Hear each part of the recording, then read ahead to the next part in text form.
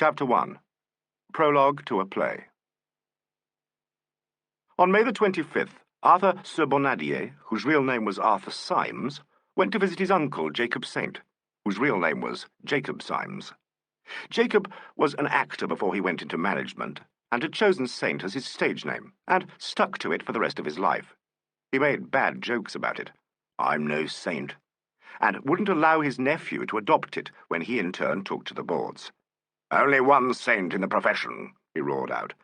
"Call yourself what you like, Arthur, but keep off my grass. I'll start you off at the Unicorn, and I'll leave you the cash, or most of it. If you're a bad actor, you won't get the parts. That's business." As Arthur Sir Bonadier had been suggested by Stephanie Vaughan, walked after the footman towards his uncle's library, he remembered his conversation. He was not a bad actor. He was an adequate actor. He was, he told himself, a damn good actor. He tried to stiffen himself for the encounter. A damn good actor with personality. He would dominate Jacob Saint. He would, if necessary, use that final weapon, the weapon that Saint knew nothing about. The footman opened the library door. "Mr. Sir Bonadier, sir?" Arthur Sir Bonadier walked in. Jacob Saint was sitting at his ultra-modern desk in his ultra-modern chair. A cubistic lamp lit up the tight rolls of fat at the back of his neck. His grey and white check jacket revealed the muscles of his back. His face was turned away from Sir Bonadier. Wreaths of cigar smoke rose above his pink head. The room smelt of cigar smoke and the scent he used. It was specially made for him, that scent, and none of his ladies, not even Janet Emerald, had ever been given a flask of it. "Sit down, Arthur," he rumbled. "Have a cigar. I'll talk to you in a moment." Arthur Sir Bonadier sat down, refused the cigar, lit a cigarette, and fidgeted. Jacob Saint wrote, grunted, thumped a blotter, and swung round in his steel chair. He was like a cartoon of a theatre magnate. He was as if he played his own character, with his enormous red dewlaps, his coarse voice, his light blue eyes, and his thick lips. "What do you want, Arthur?" he said, and waited. "How are you, Uncle Jacob? Rheumatism better?" "It isn't rheumatism, it's gout, and it's bloody. What do you want?" "It's about the new show at the Unicorn." Sir Bonadier hesitated, and again Saint waited. I don't know if you've seen the change in the casting." "I have." "Oh. Well?" "Well," said Sir Bonadier with a desperate attempt at lightness, "do you approve of it, Uncle?" "I do." "I don't." "What the hell does that matter?" asked Jacob Saint. Sir Bonadier's heavy face whitened. He tried to act the part of himself dominant, himself in control of the stage. Mentally, he fingered his weapon. "Originally," he said, "I was cast for Carruthers. I can play the part and play it well. Now it's been given to Gardner, to Master Felix, whom everybody loves so much." "Whom Stephanie Vaughan loves so much?" "That doesn't arise," said Sir Bonadier. His lips trembled. With a kind of miserable exultation, he felt his anger welling up. "Don't be childish, Arthur," rumbled Saint. "And don't come whining to me. Felix Gardner plays Carruthers because he's a better actor than you are. He probably gets Stephanie Vaughan for the same reason. He's got more sex appeal. You're cast for the Beaver. It's a very showy part, and they've taken it away from old Barclay Cramer, who would have done it well enough. I tell you, I'm not satisfied. I want you to make the alteration. I want Carruthers." "You won't get it. I told you before you'd ever face the foots that our relationship was not going to be used to jack you up into star parts. I gave you your chance, and you wouldn't have got that if I wasn't your uncle. Now it's up to you." He stared dully at his nephew, and then swung his chair towards the desk. "I'm busy," he added. Sir Bonadier wetted his lips and crossed to him. "You've bullied me," he said, "all my life. You paid for my education because it suited your vanity to do it, and because you like power. Spoken deliberately, comes downstage slowly. Quite the little actor, aren't you? You've got to get rid of Felix Gardner." Jacob Saint, for the first time, gave his nephew his whole attention. His eyes protruded slightly. He thrust his head forward. It was a trick that was strangely disconcerting, and it had served him well when dealing with harder men than Sir Bonadier. "Try that line of talk again," he said very quietly. "And you're finished. Now get out." "Not yet." Sir Bernardier gripped the top of the desk and cleared his throat. "I know too much about you," he said at last. "More than you realize. I know why you paid Mortlake 2,000. They stared at each other. A dribble of cigar smoke escaped through Saint's half-open lips. When he spoke, it was with venomous restraint. "So, we thought we'd try an old spot of blackmail, did we?" His voice had thickened. "What have you been doing, you?" "Did you never miss a letter you had from him last February, when you were my guest? By God, my money's been well spent on you, Arthur. Here's a copy." Sir Bernardier's shaking hand went to his pocket. He could not take his eyes off Saint. There was something automaton-like about him. Saint glanced at the paper and dropped it. "If there's any more of this," his voice rose to a shocking, raucous yell, "I'll have you up for blackmail. I'll ruin you. You'll never get another shop in London. You hear that?" "I'll do it." Sir Bernardier backed away, actually as though he feared he would be attacked. "I'll do it." His hand was on the door. Jacob Saint stood up. He was 6 feet tall and enormous. He should have dominated the room. He was much the better animal of the two. Yet Sir Bernardier, unhealthy, too soft, and shaking visibly, had about him an air of sneaking mastery. "I'm off," he said. "No," said Saint. "No. Sit down again. I'll talk." Sir Bernardier went back to his chair. On the night of June the 7th, after the first performance of The Rat and the Beaver, Felix Gardner gave a party in his flat in Sloane Street.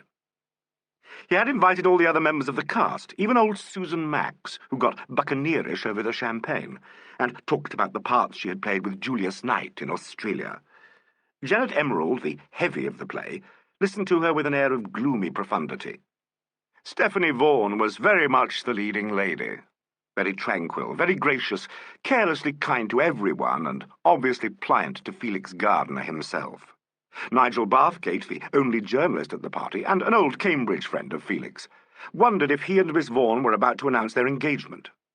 Surely their mutual attentiveness meant something more than mere theatrical effusion. Arthur Sir Bernardier was there, rather too friendly with everybody, thought Nigel, who disliked him. And J. Barclay Crammer, who disliked him even more, glared at Sir Bernardier across the table. Dulcie Deemer, the jeune fille of the play, was also the jeune fille of the party. And Howard Melville ran her a good second in registering youthful charm, youthful bashfulness, and something else that was genuinely youthful and rather pleasing. Jacob Saint was there, loudly jovial and jovially loud. "My company, my actors, my show," he seemed to shout continually, and indeed did. To the playwright, who was present and submissive, Saint actually referred as "my author." The playwright remained submissive. Even George Simpson, the stage manager, was present, and it was he who began the conversation that Nigel was to recall a few weeks later and relate to his friend, Detective Inspector Allen. "That business with the gun went off all right, Felix," Simpson said, "though I must say I was nervous about it. I hate a fake." "Was it all right from the front?" asked Sir Bernardier, turning to Nigel Bathgate. "What do you mean?" asked Nigel. "What business with the gun?" "My God, you doesn't even remember it," sighed Felix Gardner. "In the third act, my dear chap, I shoot the beaver, Arthur, Mr. Sir Bernardier, at close range, and he falls down dead." "Of course I remember that," said Nigel, rather nettled. "It was perfectly all right, most convincing. The gun went off." "The gun went off!" screamed Miss Dulcie Deemer hilariously. "Did you hear him, Felix?" "The gun didn't go off," said the stage manager. "That's just the point. I fire another off in the prompt corner, and Felix jerks his hand. You see, he shoots the beaver at close range, actually presses the barrel of the revolver into his waistcoat, so we can't use a blank. It would scorch his clothes. The cartridges that the beaver loads his gun with are all duds, empty shells." "I'm damn glad you don't," said Arthur Sir Bernardier. "I loathe guns, and I sweat blood in that scene. The price one pays," he added heavily, "for being an actor." He glanced at his uncle, Jacob Saint. "Oh, for heaven's sake," muttered J. Barclay Crammer in a bitterly scornful aside to Gardner. "It's your own gun, isn't it, Felix?" he said aloud.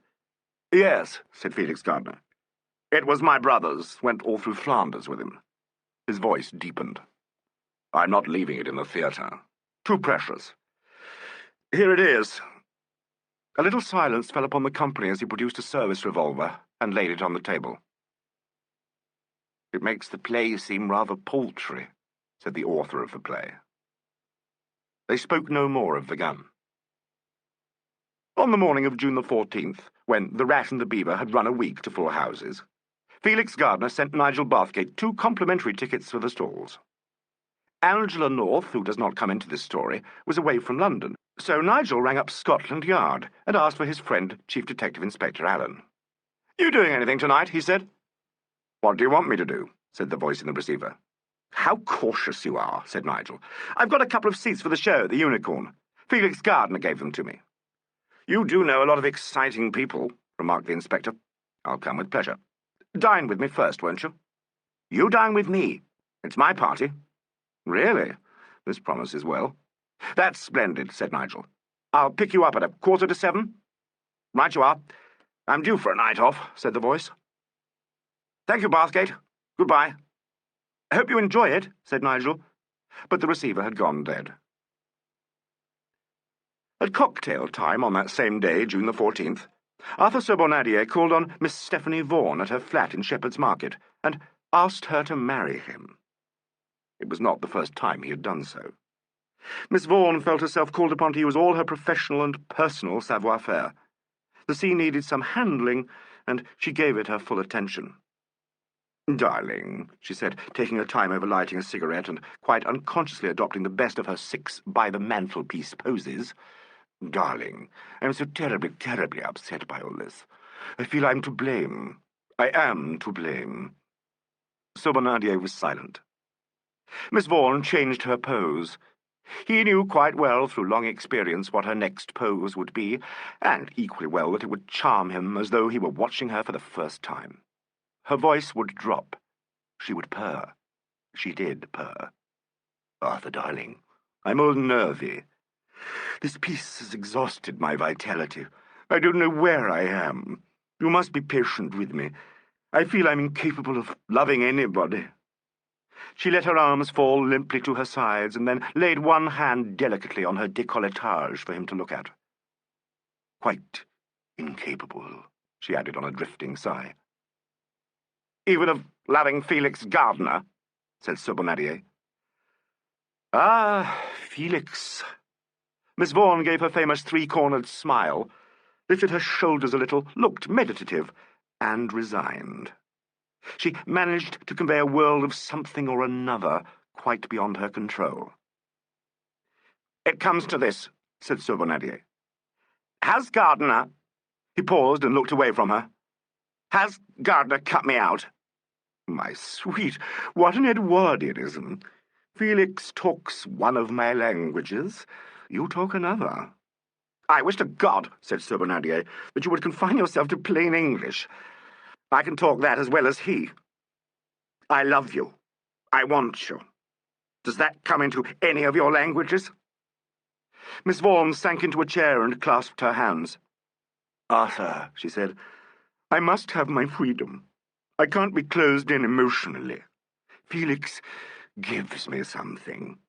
"The hell he does," said Sobonadier. He too sat down, and such was the habit of the stage, he sat down rather stagily. His hands shook with genuine emotion, though, and Stephanie Vaughan eyed him and knew it. "Arthur," she said, "you must forgive me, darling. I'm very attached to you, and I hate hurting you, but if you can, leave off wanting me. Don't ask me to marry you. I might say yes, and make you even more unhappy than you are now." Even while she spoke, she knew she had made a false step.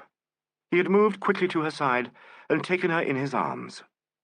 "I'd risk the unhappiness," he muttered. "I want you so much." He pressed his face into her neck. She shivered a little. Unseen by him, her face expressed a kind of exultant disgust.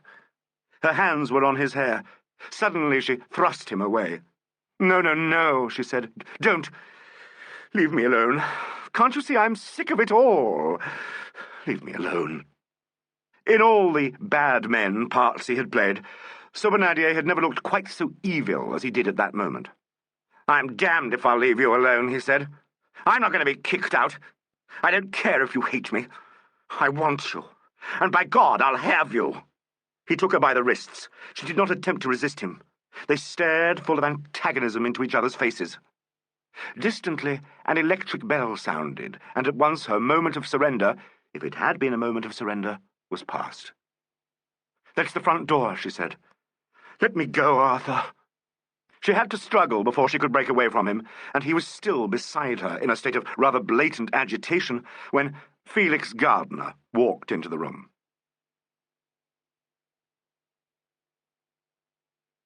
Chapter 2. Overture and Beginners, Please. The stage doorkeeper of the Unicorn glanced up at the grimy face of the clock. 7:10. All the artists were snug in their dressing rooms now. All, that was, except old Susan Max, who played an insignificant part in the last act and was given a bit of license by the stage manager. Susan came in about 8. Footsteps sounded in the alley outside. Old Blair uttered a kind of groaning sigh peculiar to himself, got creakily off his stool, and peered out into the warmish air. In a moment, 2 men in evening dress stepped into the pool of uncertain light cast by the stage door lamp. Blair moved into the doorway and looked at them in silence. "Good evening," said the shorter of the 2 men. "Evening, sir," said Blair, and waited. "Can we see Mr. Gardner, do you think? He's expecting us. Mr. Bathgate." He opened a cigarette case and produced a card. Old Blair took it and shifted his gaze to the taller of the 2 visitors. "Mr. Allen is with me," said Nigel Bathgate. "Will you wait a moment, please?" said Blair, and holding the card in the palm of his hand as if he were rather ashamed of it, he walked off down the passage.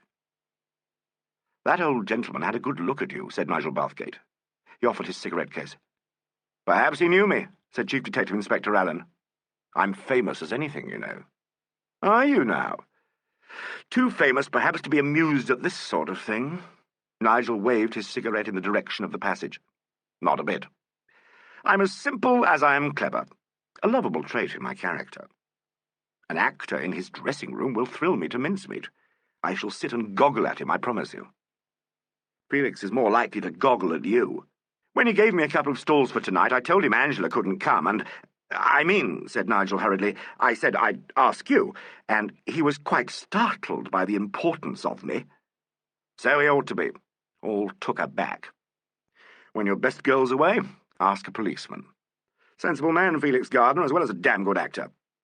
And I do love a crook play, I do." "Oh," said Nigel, "I never thought of that.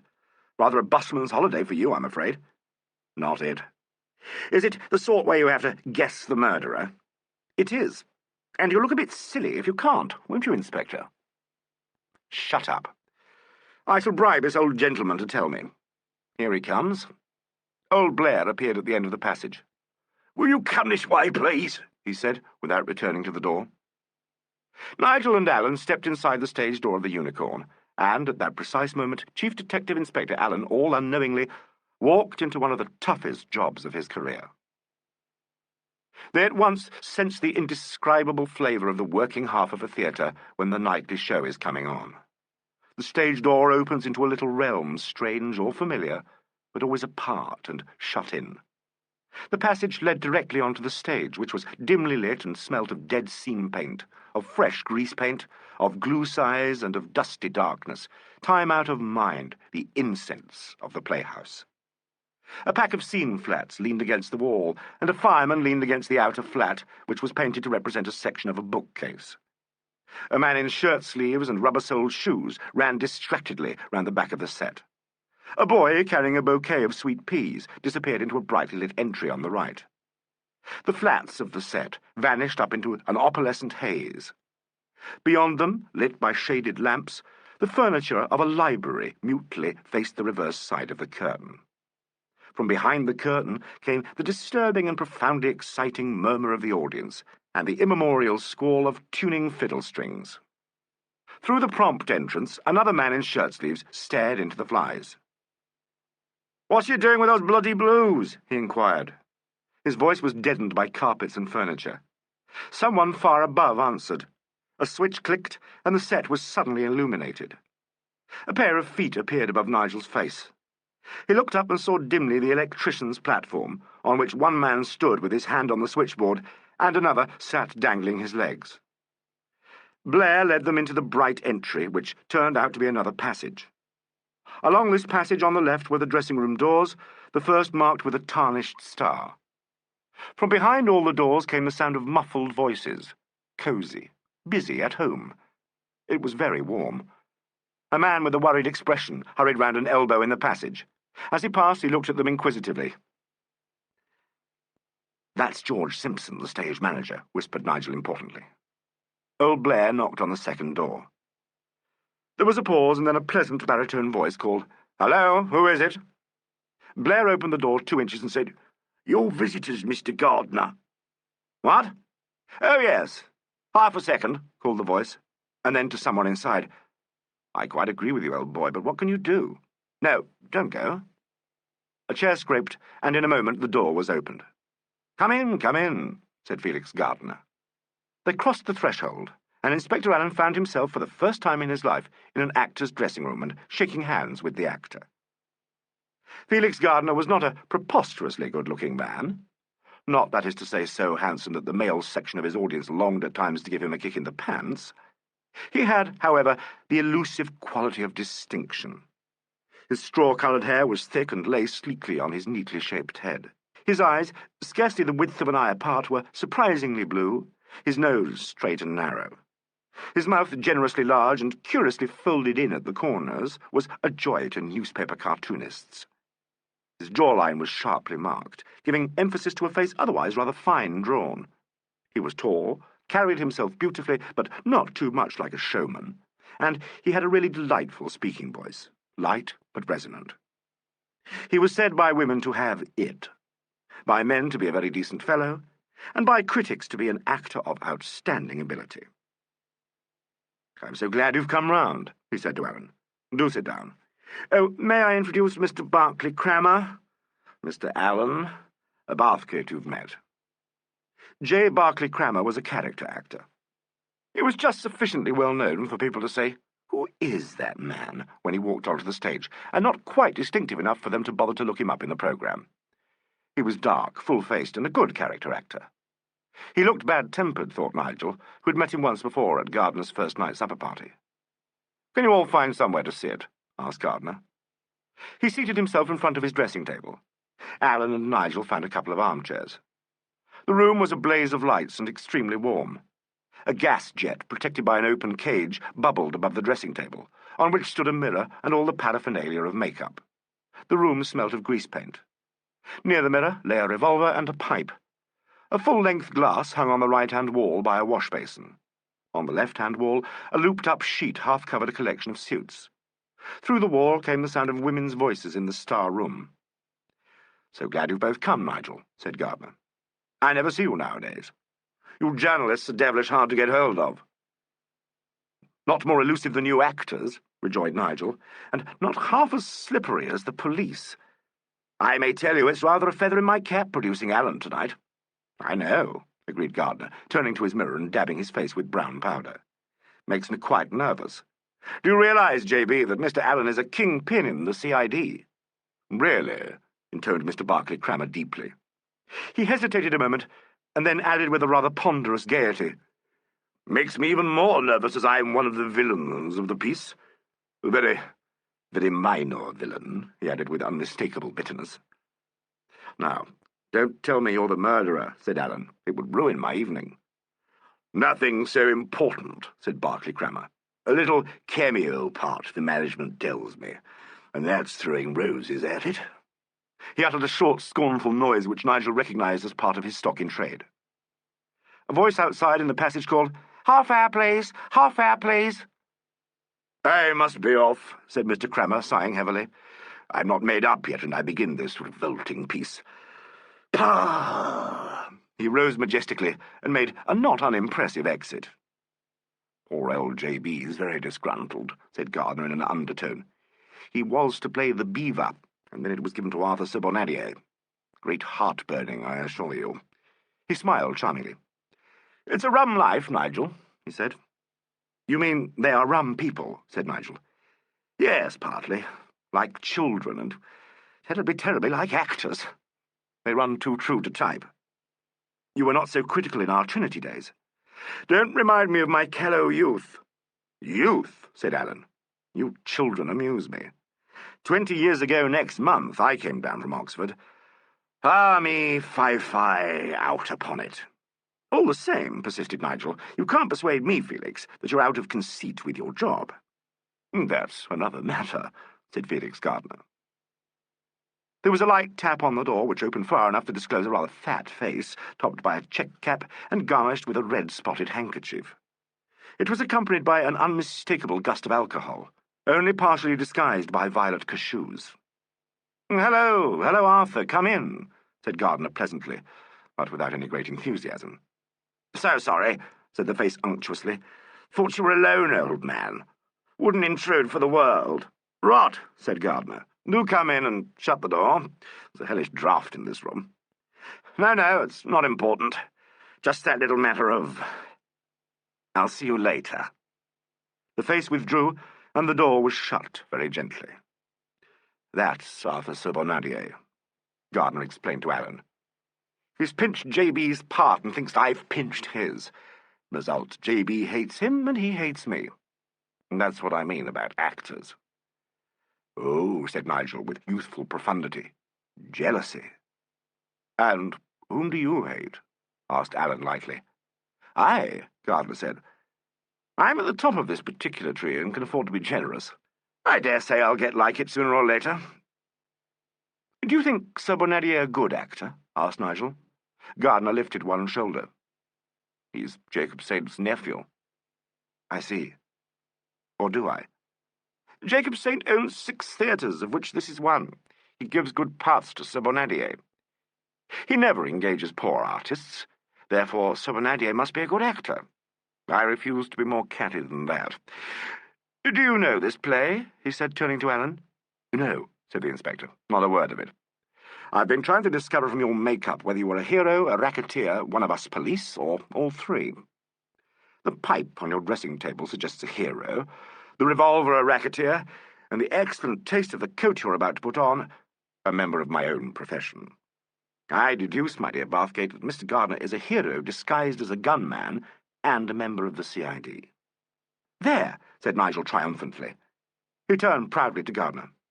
For once, Alan was behaving nicely as a detective. Marvellous, said Gardner. You don't mean to tell me I'm right, said Alan. Not far out. But I use the revolver as a policeman, the pipe as a gunman, and don't wear that suit in this piece at all. Which only goes to show, said Alan, grinning, that intuition is as good as induction any day. They lit cigarettes, and Nigel and Gardner began a long reminiscent yarn about their Cambridge days. The door opened again, and a little dried-up man in an alpaca jacket came in. "Ready, Mr. Gardner?" he asked, scarcely glancing at the others. Gardner took off his wrap, and the dresser got a coat from under the sheet and helped him into it. "You need a touch more powder, sir, if I be so," he remarked. "It's a warm night." "That gun business all right?" asked Gardner, turning back to the mirror. "Prop says so. Let me give you a brush, if you please, Mr. Gardner." "Oh, get along with you, Nanny," rejoined Gardner. He submitted good-humouredly to the clothes-brush. "Handkerchief," murmured the dresser, flicking one into the jacket. "A pouch inside pocket. A pipe. Are you right, sir?" "Right as rain. Run along." "Thank you, sir. Shall I take the weapon to Mr. Sir Bonadier, sir?" "Yes, go along to Mr. Sir Bonadier's room. My compliments, and will he join these gentlemen as my guests for supper?" He took up the revolver. "Certainly, sir," said the dresser, and went out. "Bit of a character, that," said Gardner. "You will sup with me, won't you?" "I've asked Sir Bonadier because he dislikes me. It will add piquancy to the dressed crab." "Quarter hour, please," said the voice outside. "We'd better go round to the front," said Nigel. "Plenty of time. I want you to meet Stephanie Vaughan, Alan. She's madly keen on criminology, and would never forgive me if I hid you." Alan looked politely resigned. "Stephanie!" Gardner shouted loudly. A muffled voice from beyond the wall sang, "Hello? Can I bring visitors in to see you?" "Of course, darling," trilled the voice, histrionically cordial. "Marvellous woman," said Gardner. "Let's go." Behind the tarnished star, they found Miss Stephanie Vaughan in a rather bigger room, with thicker carpets, larger chairs, a mass of flowers, and an aproned dresser. She received them with much gaiety, gave them cigarettes, and dealt out her charm lavishly, with perhaps an extra libation for Gardner, and a hint, thought Nigel, of something more subtly challenging in her manner towards Inspector Alleyn. Even with blue grease on her eyelids and scarlet grease on her nostrils, she was a very lovely woman, with beautifully groomed hair, enormous eyes, and a heart-shaped face. Her three-cornered smile was famous. She began to talk shop, Allen's shop, to the inspector, and asked him if he had read H.B. Irving's book on famous criminals. He said he had, and thought it jolly good. She asked him if he had read other books on criminals and psychology, if he had read Freud, if he had read Ernest Jones. Mr. Alleyn said he thought them all jolly good. Nigel felt nervous. "I've saturated myself in the literature of crime," said Miss Vaughan. "I've tried to understand deep down the psychology of the criminal. I'm greedy for more. Tell me of more books to read, Mr. Alleyn." "Have you read Edgar Wallace?" asked Alleyn. "He's jolly good." There was a nasty silence, and then Miss Vaughan decided to let loose her lovely laugh. It rang out a glorious, bubbling cascade of joyousness. Gardner and Nigel joined in, the latter unconvincingly. Gardner flung his head back and shouted. He put his hand lightly on Stephanie Vaughan's shoulder. Then, quite suddenly, they were aware that the door had been flung open, and that Arthur Sobonadier was standing in the room. With one hand he held onto the door, with the other he fumbled at the spotted neckerchief below his scrubby beard. His mouth was half open, and he seemed to be short of breath. At last he spoke. "Quite a jolly little party," he said. His voice was thick, and they saw how his lips trembled. They stopped short in their laughter, Gardner still with his hand on that lovely shoulder, Stephanie Vaughan open-mouthed and frozen into immobility, rather as though they were posing for a theatrical photograph. There was a quite appalling little silence.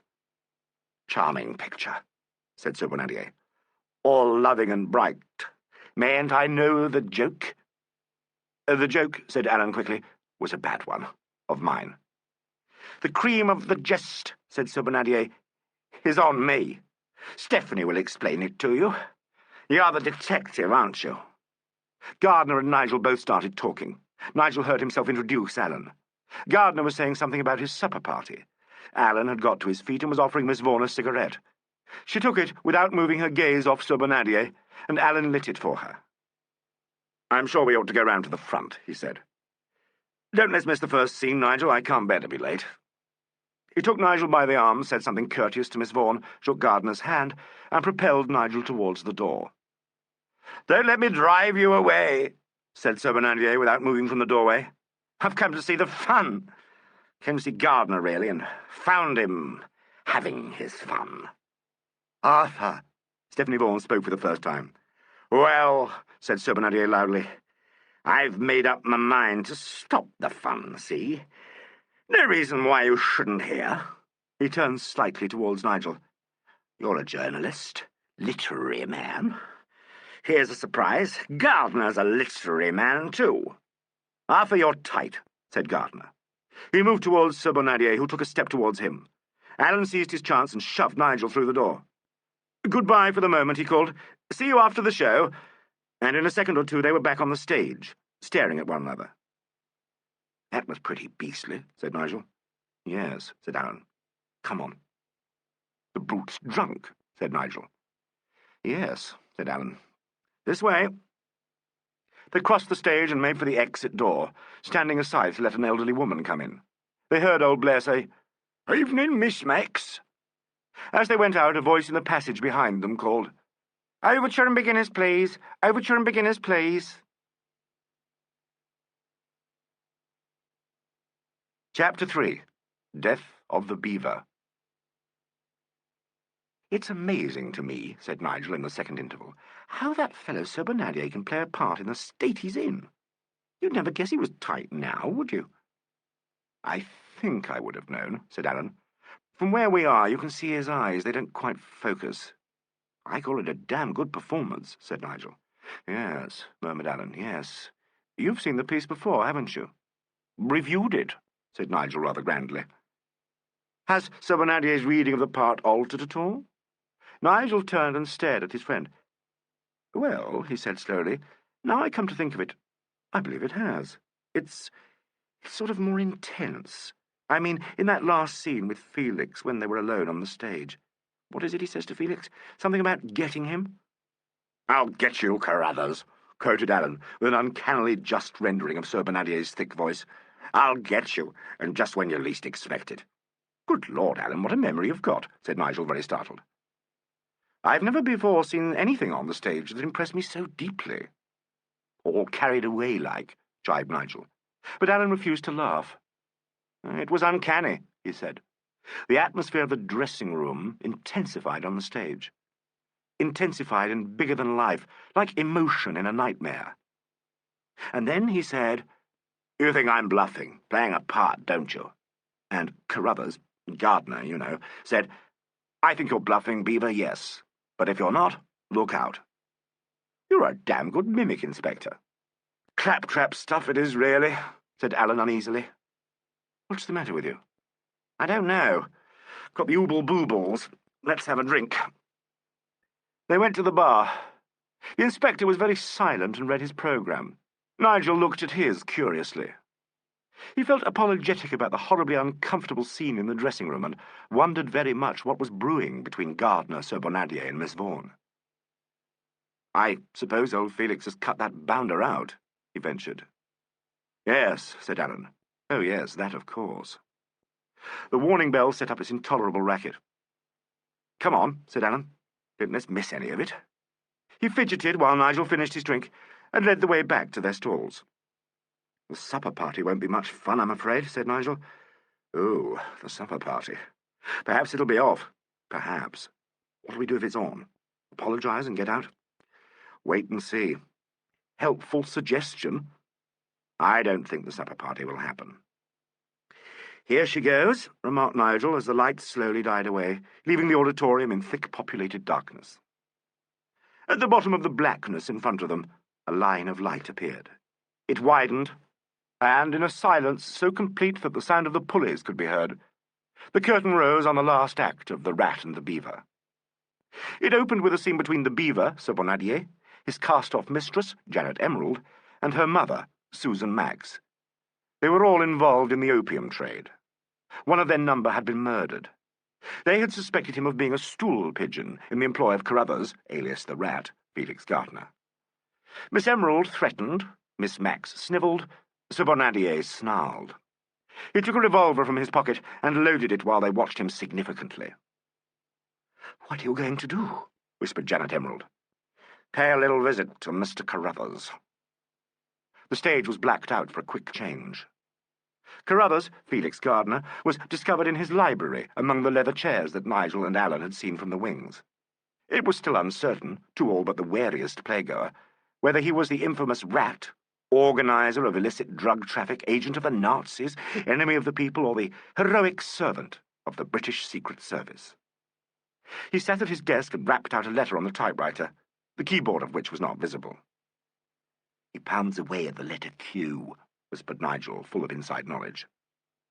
To Gardner came Jennifer, Stephanie Vaughan, passionately in love with him, believing him false, fascinated in spite of her nobler self by the famous Felix charm. Miss Vaughan did this sort of thing remarkably well. The audience was enchanted, especially as at any moment the bookcase might slide back, revealing the butler, J. Barclay Crammer, whom they knew to be a gunman of gunmen.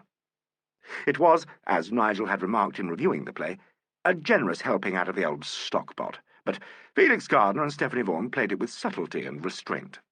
The lines were sophisticated, if the matter was melodramatic, and it went.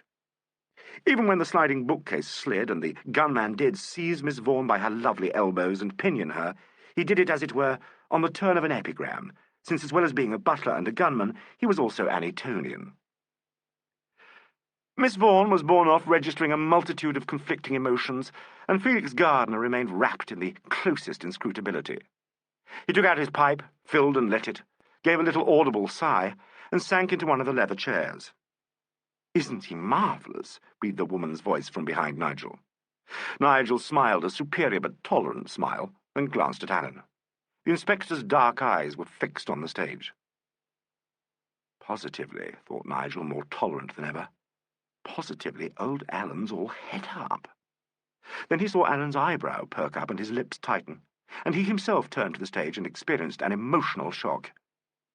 Sir Bonadier, in his character of the Beaver, was standing in the upstage entrance facing the audience.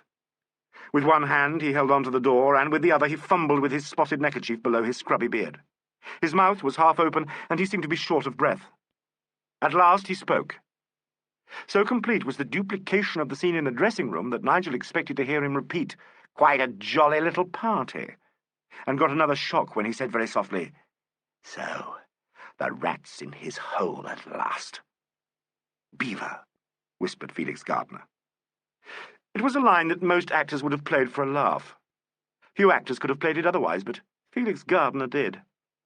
He made it sound horrible. The Beaver came down stage. His right hand now held a revolver.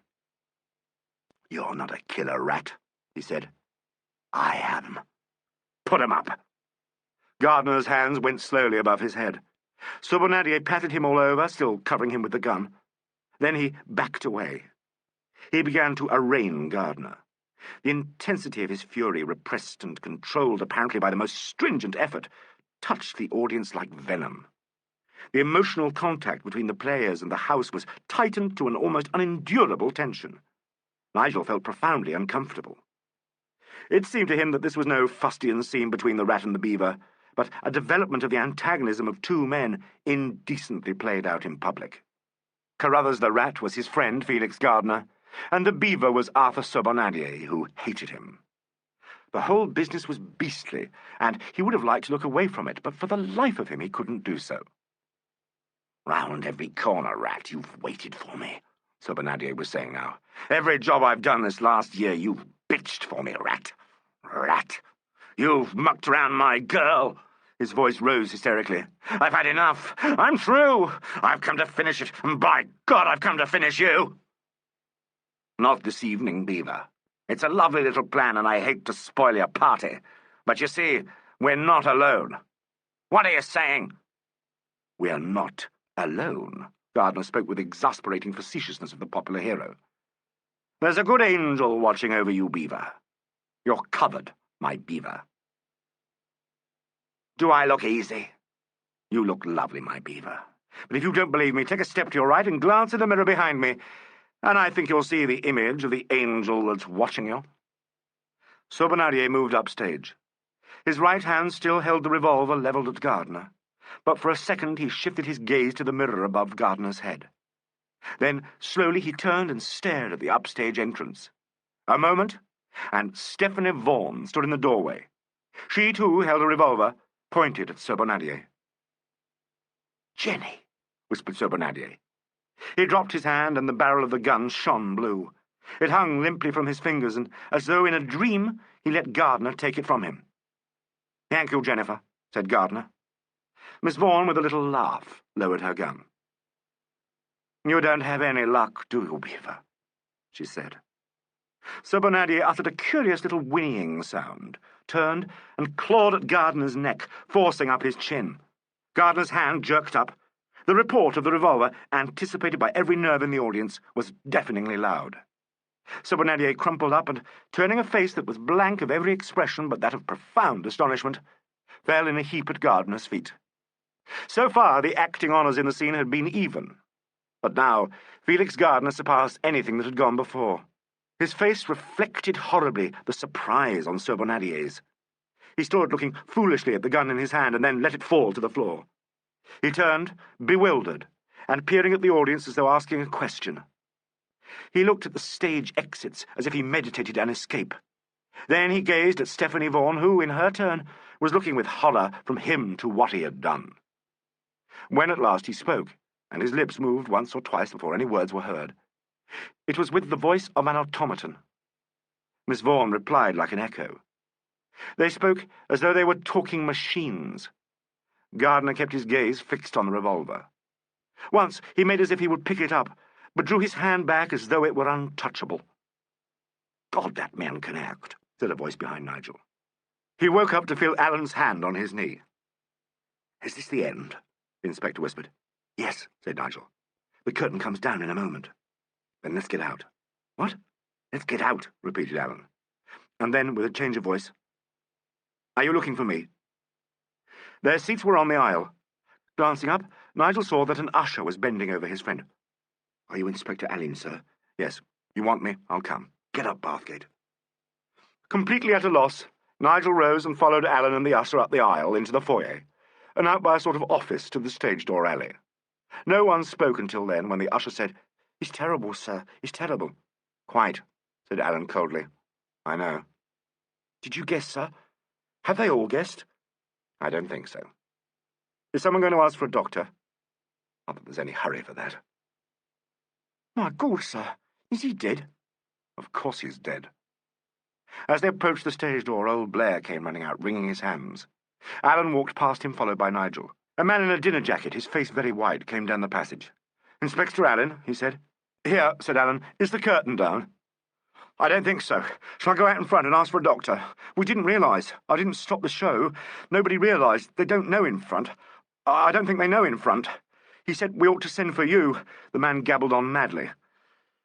They reached the wings just as the curtain came down. Stephanie Vaughan and Gardner were still on the stage. The applause from the auditorium broke like a storm of hail. Simpson, the stage manager, darted out of the prompt corner. As soon as the fringe of the curtain touched the stage, Miss Vaughan screamed and hurled her arms round Gardner's neck. Simpson held back the curtain, looking with horror at Sir Bonadier, who lay close to his feet. The man in evening dress, who was the business manager, stepped through. The orchestra blared out the first note of the national anthem, but the man must have held up his hand or spoken to them, because the noise of the one note petered out foolishly. On the stage they heard the business manager speaking to the audience. "If there is a doctor in front, will he kindly come round to the stage door? Thank you." The orchestra again struck up the national anthem. Behind the curtain, Alan spoke to Simpson. "Go to the street door and stop anyone from leaving. No one is to go out, you understand? Bathgate, find a telephone and get the yard. Tell them from me what has happened, and ask them to send the usual people. Say, I want constables." He turned to the business manager, who had come through the curtain. "Show Mr. Bathgate the way to the nearest telephone, and then come back here." He knelt down by Sir Bonadier.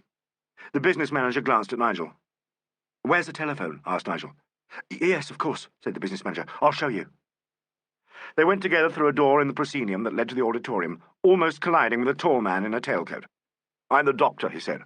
"What's it all about?" "On the stage," said Nigel, "if you'll go through." The doctor glanced at him and went on to the stage. In the auditorium, the last stragglers were still finding their way out. Some women with their heads together stood with bundles of dust sheets in their arms. "Get on with your work," said the business manager savagely. "My name's Staveley, Mr. Bathgate," said Nigel. "Yes, of course. This is a terrible business, Mr. Bathgate." No one, thought Nigel, seems to be able to say anything but this. They crossed the foyer into an office. People were still standing about the entrance, and the woman said, "You're not very clever about taxes, are you, darling?" Nigel, at the telephone, remembered the yard number. A man's voice answered him very quickly. "I'm speaking for Chief Detective Inspector Allen," said Nigel. "There's been an accident at the Unicorn, a fatal accident. He wants you to send the usual people and constables at once."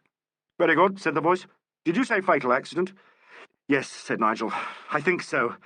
And I think—" He stopped, gulped, and then his voice seemed to add of its own accord, "I think it looks like murder." Chapter 4.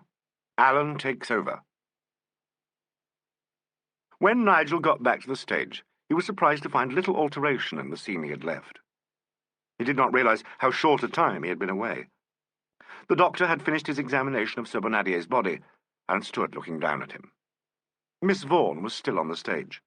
She was sobbing in the arms of old Susan Max. Felix Gardner was near her, but he seemed unaware of anyone but Alan and the doctor. He looked from one to the other, distractedly moving his head like someone in pain. When he saw Nigel, he walked over to him swiftly and stood beside him. Nigel took hold of his arm and squeezed it. In the wings, masked in shadows, were groups of people. "I haven't moved him," said the doctor. "It's a very superficial examination, but quite enough for your purpose. He was shot through the heart and died instantly." "I shot him," said Gardner suddenly. "I've killed him. I've killed Arthur." The doctor glanced at him uneasily. "Shut up, Felix," Nigel murmured. He looked at Alan. The inspector was standing talking to George Simpson. They walked to the prompt box. Simpson was showing Alan something. It was the gun he used for the fake report. "I never knew," he kept saying. "They went off at the same time. I never knew. This was a blank. I never even pointed it. It couldn't have done anything, could it?" Alan came back onto the stage. He spoke to all the people in the wings on the set. "Will you all go to the wardrobe room, please? I shall take statements later. You will, of course, want to change and take off your war paint. I am afraid I must forbid any access to the dressing rooms until I've been through them, but I understand there is a wash basin and a mirror in the wardrobe room, and I shall have your things sent in to you there. Just a moment, please. Don't go yet." 6 men were making their way through the crowd in the wings. 3 of the newcomers were uniformed constables, the others were plain-clothes-men. They were given place and walked onto the stage. "Well, Bailey," said Alan. "Well, sir," said one of the plain-clothes-men. "What's the trouble?" "As you see." Alan turned towards the body. The men pulled off their hats. One of them put a handbag down by Alan, who nodded. Detective Sergeant Bailey, a fingerprint official, bent down and looked at the body. "You men," said Alan to the constables, "take everyone to the wardrobe room. One of you stay outside and one at the stage door. Nobody to come out or go in. Mr. Simpson will show you. He goes in too. Please, Mr. Simpson." The stage manager started forward and looked wannily round the stage. "Everybody in the wardrobe room, please," he said, as though he was calling a rehearsal. He turned to the constables. "This way, please," he added. He walked off the stage, a policeman following him. A second man waited a moment and then said, "Just move along, please, ladies and gentlemen." Old Susan Max, roundabout, sensible, said, "Come along, dear," to Miss Vaughan. Miss Vaughan stretched out her hands dumbly to Gardner, who did not look at her. She turned towards Alan, who watched her curiously, and then, with a very touching dignity, she let herself be led off by Susan Max. At the doorway she turned and looked again at the dead man, shuddered, and disappeared into the wings. "Lovely exit, wasn't it?" said the inspector. "Alan!" exclaimed Nigel, really shocked. Miss Janet Emerald, the heavy woman, said, "Bounder," from behind a piece of scenery. "Let us go," replied the voice of J. Barclay Crammer. "We're in these people's hands." He appeared on the stage, crossed it, and gripped Gardner's hand. "Come, old man," he said. "With me. Together." "Oh, get along, the whole lot of you," exclaimed Alan with the utmost impatience. Mr. Crammer looked at him more in sorrow than in anger, and did as he suggested. Gardner straightened his back and managed the veriest ghost of a smile. "You agree with me about actors, I see," he said. Alan responded instantly. "They are a bit thick, aren't they?" "I want to say," said Gardner, "that I know I've killed him. But before God, Mr. Allen, I didn't load that revolver." "Don't talk," said Nigel. "They'll find out everything. They'll clear you. Don't worry more than you can help, you know." Gardner waited a moment. He looked like a man coming round from concussion to realize gradually his abominable surroundings. "Look here," he said suddenly. "Somebody must have—" He stopped short. A terrified look came into his eyes. Nigel took him by the elbow again and gently urged him forward. "You're a decent old sausage, Nigel," he said uncertainly. "Oh, well." "Now," said Alan with relief. They all turned to him. "Can we have the whole story?" asked the older of the 2 CID men. "You can. Here it is." Alan was interrupted by a shrill scream that seemed to come from the dressing-room passage. A woman's voice, raised in hideous falsetto, was mingled with an exasperated baritone. "Let me alone! Let me alone! Let me alone!" "Oh, Lord, more high strikes," said Chief Detective Inspector Allen. "Go and see what it's about, Bailey." Detective Sergeant Bailey did as he was told. His voice, a deep bass, soon mingled reasonably in the uproar. Now then, this won't do." And then the constable. "Only obeying orders, miss." End of Disc 1. Disc 2. The noise grew fainter. A door slammed. Bailey reappeared, looking scandalized. "One of the ladies, sir," he said. "Trying to get into her room." "Did she get in?" asked Alan sharply. "Well, yes, she did for a minute. Kind of slipped away from the rest of the mob before the PC could stop her. He yanked her out of it quick time." "Who was it?" "I think the name was Emerald," said Bailey disgustedly. "Surname, I mean," he added quickly. "What did she do it for?" "Something about getting something for her face, she said, sir." "Well, she's stowed away with the others now," commented Alan grimly. "Sit down, all of you. Bathgate, stay if you like, and you too, Dr. Milner." "Shall I wait?" asked the business manager. "Yes, if you will, Mr. Staveley. I may want you." They all sat in the heavy leather chairs, and Nigel thought they looked as if they were arranging themselves for the curtain to go up. "The situation, briefly, is this," Alan began. "The body is that of Mr. Arthur Serbonadier. During the course of the last act, he played a scene with Mr. Gardner and Miss Vaughan. He threatened Gardner with that revolver lying there. Miss Vaughan covered him from the doorway. Gardner took the revolver from him. He made as if he would strangle Gardner, who raised the gun and shot him at close quarters. The gun business has always been faked. The report comes from the wings. A blank was never used on the stage, as it would have scorched Serbonadier's clothes. There's no doubt where the shot came from. Tonight, the revolver was loaded, and not with dummies. Let's have a photo of the body, and one of the stage." One of the plainclothesmen went into the stage door passage and returned with a camera. Several photos were taken. The cameraman, a completely silent individual, then removed himself and his paraphernalia. "This is our divisional surgeon, Dr. Milner." "Good evening," said the two medicos simultaneously. The divisional surgeon made a brief examination of the body and stood apart, talking to Dr. Milner. "Run a chalk round the body, Bailey, and turn it over," said Alan. Bailey knelt down and did this. Serbonadier was lying half on his face. When he was turned over, Nigel forced himself to look at him. He had the same astonished expression as they had seen from their place in the stalls. The grease paint shone dully on the dead face. The eyes were wide open. "You noticed the scorched clothes? He was killed instantly." "Shot through the heart," said the doctor. "God, it's awful," said the manager suddenly. "I think that will do." Alan turned to the divisional surgeon, who knelt beside Serbonadier, and closed the painted eyelids. Bailey, who had just gone off the stage for a moment, reappeared with a length of brocade with which he covered the body. It was a flamboyant thing, flame-coloured and gold. "The revolver will, of course, show Mr. Gardner's prints," Alan said, "but will you test it for others, please, Bailey?" "It was in his dressing room at 7:20 when I saw it." Bailey glanced at him in surprise. "The dresser took it to Mr. Serbonadier sometime between 7:30 and 7:45. It was then unloaded, and Serbonadier himself loaded it on the stage. We must remember that everyone in the cast knew exactly what would happen. Mr. Gardner was certain to do precisely what he did do, press the barrel of the revolver into Serbonadier above the heart, and pull the trigger. There may be a remote possibility that Serbonadier was accidentally supplied with genuine ammunition. It seems scarcely likely. If he was deliberately supplied with live cartridges, the person responsible would be tolerably certain of results. Serbonadier was scarcely off the stage after he loaded the gun, and while on the stage would not fire, since even an unloaded revolver makes a loud click if this is done. Gardner would be certain to pull the trigger. His hand was in full view of the audience, and the illusion had to be complete. Am I right, Mr. Staveley? Yes, I think so, but, the production is not my province, Inspector. I belong to the front of house. The producer is in Manchester, but Mr. Simpson, the general manager, would be your best authority, or Gardner himself. Of course, yes. Will you be kind enough to get Mr. Simpson for me? Oh, and, Mr. Staveley, take Detective Sergeant Bailey with you and show him the dressing rooms.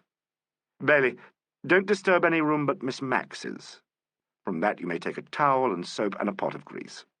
They take their paint off with grease, don't they? Take the stuff to the wardrobe room, then lock the dressing room doors and let them wash. And Fox," he turned to the second plainclothesman, "be a saint and ring for the mortuary van. Mr. Staveley will take you to the telephone. Sorry to be a bit Hitlerish, but it'll save time." He smiled charmingly at Staveley and the doctor. "Thank you very much, Dr. Milner. I shan't bother you any more tonight, but I've got your address. I'm sure you're longing to get away." The doctor looked very much as though he was longing to stay. However, he departed meekly, escorted by the divisional surgeon. The others went on their errands, and Nigel was left alone with Alan. The theatre had become very silent. Far away in the front of the house, a door slammed, and immediately afterwards they heard a clock strike. 11. 20 minutes ago, the dead man under the length of brocade had been vigorous and alert. The echo of his voice had scarcely died away. To Nigel, it seemed more like 2 hours. "Alan," he said suddenly, "you don't think it was Felix, do you?" "Bless the boy, I'm not a medium. I haven't the foggiest idea who it was, but he's no likelier than any of the others. He didn't load the revolver. The fact of his pulling the trigger doesn't appear to be particularly relevant. I say it doesn't appear to be. He may have to answer a technical charge of manslaughter. I don't know. Don't understand law. Bosh. Don't say bosh to me, child. Can you write shorthand?" "Yes." "Then take this notebook, sit on the other side of the scenery, and write down the ensuing conversations. Do it quietly. Your finger on your lips and all that." "I don't want your notebook. Got one of my own." "As you please." "Here comes Simpson. Skedaddle." Nigel slipped out of the upstage entrance, leaving the door ajar. In the half-light offstage, he saw a large round footstool of the type known as a pouf. He pulled it quietly towards the entrance, sat down, and took out his scribbling pad and stylo. He heard someone come down the dressing-room passage and walk onto the stage at the prompt corner.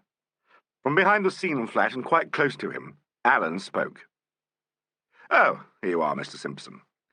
Frightfully sorry to keep you hanging about like this, but I want to do as much as I can before the scent, if there is a scent, grows cold. Do sit down." There was a gentle sound of a soft impact and the rustle of a silk cushion. Then Simpson spoke. "Of course, anything I can do to help." "I want you to tell me, in your own words, as leading counsel loves to say, the exact procedure that took place every evening, and particularly this evening, in regard to the ammunition used in the revolver. As I remember, Mr. Sobonadier loaded the revolver with cartridges that he took from a drawer in a writing desk during the first scene in the last act. Who put those cartridges there?" "The murderer." "I see," said Alan good-humouredly, "that you take my point.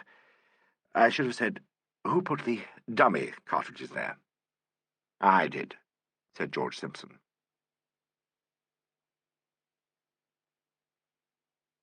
Chapter 5.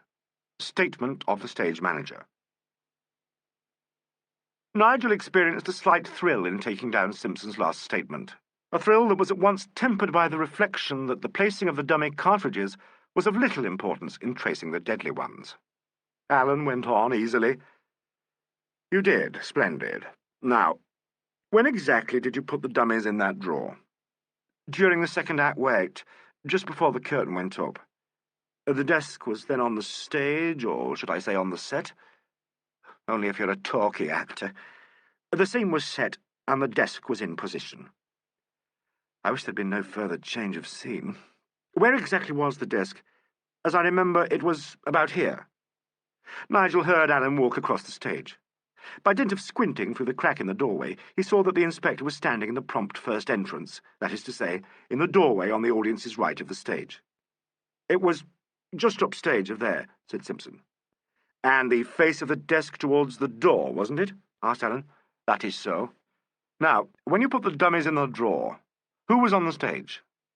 "The beginners for the third act, Miss Max, Miss Emerald, and Mr. Sobonadier." "Did they see you put them there?" "Oh, yes. Janet said, 'I'm always terrified you'll forget those things, George. You leave it so late.'"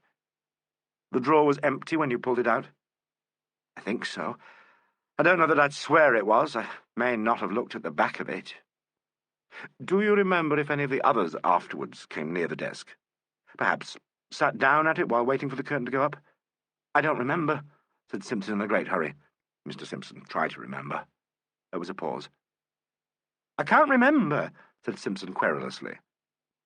"Let me try and help. Did you speak to any of them now?" Yes, I did. I spoke to Miss Max, who was over on the OP. She said the rug on that side was in the way of the door opening, and I moved it for her. Then she sat down in the chair over there and took out her knitting. The knitting is business in the part." "Yes, she had it in a red bag." "That's right.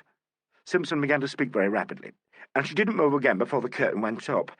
I remember that because she laughed about her knitting and said she was trying to get it finished before we'd run 3 weeks. It's a scarf. She put it round my neck to measure it. Now, didn't she sit in that chair for some time after the curtain went up? Wasn't she still sitting there when Sobonadier loaded the revolver? Through the crack in the door, Nigel saw Simpson's surprised glance at the inspector. "You've got a good memory," he said. "That's perfectly true." "I've got a rotten memory, really," said Ellen. "But the scene impressed me, you know. If you think back, it's a great help. Now, what did you do after you had straightened the mat and had your merry jape with the knitting?" "I think I had a look round the stage to see everything was in place. And then?" "Then I went to the prompt box. I remember now that Sir Bonadier and Miss Emerald were standing upstage by the window, and—" He stopped short. "Yes?" "That's all." "I don't think so, Mr. Simpson. What were you going to say?" "Nothing." "I can't force you to speak, but do, let me urge you to consider the seriousness of your position. It's no good my pretending or trying to bluff. I'm no actor, Mr. Simpson. You put the cartridges in the drawer. It's of first importance from your point of view to prove that they were dummy cartridges." "It's not for myself," began Simpson hotly. "Then don't for the love of Mike start some fool game of shielding another person. That sort of thing is either damned dangerous or just plain silly. However, it's as you please." Simpson moved away from the range of Nigel's vision, and when he did speak, his voice sounded remote. "You're quite right, I suppose," he said. "As for myself, I think I can clear up the cartridge business. All to the good. Now, what were you going to say about Miss Janet Emerald?" "Honestly, it's nothing, really. Arthur Sobonadier seemed a bit upset. Well, it's my job as stage manager to look after that sort of thing. He was not himself." "You mean he was drunk?" "I know he was." "Oh, well, yes. That and something else. Sort of dangerous drunk. Well, when I went back to the prompt box, Janet Emerald came after me and she said, 'Arthur's tight, George, and I'm nervous.' And I said, 'He's giving a damn good show, anyway.' He was, you know. And then she said, 'That may be right, but he's a beast. A filthy beast.' And I heard her whisper, 'Oh, Lord, it meant nothing.'" "Well?" "She whispered to herself, 'I could kill him.' And then she turned her back to me and stood with her hands on the desk. She talks that way. It meant nothing. I didn't look at her again. I glanced at the book and said, 'All clear, please,' and they took up positions." "And then?" "And then I said 'house lights' to the switchboard man and flicked on the orchestra warning and the blackout warning." "That scene opens on a blackout." "Yes." "Well, then I said, 'Stand by, please,' and we blacked out and the scene went up." "How long did the blackout last?" "For the first few speeches of the dialogue. About 4 minutes altogether, because we black out for a little before the curtain goes up. Then Sir Bonadier switched on the stage lamp." "Who was on the stage behind the scenes all that time?" "Oh, the staff were up at the back. The property master and others. Props was standing beside me in the prompt box, I remember. He stayed there after he'd given me the dummies and was there all the time until after the blackout. I know that because he kept whispering something about one of the dummies being loose. He seemed scared it might come to bits when Sir Bonadier loaded the gun." "I see. And the others?" "I think young Howard Melville was somewhere round. He's assistant SM. I was on the book. It's a short scene, but the beginners in the next bit aren't called until halfway through." "One more point, and then I'm done. Where did you get the dummies?" "Props made them. He's a positive genius at anything like that, takes a pride in it. He got empty shells and filled them with sand, and then shoved the bullets in." "Rather unnecessarily thorough, one would think." "Lord, yes." Simpson sounded much more at ease now. "But that's Props all over. He was shell-shocked during the war, poor devil, and he's not exactly queer, but kind of intensely concentrated. He was as proud as Punch when he showed them to me, and said no one could tell they weren't the goods." "Where were they kept?" "Props always picked up the revolver at the end of the show and took them out. Then he used to take the gun to Felix Gardner. It was his brother's gun, and Felix sets great store by it and always takes it home. Props used to put the dummies into the property room and bring them to me before that scene. I made him do that because I wanted to be quite certain they were in the right drawer." "And that's what happened tonight?" "Yes. Did you examine them before you put them in the drawer? I don't think so. I don't know. Would you have known if they were genuine ammunition? I don't know. Yes, I'm sure I would. In spite of the property master's art? I don't know, I tell you. All right, keep your hair on. If the property man was worried about the loose cartridge... Yes, of course, they must have been dummies. QED. Now, Mr. Simpson, that's all for the moment.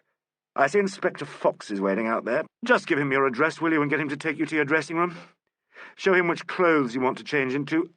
No, wait a second. You're in a dinner jacket, and I imagine won't need to change. Fox? Hello? Has the van come? Outside now. Oh, well, see if Mr. Simpson wants anything from his dressing room. And, Mr. Simpson, will you let Inspector Fox just have a look at you? Pure formality and what-not. You needn't if you don't want to.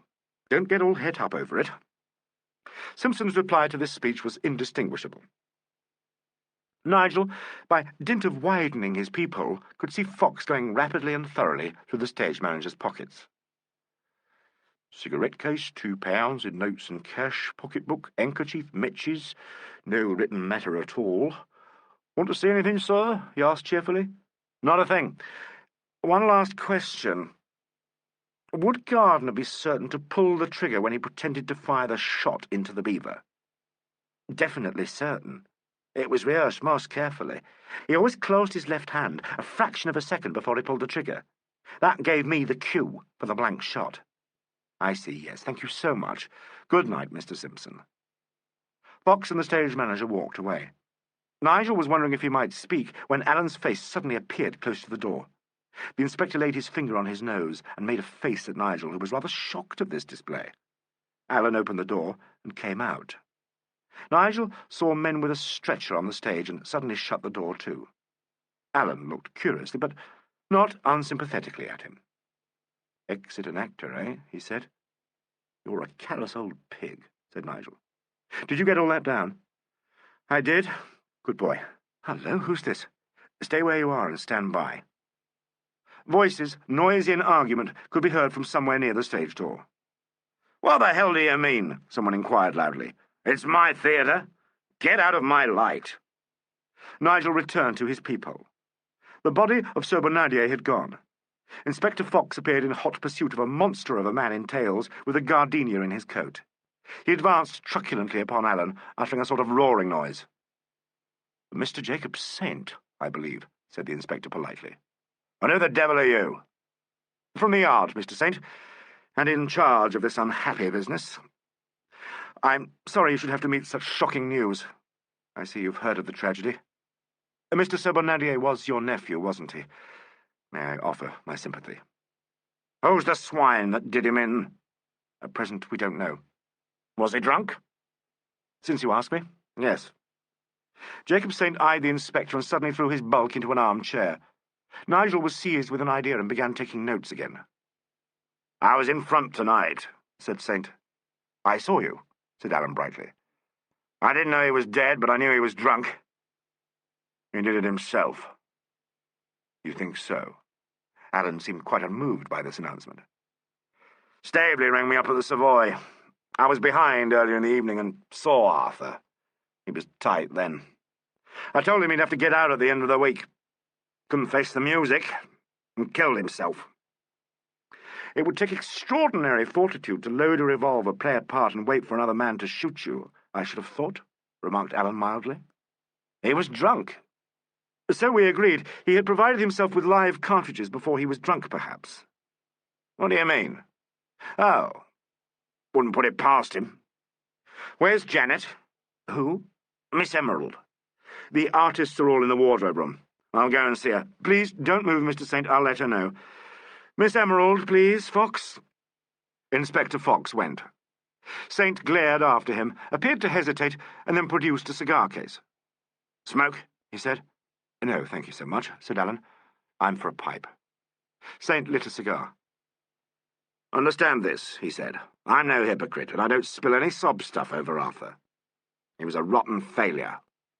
When one of my shows crashes, I forget about it. A dud speculation. So was Arthur. Rotten all through, and a coward. but enough of an actor to see himself in a star part at last, and play it. He was crazy to play a big part, and when I wouldn't give him Carruthers, he actually threatened me. Me! Where did you see him tonight?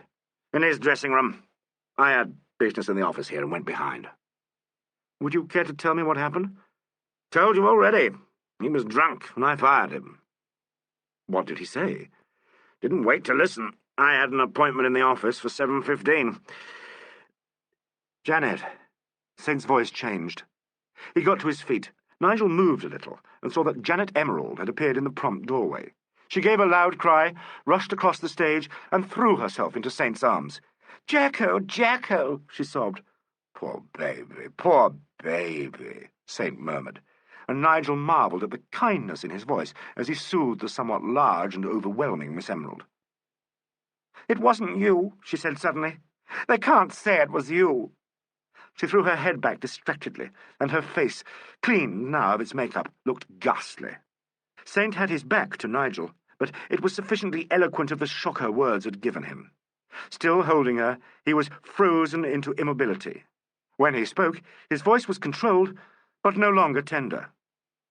"Poor kid," he said, in the best theatre magnate manner. "You're all hysterical." "Me? Do I seem like a murderer, baby?" No, I'm mad.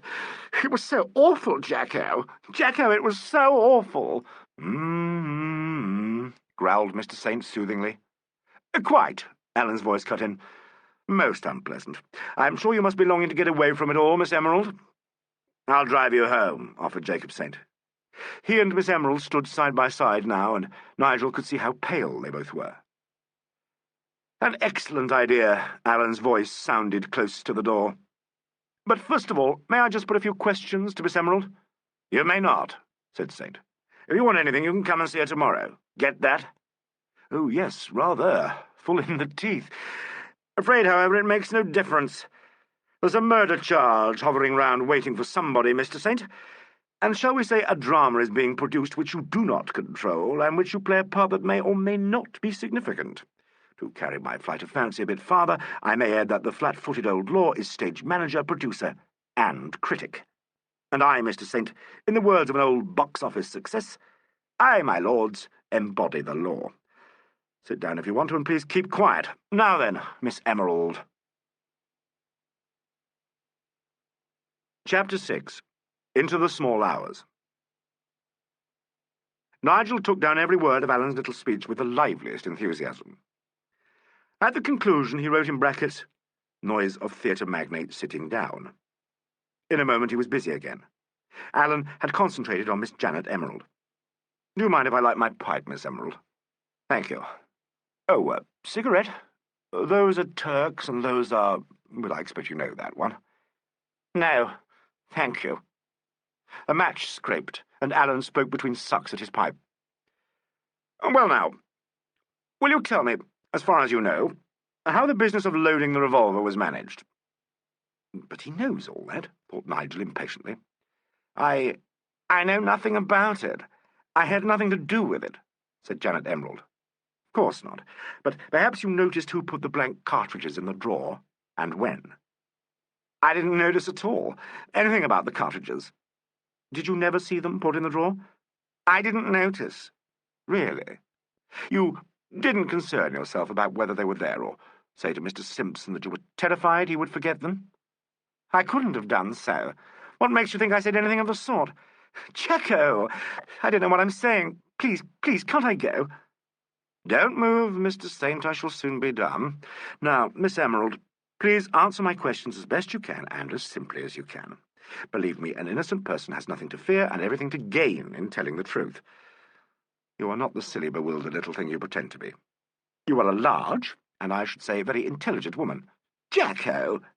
"And I suggest that you behave like one. Now, please, did you or did you not notice Mr. Simpson placing the cartridges tonight? And did you, or did you not, remark that you were afraid he'd forget to do so?" No. It's all a lie." "And did you afterwards go and stand with your hands on the desk?" "Never. I was talking to Arthur. I didn't notice what George Simpson was doing. He's telling lies. If that's what he says, he's lying." "What were you saying to Mr. Sibonanier?" It must have been of some interest to absorb all your attention. I don't remember. Really? I don't remember. Thank you. Fox, ask Miss Susan Max if she'll be good enough to come here. That mean we can go? Saint's voice made Nigel jump. He had forgotten the proprietor of the Unicorn. In a minute. The night is young. How impatient you are, to be sure. What sort of a breed are you? Asked Saint suddenly. Gentleman Tech, or the comedian of the yard, or what? My dear Mr. Saint, you make me feel quite shy. Oh, you. Saint echoed the inspector's pleasant voice with all the exasperated facetiousness of a street urchin. Oxford and Cambridge and hot air, he added savagely. Only Oxford, and that's nothing nowadays, said Alan apologetically. Oh, here you are, Miss Max. His voice was cordial. I can't tell you how bad I feel about giving you all this trouble. Miss Max had waddled into Nigel's line of sight.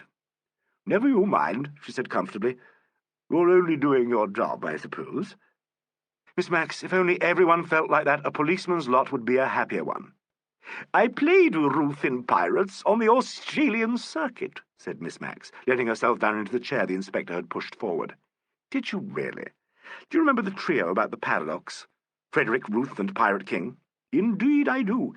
A paradox, a most ingenious paradox, sang Miss Max in a jolly wheeze. Susan, wailed Miss Emerald. How can you? Why not, dear? It's a lovely number. There's something of a paradox here, said Alan, that you can solve for us. And you're the policeman? Yes. Would you call me Frederick, and may I call you Ruth? Get along with you, said old Susan Max. Well, here it is.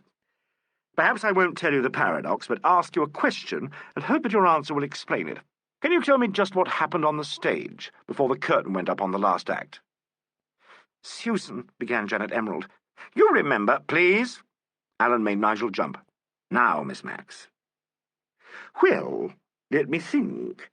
I was sitting on the OP knitting my scarf and scolding George Simpson about that mat. George, I said, do you want me to break my neck? So he fixed it.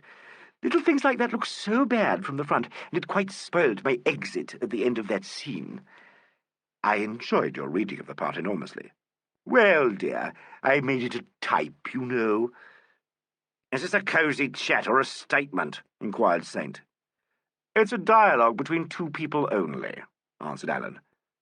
It's a great thing to be able to study types, Miss Max. I have to do a bit of that myself. It's all observation, said Miss Max in a gratified tone. Of course it is. You've learnt to observe. You can be of the greatest help to me. Now, can you tell me, Miss Max, exactly what happened after Mr. Simpson put the mat straight? Now, let me think, said Susan Max. There was a dead silence. Miss Emerald gave a sob. Yes, said Susan suddenly. Janet was upset and talking to poor Arthur, who was a little pizzicato. Pizzicato? A little too much wine taken. Pity. Well, they whispered together, and then he said to her... No, I'm telling stories.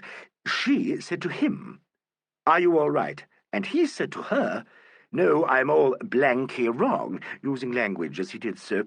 I didn't hear the next bit, but presently he said in an extremely disagreeable manner, You can't talk about influence, Janet. You wouldn't be where you are without it. More whispers. I didn't listen. I measured my scarf round George Simpson's neck. Then when he went off to the prompt corner... No, I've left out a bit. Wait. Before that, when George put the cartridges in the drawer, Janet said she was always afraid he'd forget them. Do you remember, dear?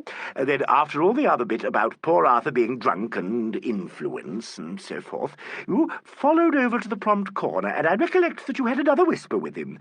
With George Simpson, I mean, of course. There you are. Miss Max ended with a sort of triumphant gaiety. Bravo, cried Alan. Top marks. We shall have to get you into the force. Oh, yes, I dare say. Well, now, is that all? Can I go? I shall be sorry to lose you. Nigel had waited for an outburst from Miss Emerald. A denial, an explanation, another bout of hysteria. Instead, there was a dead silence. He wished he could see Janet Emerald and Jacob Saint. It's a shocking thing, said Susan Max abruptly.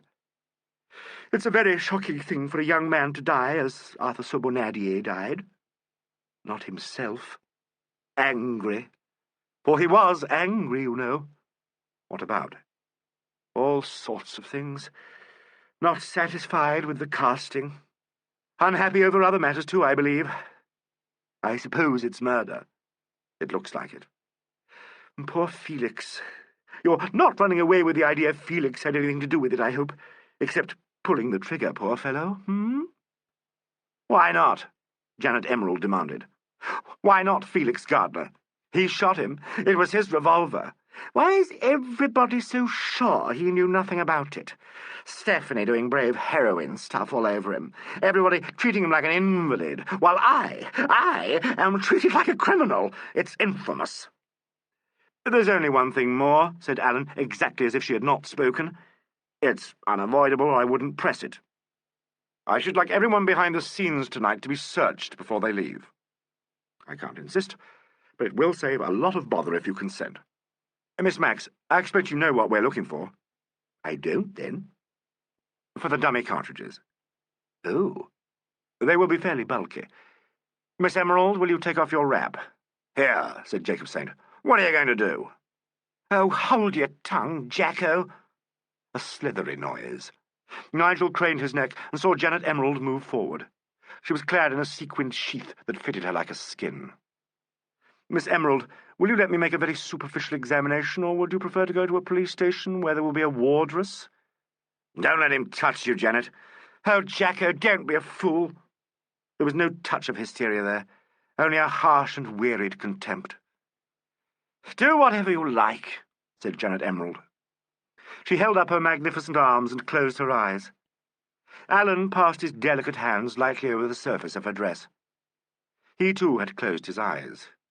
He looked as though his brain was in his fingertips. There was something uncannily remote about him. Lightly the hands swept down the sides and front of the sequined dress, down the flanks, pausing at the knees, and then dropping disinterestedly away. He picked up the fallen wrap, felt it all over, shook it, and held it out politely by the collar. You would like to put it on again? He said. Janet Emerald breathed unevenly, and a curious distorted smile visited her lips. She slid into the wrap. And what about you, Miss Max? Said Alan. I'm more bulky. You'll have to prod, said Susan Max cheerfully. She took off her overcoat and stood, a round and somehow pathetic figure in blouse and skirt. You're very courteous, said Alan gravely, and very wise.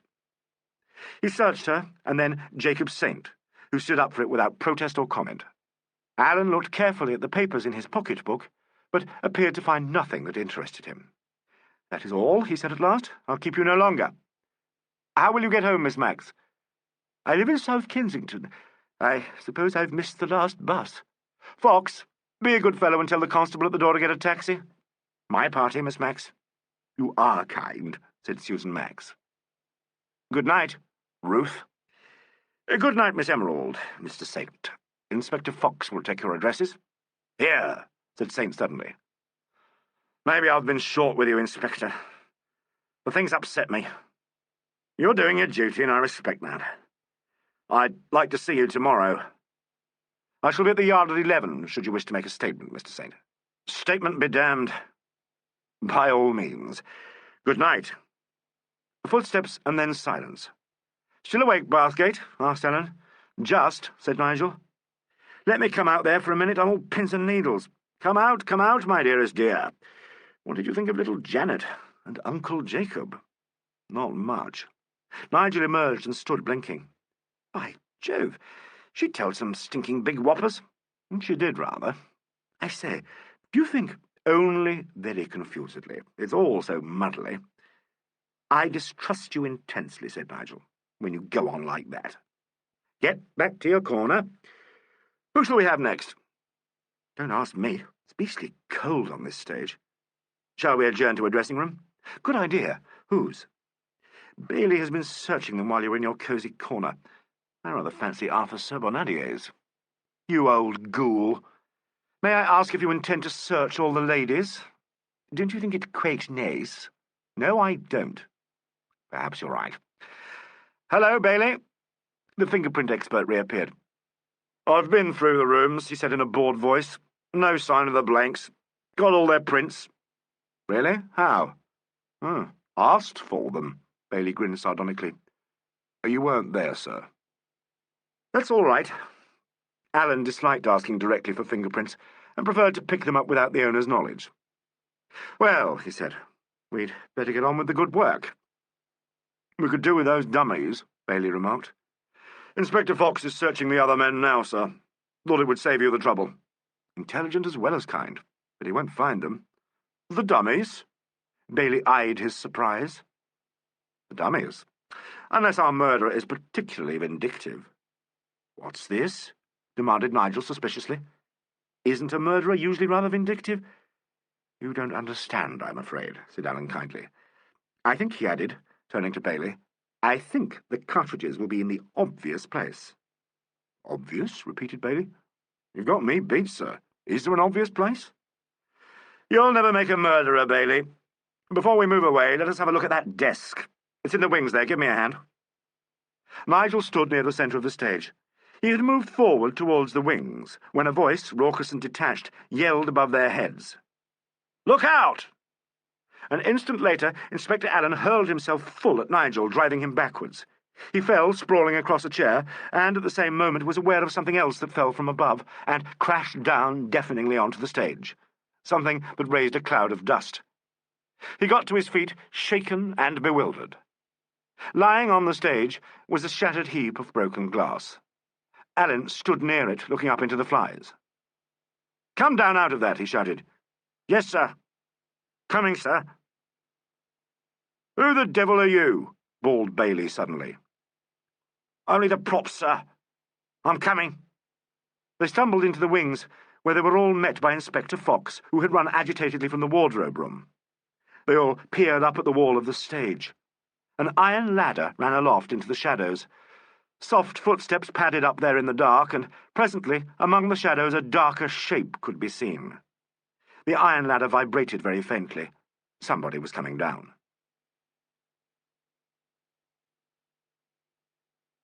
Chapter 7.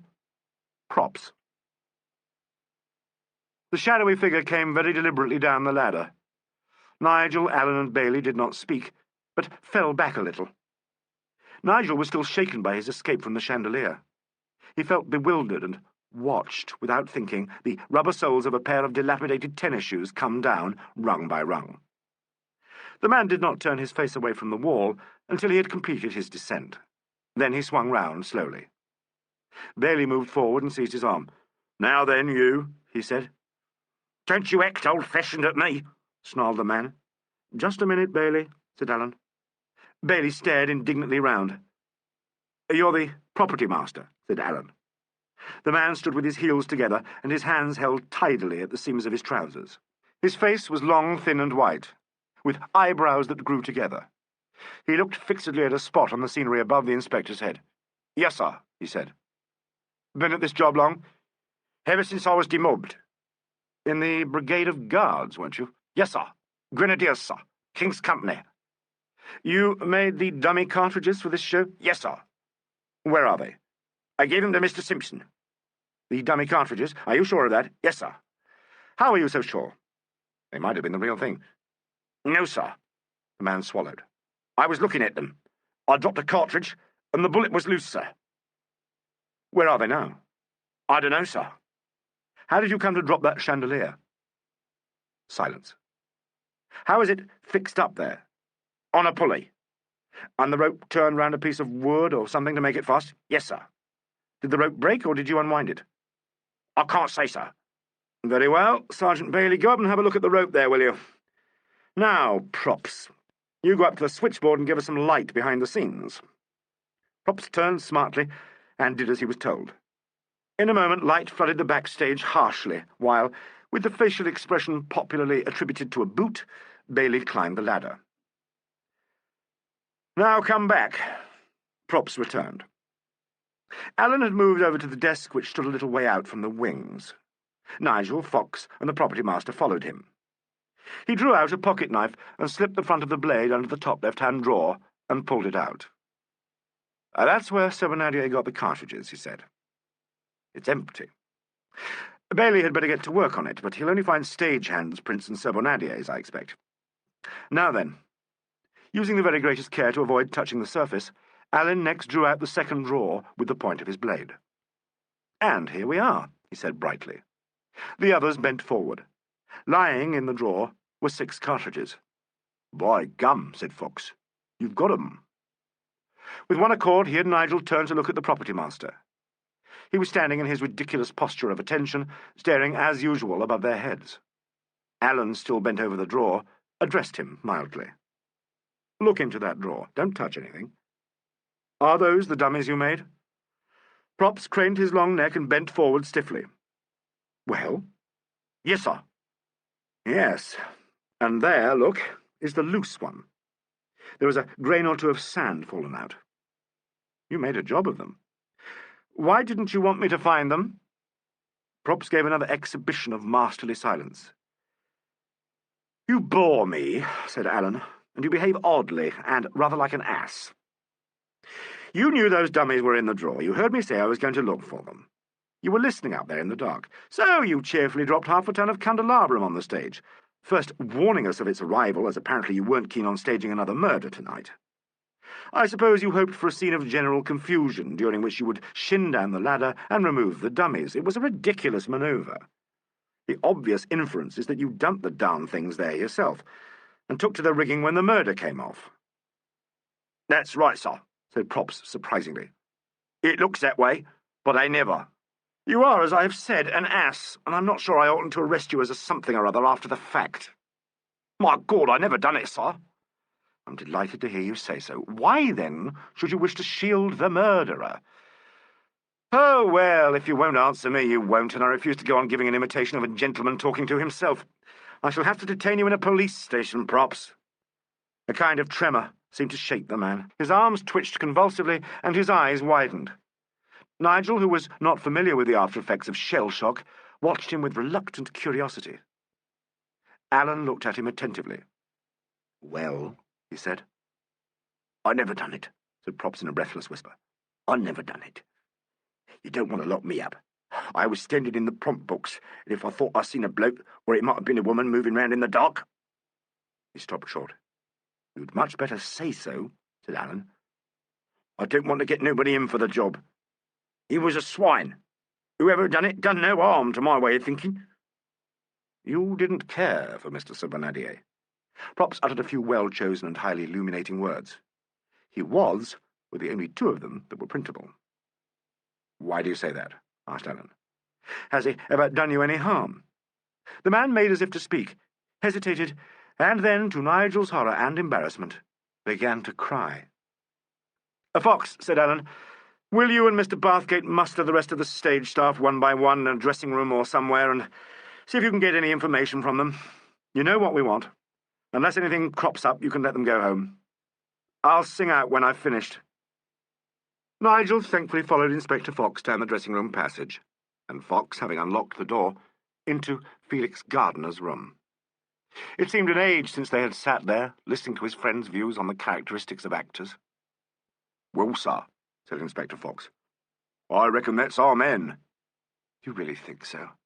Poor devil." "He's just the type, neurotic, highly strung sort of bloke." "But," objected Nigel, "his alibi is supported by the stage manager." "Yes, but suppose the cartridges he gave to the stage manager were the real Mackay?" "What about the loose shell and the sand?" "That was true enough. Might have been loose when he put them in that drawer earlier in the evening, long before the blackout. Looks pretty queer, you must admit, sir. He scuttles up there into the grid when we're rounding up everyone else, and then, when Chief Inspector Alleyn says he'll take a look in the disk, Master Props lets loose that glass affair, hoping to get down in the confusion and slip out the dummies." "Yes, but that chandelier business was so darn silly," protested Nigel, "and if he did the murder, he's by no means silly. And why plant the dummies there, and then take such a clumsy and suspicious way of trying to divert your attention?" "We'll have to get you in the force, sir," said Inspector Fox good-humouredly.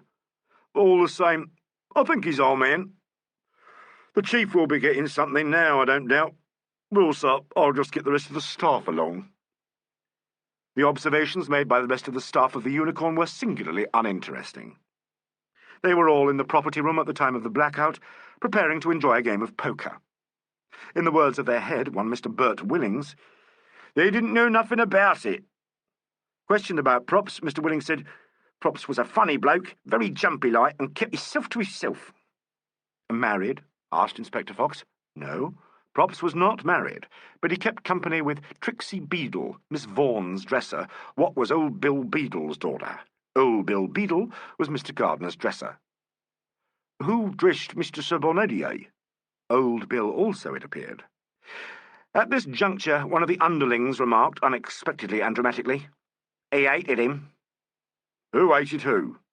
Old Bill, he hated Mr. Surbonadier. For why? Because Mr. Surbonadier, he was a-mucking around Trixie.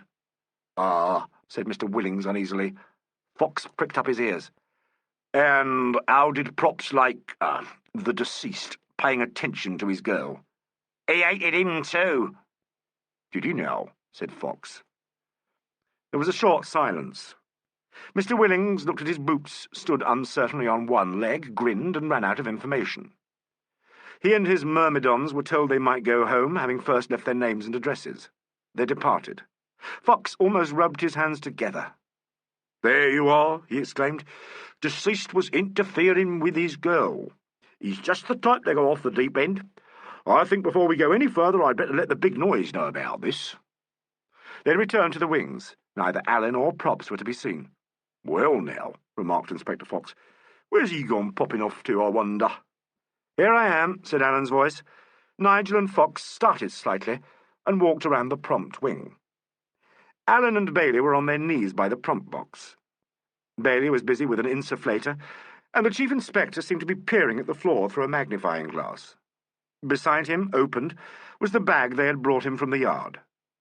Nigel looked into it and saw a neat collection of objects, among which he distinguished magnifying glasses, tape, scissors, soap, a towel, an electric torch, rubber gloves, sealing wax, and a pair of handcuffs. "What are you doing?" asked Nigel. "Being a detective, can't you see?" "What are you looking for?" "Little signs of footprints, little grains of sand. Fox, my valued old one, my little brush is not in my case. Wing your way to Miss Vaughan's dressing-room and get the foot of my grandmother's hair, which you will find on the dressing-table. Fetch me that foot, and be thou here again ere the Leviathan can swim a league." Inspector Fox cast his eyes towards heaven and did as he was bid, returning with a ruffed hare's foot. "Thank you. Any luck with the hirelings?" "Quite a bit," said Fox. "Surbonadier had been fooling around with a property man's girl, and she's Miss Vaughan's dresser, and her old man's Mr. Gardner's dresser." "Oh, that." "What do you mean, oh, that?" asked Fox. "I knew all that." "How?" "Props told me. Carry on with the rest of them except Miss Vaughan and Mr. Gardner. See them one by one. Find out where they all were during the blackout." "Very good, sir," said Fox warmly. "And don't be cross with me, my Foxkin. You're doing well. Excellent well, i' faith." "Is that Shakespeare?" "What if it is? Away you go." "May I stay?" asked Nigel, as Fox went off. "Do." Allen took a small bottle and a rag from his bag and thoroughly cleaned the hare's foot. He then began to use it as a tiny broom, sweeping up what appeared to be dust from the floor into a little file out of the bag. "What have you found, Bailey?" he asked. "Prints from Prop's rubber shoes and Simpson's evening ones. Nobody else has stood right inside the prompt box." "Well, I've got enough sand to be conclusive, if it tallies with what's in the blanks, and I think it will. Gosh, it's getting late." "Why the sand?" asked Nigel. Think. "Oh, I see. If it's sand out of the cartridge case, it means Props did bring the dummies to Simpson, and they must have been changed during the blackout." "Stop laughing," said Allen to an imaginary audience. "The child's quite right. Now, Bailey, will you get what you can in the way of prints from the revolver and the desk?" "Oh, lummy, what a muddle it all is. Let's have a look at the cartridges in the revolver." The revolver, held delicately by the extreme end of the barrel, was laid on a table. Bailey, using the insufflator, tested it for fingerprints and, referring to those he had already got, disclosed sufficiently clear evidence of Gardner, Surbonadier, and the dresser having handled it. They broke it open, and Bailey turned his attention to the butt ends of the shells. The revolver was a Smith & Wesson, and the cartridges ordinary .455. The ends yielded no prints except Sir Bonadier's, neither did any other part of the cartridges nor the empty shell. "Blast," said Bailey. "Couldn't expect anything else," said Allen philosophically. "Hello, what's this?" He picked up one cartridge and held it under a stage lamp. Nigel followed him hopefully. He took out his magnifying glass and looked through it at the shell. He did this with all the other cartridges. "What is it?" asked Nigel. Allen handed him the glass, and he in turn examined the cartridges. Allen waited. There's a kind of whitish look," ventured Nigel, "on all of them. It's very faint on most, but here's one where it looks clearer. It looks almost like paint." "Smell it." "I can smell nothing but brass." "Put your cigarette out. Blow your nose. Now smell." "There is something else. Reminds me of something. What is it?" "It looks like one person. It smells like another." "What on earth do you mean?" "It looks like cosmetic, and it smells like Jacob Saint." Chapter 8. Felix Gardner. "What's the time?" said Allen, yawning. "Nearly 2 o'clock and a dirty night. Oh, horror. I loathe late hours." "Two's not late." "Not for a journalist, perhaps. Hello, here come the mummers." Voices and footsteps sounded in the passage, and presently a little procession appeared. Miss Dulcie Deemer, Mr. Howard Melville, Mr. J. Barclay Crammer, Inspector Fox. Miss Dulcie Deemer had her street make-up on. That is to say, she had aimed a blow at her cheeks with the rouge puff, and had painted a pair of lips somewhere underneath her nose. She still contrived to be jeune fille. J. Barclay Crammer's face showed signs of No. 5 grease paint lingering round the eyebrows and a hint of rather pathetic grey stubble on the chin. He wore a plaid muffler, with one end tossed over his shoulder, and he looked profoundly disgusted. Mr. Melville was pale and anxious. "Dulcie, how are you going home?" he asked querulously. "Oh, my God, in a taxi," she answered drearily. "I live at Hampstead," Mr. Crammer intoned. "We're very sorry about all this," said Allen, "and will of course make ourselves responsible for getting all of you home. The constable at the door will fix it up. Fox, just look after them, will you? Good night." "Good night, everybody. Good night," mimicked Mr. Crammer bitterly. Miss Deemer glanced timidly and confidingly at Allen, who bowed formally. Mr. Melville said, "Oh, good night." Allen glanced at him and seemed to get an idea. "Half a minute, Mr. Melville," he said. Mr. Melville instantly became green in the face. "I'll only keep you a few moments," explained the inspector, "but we'll let the others go on, I think. Just wait for me in the wardrobe room, will you?" The others turned alarmed glances on Mr. Melville, who looked rather piteously after them, and then returned to the wardrobe room. They filed out towards the stage door. "Fox," said Allen, "have they been searched?" "The men have thoroughly. I kind of patted the lady. She's wearing hardly anything. Is there room for a glove there, do you think?" "Oh, a glove? That's different." "I know it is, and I've let 2 of them out without a complete search, benighted dolt, and I am. Still, old Miss Max is really out of the picture, and there was nothing under those sequins except the emerald. She doesn't wear stays." "Nor does Dulcie," said Inspector Fox gloomily. "Fox, we forget ourselves. If you're not sure, persuade her to go to the station and be searched there. If not, send 'em home in taxis and pay for 'em." "Righto, sir." "Where's Mr. Gardner?" "Waiting for you in the deceased's dressing room." "Thank you. Are you coming, Bathgate, or do you yearn for your bed?" "I'll come," said Nigel. End of Disc 2. Disc 3. Felix Gardner stood in the middle of the doorway with his hands in his pockets. He started nervously when they came in, and then gave a little laugh at himself. "Is it an arrest?" he said jerkily. "Not unless you're going to surprise me with a confession," said Allen cheerfully. "Let's sit down." "A confession? My God, it's clear enough without that. I shot him. No matter who planned this ghastly business, I shot him. I'll never get rid of that." "If you are innocent, Mr. Gardner, you are entirely innocent. You are no more to blame than Mr. Simpson, who put the dummies, Or it might have been the cartridges, Nigel glanced at him in surprise, in the drawer of the desk. You were as much an instrument as the revolver, as Subonadier was himself in loading it. I've been repeating that to myself over and over again, but it doesn't make much difference. Nigel, if you could have seen the way he looked at me, as if he knew, as if in that tiniest fraction of time he knew what had happened and thought I'd done it.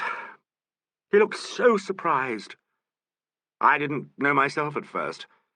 I got such a shock, you can't think. With the revolver going off, I just went on with the lines. It's Bill's revolver, you know. He said he never shot at a Hun with it. Good job he's dead and can't see all this. He fell just like he always did, limp. Arthur played the part well, didn't you think so? And you know I didn't like him. I said so, didn't I, this evening? Oh, God. Mr. Gardner, you can do no good by this, said Alan quietly. Perhaps the truest of all our tiresome cliches is the one that says time cures all things. As a policeman, I should like to say time solves all things, but that, unfortunately, is not always the case. As a policeman, I must ask you certain questions. You mean you want to find out if I did it on purpose? I want you to prove that you didn't. Where were you at the beginning of the first scene in the last act? First scene in the last act. You mean the scene when Arthur took the revolver and loaded it? That scene, yes. Where were you? Where was I? In my dressing room. When did you come out? Gardner buried his face in his hands and then looked up helplessly. I don't know. I suppose soon after I was called. Let me think. I can't think collectedly at all. I was called and I came out into the passage. When was this? During the front scene, I think. Before or after the blackout, during which the first part of that scene is played. I can't remember. I've really no recollection of anything that happened just before. Some little thing may bring it back. Did you, for instance, walk out of the passage onto a pitch-black stage? Somebody trod on my foot, said Gardner suddenly. Somebody trod on your foot. In the dark? Yes, a man. Where was this? In the wings. I don't quite know where. It was pitch dark. Any idea who it was? Gardner looked with quick apprehension at Nigel. Shall I implicate anyone by this? For heaven's sake, said Nigel, tell the truth. Gardner was silent for a moment. No, he said at last. If I had an idea, it was altogether too slight to be of use, and it would carry undue weight. You couldn't help yourself. You'd be influenced. I can see that. I've done enough harm for one night, haven't I? He stared fiercely at Alan. Alan smiled. I'm not terribly easily influenced, he said, and I promise it won't carry 1 ounce overweight. No, said Gardner obstinately. I'm not even sure myself. The more I think, the less sure I get. Was it something to do with your sense of smell? My God, whispered Gardner. Thank you, said Alan. Gardner and Nigel stared at him. Gardner began to laugh hysterically. Proper detective stuff. This man is clever. Actor-proof part. Be quiet, said Alan. I don't want any more histrionics. I'm sick of scenes, Mr. Gardner. Sorry. So I should hope. Now, this revolver, I understand it belonged to your brother. How long have you had it, please? Ever since he died. Had you any ammunition? I gave Props the cartridges he turned into dummies. Any more at home? No, couldn't find any more. Just the 6 that were in it. Oh, I supplied everything. What did you do after you ran into the man in the dark off stage? Swore and rubbed my foot. It was still hurting when the lights went up.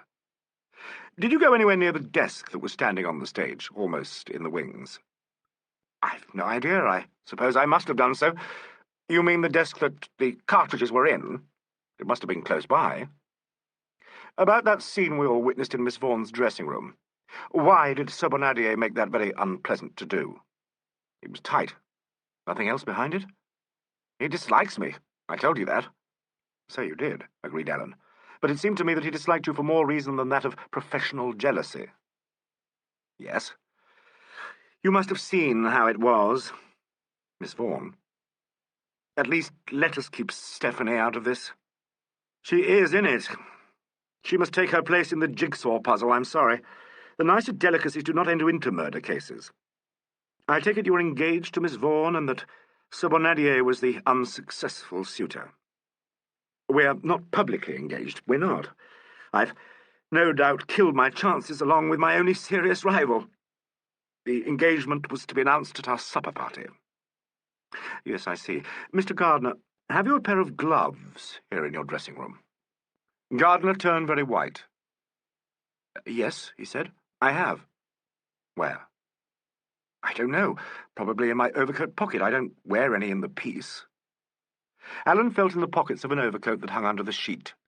He found a pair of white wash-leather gloves, which he examined very carefully. He smelt them, held them under the light, looked at each finger, and then threw them to Gardner. A perfectly innocent pair of gloves, he said. Thank you, Mr. Gardner. I appreciate your frankness. Now, if you agree, I'm going to search you, as I have searched all the others. Nigel watched this proceeding with the liveliest anxiety. He did not know what Alan expected to find, or indeed, if he expected to find anything. He found nothing. That's all, Mr. Gardner, he said. I'll keep you no longer. I'll wait, if I may, said Gardner, for Stephanie. She wanted me to see you first. Certainly. Wait on the stage, will you? Shall I come? Asked Nigel diffidently. No, thanks, old thing. If you don't mind, I'd rather be alone. He went out. Well? Asked Nigel anxiously. Well, Bathgate, we don't progress very fast. What's happened to your shorthand notes? I couldn't report old Felix for you. I'm not quite a machine, said Alan gently. He raised his voice. Got everything, Fox? Everything okay, answered Inspector Fox from the next room. In a moment he appeared. He's been taking it down outside the door, said Alan. I really can't trust my filthy memory. Oh, Lord. Like to go home? Asked Alan. Not unless you want to get rid of me, said Nigel. Stay put, then. Fox, you saw the dressers, Mr. and Mrs. Beadle? Yes. The girl howled and said she'd never done no harm to anybody, and that Mr. Sir Bonadier was always trying on his funny business, and that Props was her boy. Old Beadle said much the same. He'd warned the girl to look out for Mr. Sir Bonadier. They were both in the wardrobe room during the blackout. Alone there together, they said. They met in the elbow of the passage and went along together.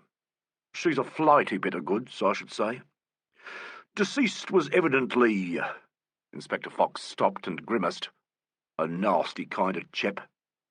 You might like to see the girl yourself sometime.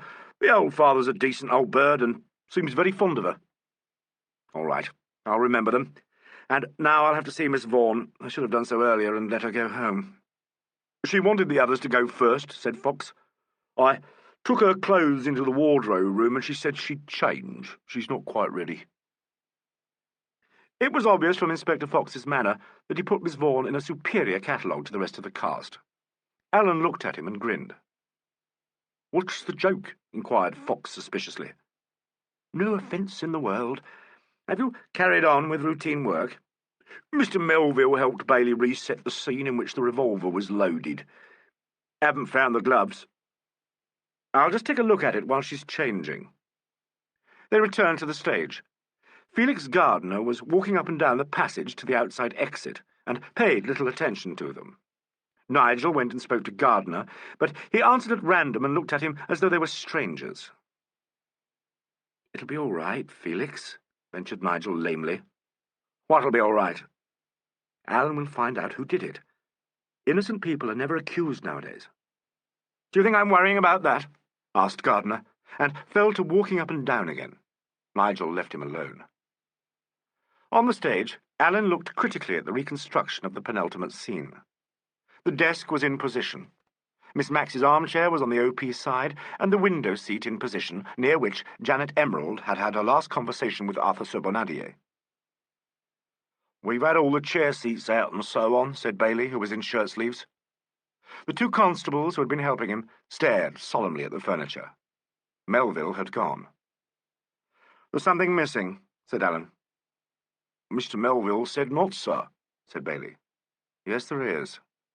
A spot of colour. What is it? He turned to Nigel. There was a spot of colour somewhere in that scene. Something red. I know, said Nigel suddenly. Miss Max's bag for her knitting. It hung on that chair arm. Good man, exclaimed Alan. Let's find it. They hunted about. One of the constables disappeared in the direction of the property room. Damn the thing, where is it? Murmured Alan. It hung on the chair throughout the scene, and at the end she stuffed her knitting into it and left it there. He hunted round off stage and muttered to himself. Does it matter much? Nigel asked wearily. What? Does it matter much? No, I just want to make the stage look pretty. Nigel was silent. Is this the affair, sir? Said the constable, reappearing. In his paw he held a large red bag. Alan strode over and took it. That's it. He drew out a long and loud strip of knitting, and then thrust his hand deeper into the bag.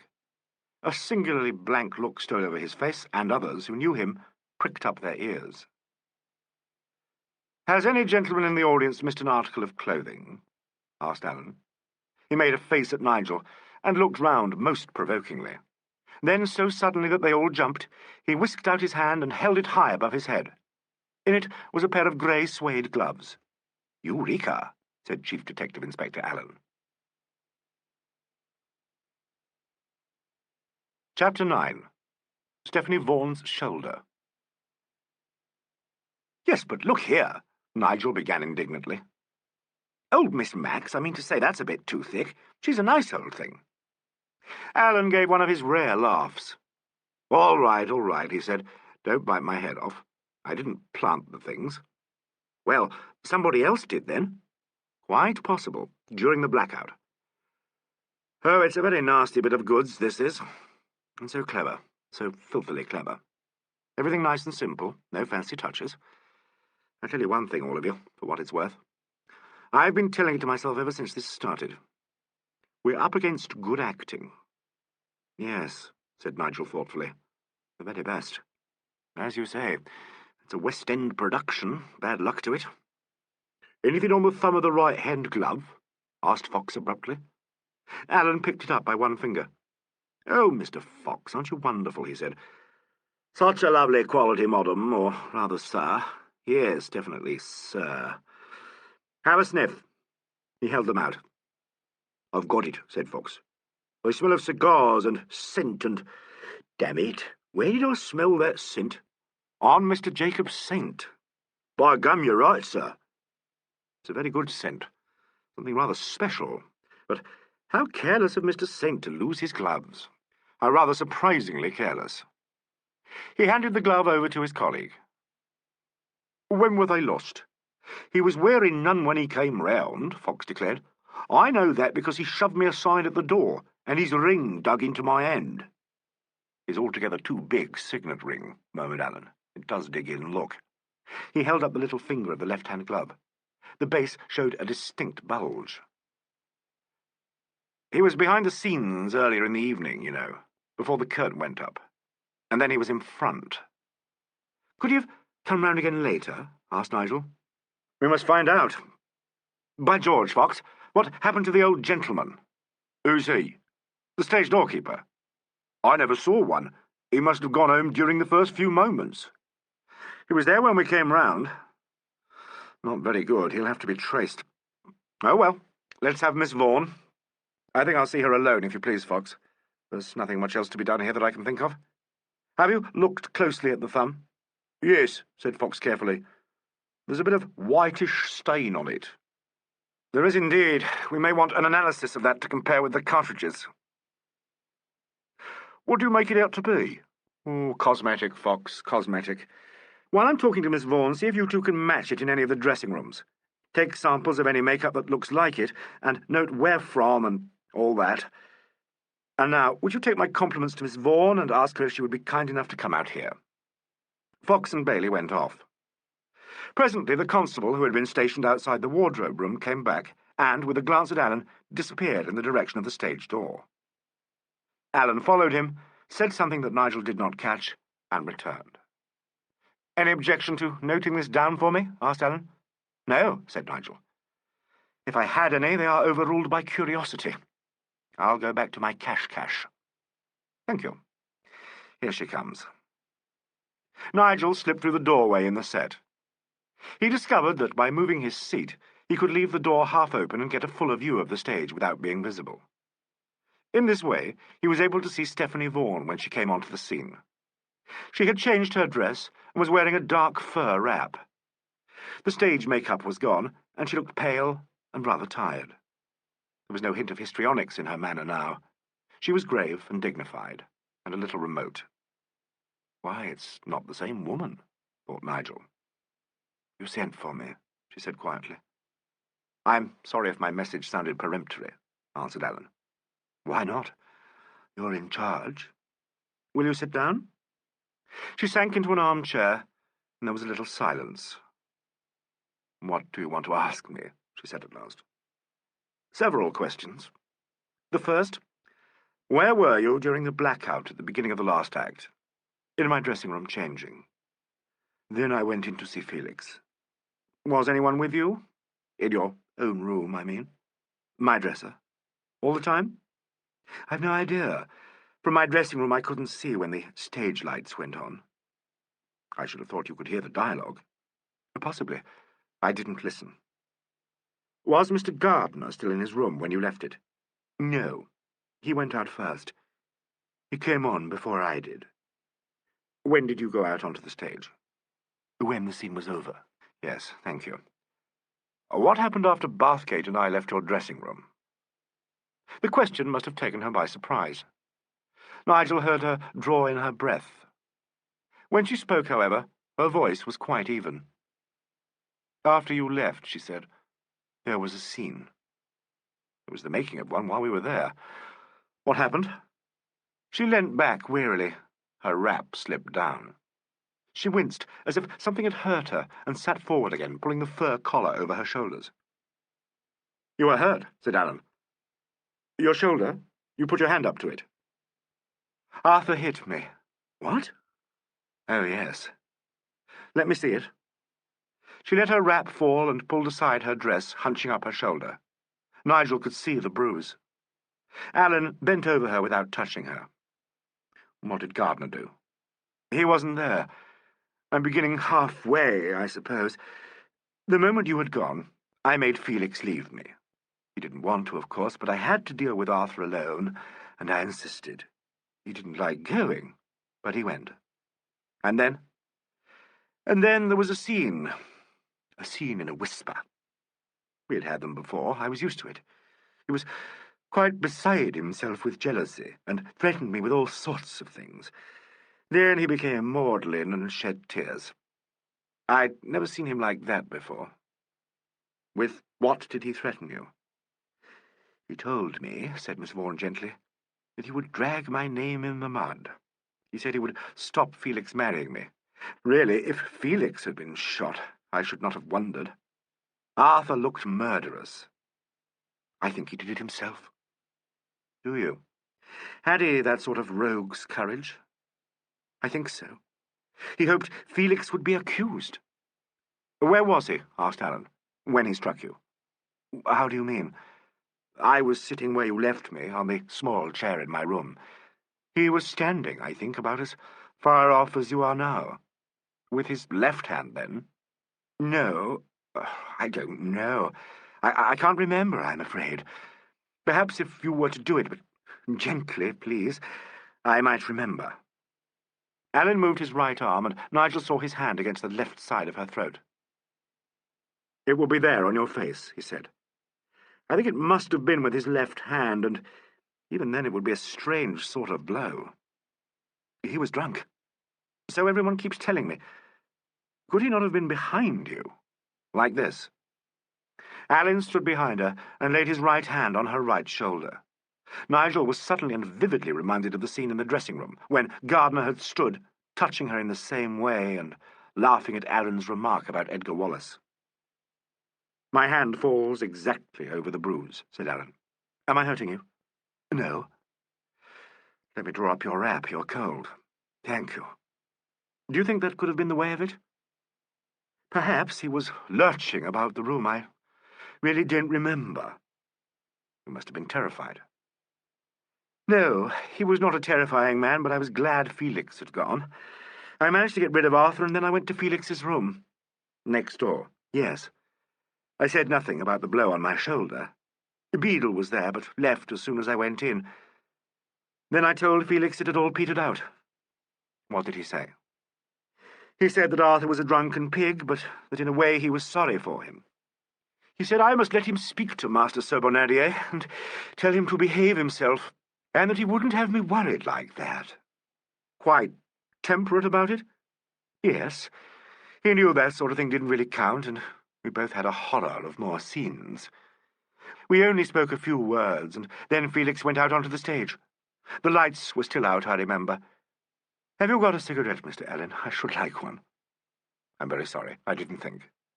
She took one from his case, and he lit it for her. She touched her fingers against the back of his hand, and they seemed to look full in each other's face. Then she leant back again in her chair. They smoked in silence for a little time, Alleyn very composedly, Miss Vaughan not so composedly. "Please tell me this," she said at last, very earnestly. "Do you suspect anyone?" "You cannot expect me to answer that," said Alleyn. "Why not?" "Everyone is under suspicion. Everyone is lying and acting. Even me? Have I lied or played a part?" "I don't know," said Alleyn somberly. "How should I?" "How you dislike me, Inspector Alleyn." "You think so?"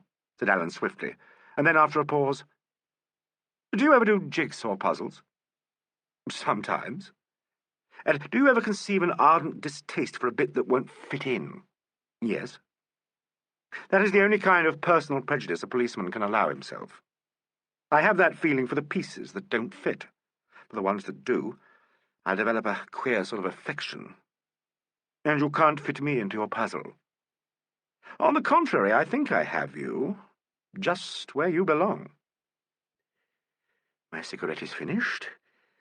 Have you anything more to ask me? No, I don't want another.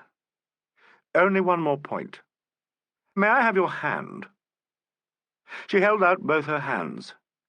Nigel was astonished to see him take them very lightly in his and raise them to his face. He turned them over in his palms and stood with his eyes closed, his lips almost touching them. She made no attempt to withdraw them, but she was less pale, and Nigel thought her hands trembled very slightly. Then he let them drop. "Chanel number 5, he said. "Thank you very much, Miss Vaughan." She hid her hands swiftly in the fur sleeves of her coat. "I thought you were going to kiss them," she said lightly. "I trust I know my place," said Alleyn. "Good night. Mr. Gardner is waiting for you." "Good night. Do you want my address?" "Please." "Flat 10, the Nuns' House, Shepherd Market. Will you write it down?" "There is no need." "Good night." She looked at him an instant, and then went down the passage to the stage door.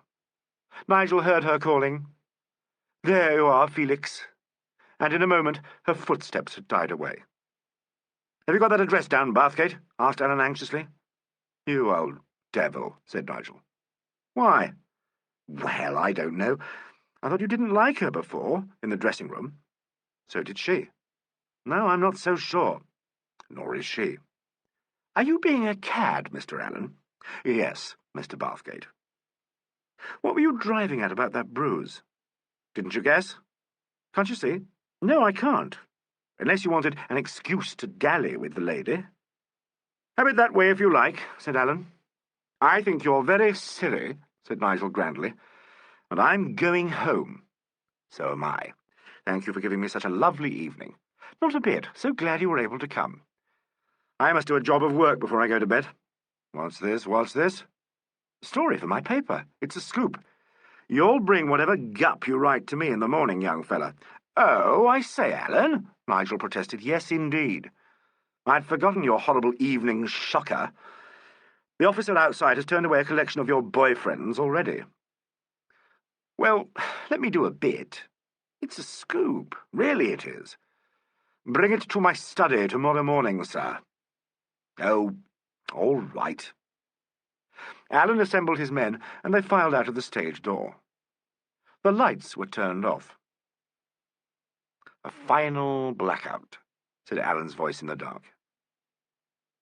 The stage of the Unicorn was completely silent, and quite given over to the memory of dead plays. Nigel was oppressed by the sense of uneasy expectation that visits all interlopers in deserted buildings. Now, he thought, was the time for the ghosts of old mummers to step out from behind the waiting doorways and mouth their way silently through forgotten scenes. Somewhere above their heads a rope creaked, and a little draught of air soughed among the hanging canvas. "Let's go," said Nigel. Alan switched on an electric torch, and they found their way down the passage to the stage door. Nigel stepped out into the cool air. The others were talking to a night watchman and to two young men whom Nigel recognized as journalists. "Just a moment," said Alan's voice in the passage. "Look here." The others turned back. The light from the torch had penetrated a kind of dark cubbyhole on the left of the doorway. It shone on old Blair's closed eyes. "Good God!" exclaimed Nigel. "Is he dead?" "No, only asleep," said Alan. "What's his name?" "Blair," said the night watchman. "Wake up, Blair," said Alan. "It's long past the final curtain, and they've all gone home to bed." Chapter 10. The Day After. By 9 o'clock on the following morning, Nigel had got his story ready to go to press. He warned his sub-editors of his activities, and they agreed, with a certain display of irritated enthusiasm, to hold back the front page while he submitted his copy to Alan. The morning papers were blazing with effective headlines, supported by exceedingly meagre information. Nigel sought out his friend at Scotland Yard and found him more amenable to persuasion than he had anticipated. The article laid great emphasis on the view that Gardner's part in the tragedy, painful though it had been for himself, did not point in any way to his complicity in the murder. Alan did not dispute this or censor a word of it. Nigel had made little of the personal relationships of Sir Bonadier, Gardner, and Miss Vaughan, beyond using the romantic appeal of the engagement between the last two.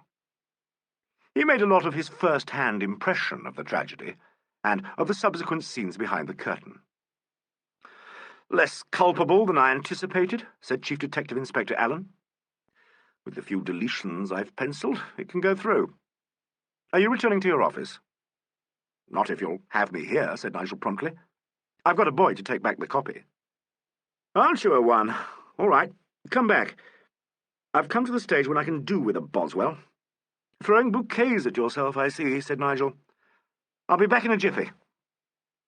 Having sent the boy off to Fleet Street, he returned to find Alan at the telephone. "Very well," he said into the instrument as he glanced round at Nigel. "I'll see you in 20 minutes, and hung up the receiver. "Very unpleasant gentleman," he grunted. "How unpleasant?" "An informer, or hopes to be." "Who is it?" "Mr. Saint's footman. Wait and see." "I will," said Nigel enthusiastically. "How are you getting on, Inspector?" "Oh, it's a devil of a job," Alan complained. "I've been trying to get it straight in my mind," ventured Nigel, "as far as I know it. I made a sort of amateur dossier." "I don't suppose you know what a dossier is," said Alan. "However, let's see your effort." Nigel produced several sheets of typewritten paper. "Here are the notes I took for you." "Thank you so much, Bathgate. Now, do show me your summary. It may be very useful. I'm bad at summarizing." Nigel glanced suspiciously at him, but Alan seemed to be quite serious. He lit his pipe and applied himself to the sheet of foolscap, at the top of which Nigel had typed in capital letters, "Murder at the Unicorn." Circumstances. Sir Bonadier was shot by Gardner with the revolver used in the piece. According to the evidence of the stage manager and the property man, dummy cartridges, of which one was faulty, were placed in the drawer of the desk, immediately before the scene in which Sir Bonadier loaded the gun. Traces of sand found in the prompt box seemed to support this theory. "There was also sand in the top drawer," said Alan, glancing up. "Was there? That's pretty conclusive, then." Alan read on. "Props says the faulty cartridge only went wrong that night when he dropped it. Unless he is lying, and he and the stage manager are in collusion, that means the dummies were in the top drawer just before the scene opened. Therefore, the murderer substituted the lethal cartridges either immediately prior to or during the blackout, which lasted 4 minutes. He used gloves, took the dummies from the top drawer, substituted the real ones, put the dummies in the lower drawer, and got rid of the gloves. A pair of men's grey suede gloves was found in the bag that hung on an armchair on the stage. Sir Bonardier took the cartridges from the top drawer and loaded the revolver. During the scene that followed, Gardner took the gun from him and fired point blank in the usual way. The cartridges afterwards found in the gun were all live ones. Opportunity. Everyone behind the scenes had the chance of changing the cartridges. The people on the stage, perhaps, had the greatest opportunity. These were Miss Max, Miss Emerald, Sir Bonardier himself, and the stage manager. On the other hand, anyone may have come out onto the darkened stage and done it.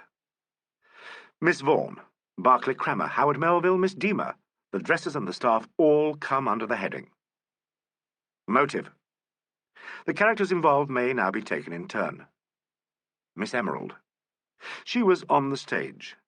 She had an altercation with Sir Bonardier. She was seen by the stage manager and Miss Max to cross to the desk and lean over it. Told lies. A motive unknown, but she had quarrelled with S. N.B. She seems to be on very friendly terms with Jacob Saint, uncle of S. Miss Max. On the stage. Handled bag where gloves were found. Did not go near desk while lights were up. Motive none known. Stage manager. On the stage. Handled dummy cartridges. Would be able to go to desk unnoticed or during blackout. Peculiar witness. Motive none known. Property master. Handed dummies to stage manager. Easy access to desk after blackout. Behaved suspiciously after murder. Dropped candelabrum from above. Hid in gallery. Concealed locality of dummies in second drawer. Motive engaged to Trixie Beadle. Sir Bonardier had interfered with her. Shell-shock case. Stephanie Vaughan. In dressing room. Says Trixie Beadle, her dresser, was there with her, but can't remember how long. Says she went to Gardner's room and remained there until after the blackout. Motive? Had been threatened by Sir Bonardier, who was madly in love with her, possibly afraid of something he might reveal to Gardner. Engaged to Gardner. Felix Gardner. Fired the revolver, his own weapon. Admits he came onto stage during blackout. Says someone trod on his foot. Supplied cartridges that props converted into dummies. Motive, possibly Sir Bonardier's threats to Miss Vaughan. J.B. Crammer, Dulcie Deemer, Howard Melville. See Fox's report. Alan looked up. Didn't you hear? Melville and Crammer were together in Crammer's room during the blackout. Before that, Melville had been on the stage. Miss Deemer was next door and heard their voices. I'll write it in for you. He went on with the summary. See Fox's report. Motive? None except professional jealousy in Barclay Crammer's case. Trixie Beadle. Was helping Miss Vaughan, but told Fox she was with her father in wardrobe room during blackout. May have gone there from dressing room. Motive? Had possibly been seduced by deceased and was afraid of him telling props. Engaged to props. Beadle. Father of above. Told Fox he was in wardrobe room with his daughter. Met daughter in passage first. Motive? Sir Bonardier meddling with the girl. Old Blair? Stage doorkeeper. Most unlikely. Jacob Saint. Owns the show. Was behind earlier in the evening. Deceased's uncle. Had a row with him. Hypothetical owner of the gloves found in bag. Gardner seemed to remember noticing a scent on the person who trod on his foot. Saint uses a very noticeable scent. Motive? Unknown, except for the row about casting. Stage staff. All in the property room. Notes. Points of interest. Janet Emerald exclaimed, "It wasn't you. They can't say it was you," when Saint appeared. She lied about herself. Props behaved very strangely and suspiciously. Was Miss Vaughan telling the truth? Had Saint come back onto the stage? At first night party, Berkeley Crammer seemed to dislike Sobonadier intensely. I noticed coolness between Saint and Sobonadier at studio party. Here Nigel's document ended abruptly. Alleyn laid it down on his desk. "It's all quite correct," he approved. "It's even rather suggestive. If you were a policeman, what would you do next?" "I haven't any idea." "Really? Well, I'll tell you what we have done. We've been delving in the murky past of Mr. Jacob Saint." "Jiminy." "Yes, rather a checkered career. You can help me." "I say, can I really? How long have you been a pressman?" "Ever since I came down from Cambridge." "Almost the GOM of Fleet Street. It's a matter of a year, isn't it?" "And 3 months. Then you don't remember the illicit drug scandal of some 6 years ago, and an article in the Morning Express that resulted in a libel action in which Jacob Saint featured as plaintiff and triumphed to the tune of £5,000? Nigel whistled shrilly and then became thoughtful. "I do remember vaguely," he said. "The case was spectacular. The article hinted pretty broadly that Saint's fortune had been amassed through the rather wholesale supply of prescribed drugs. Ladies and gentlemen with unattractive portmanteau under their yellow eyeballs were, said the writer, constantly being obliged with opium and cocaine by some agency controlled by a well-known theatre magnate whose recent successes in a playhouse not 1,000 yards from Piccadilly," and so on. As I've said, Saint took it to court, won, hands down, and emerged a little tarnished, but triumphant. One very curious fact came out.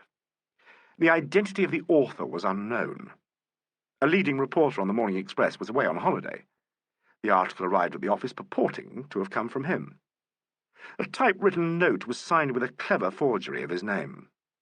He denied any knowledge of the business and made his case good. For once in its cocksure career, the Morning Express had been had. The address on the notepaper was Mossburn, a village near Cambridge, and the postmark, noticed by the secretary, bore this out. A half-hearted attempt was made to trace the authorship, but in any case the Mex, as I believe your journalists call it, was responsible. Mr. Saint was dreadfully annoyed, and oh so virtuous. What's all this leading to?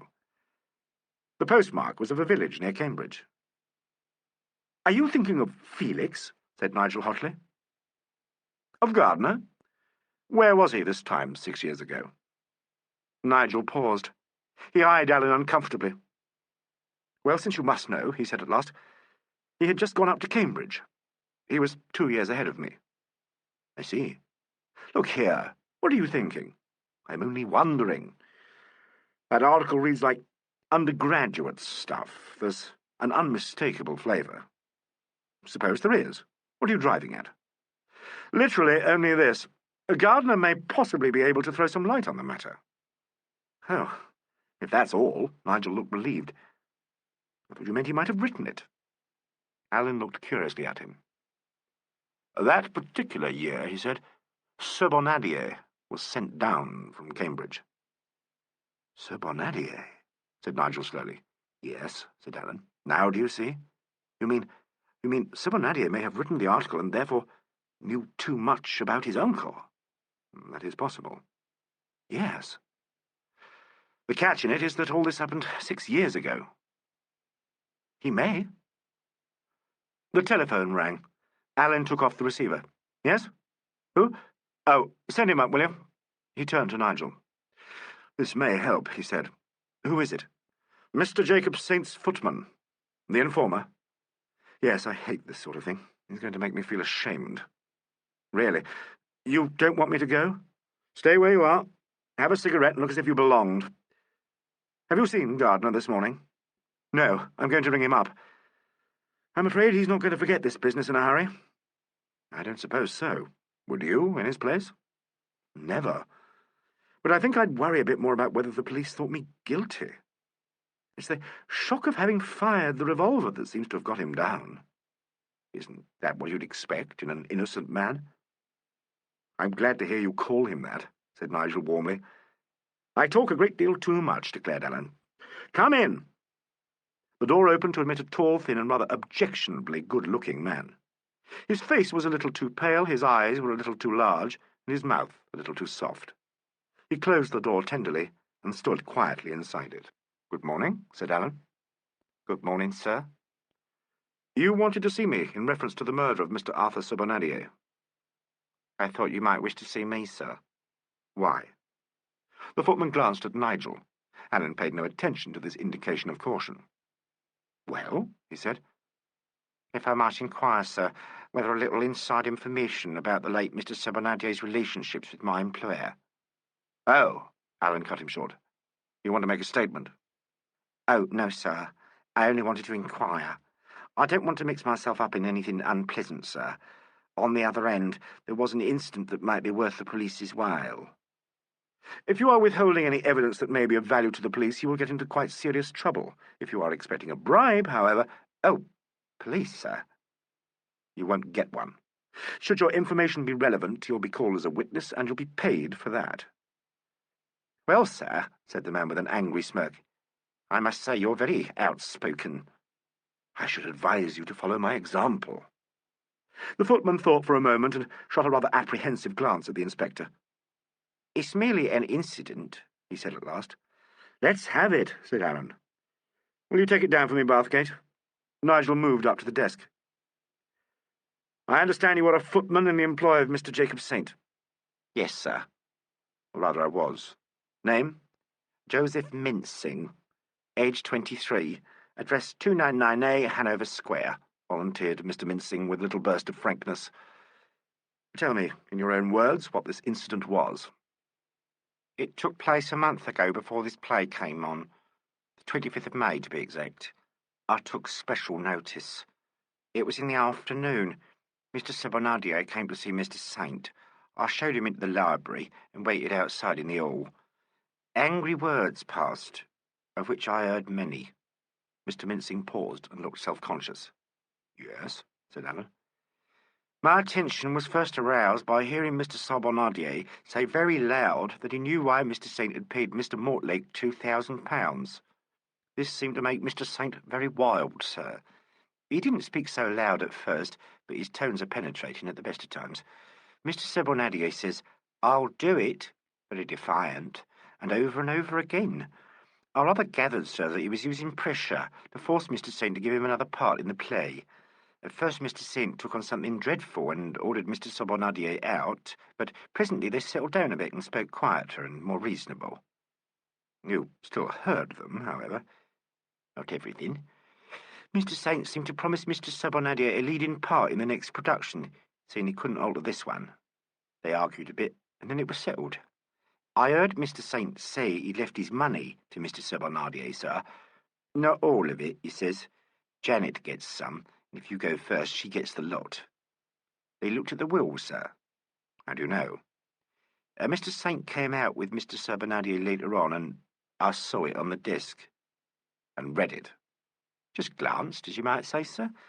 I was familiar with it, in a manner of speaking. The butler and me had witnessed it the week before. It was quite short, and on those lines. £2,000 a year to Miss Emerald, and the rest to Mr. Sobonadier, and a few legacies. The fortune was to go to Miss Emerald if Mr. Sobonadier was no more." "Anything else?" "They seemed to get quieter after that.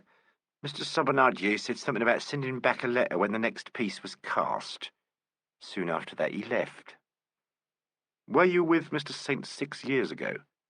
"Yes, sir, as knife boy." "Used Mr. Mortlake to call on him then?" The man looked surprised. "Yes, sir." "But not recently?" "Very occasionally."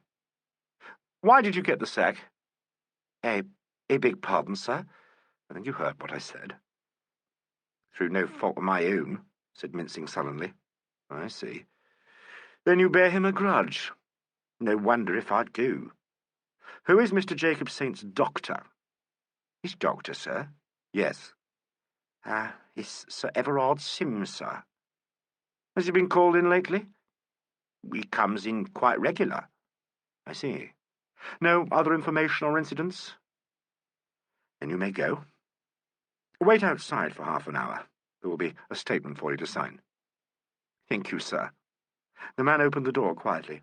He hesitated a moment and then said softly, "Mr. Saint, He fair hated Mr. Sir Bonadier. He went out, closing the door very gently after him. Chapter 11. Nigel Turns Sleuth. "That's a pretty little pet," said Alan. "There's a typewriter over there. Do you mind putting those squiggles into language?" "Of course I will. Who's Mortlake?" "He's a most elusive gentleman who we've been brooding over for some years. At the time of the libel case, his name wasn't even mentioned, but it fairly hummed between the lines. He's a Yank, and his pet names are Snow and Dopey. Golly, it looks rum for Saint, doesn't it?" "Yes, doesn't it? Get on with your typing." "If he did it," announced Nigel, above the rattle of the machine, "he must have come round a second time, behind the scenes. And old Blair swears he didn't. I spoke to him last night while you were hunting up the taxi. May have been asleep. Says he wasn't. Says he retired to his cubbyhole after we'd gone through and waited there. The blue bottle at the door thought he was with the others on the stage. Funny, Blair didn't speak to the blue bottle." "I thought so too. He said he believed in keeping himself to himself, and such a thing had never happened before at the Unicorn." "Why did you ask about Saint's doctor?" "I wanted to know if the dear old gentleman was enjoying bonny health." "Oh, rats." "I did. He looks like a heart subject. Such rosy cheeks." Nigel returned in exasperation to his typing. "There," he said presently. "That's done." Alan touched a bell and brought forth a constable. "Is Mincing out there, the man I saw just now?" "He is, sir." "Read this through to him and get him to sign it, then let him go. He's a horrid man." "Very good, sir." The constable grinned and withdrew. "Now, Bathgate," began Alan, "if you really want to be a help, there's something you can do for me. You can find out who the journalist was whose name was taken in vain over that article. Seek him out and do a bit of ferreting. Discover, if you can, any connection between him and the characters in our cast. See if he knew Sir Bonadier or Gardner. Wait a moment, don't be so touchy. And if either of them is likely to have introduced him to the other. Got that?" "Yes. I suppose I'll find his name in the files. The report of the case will give it.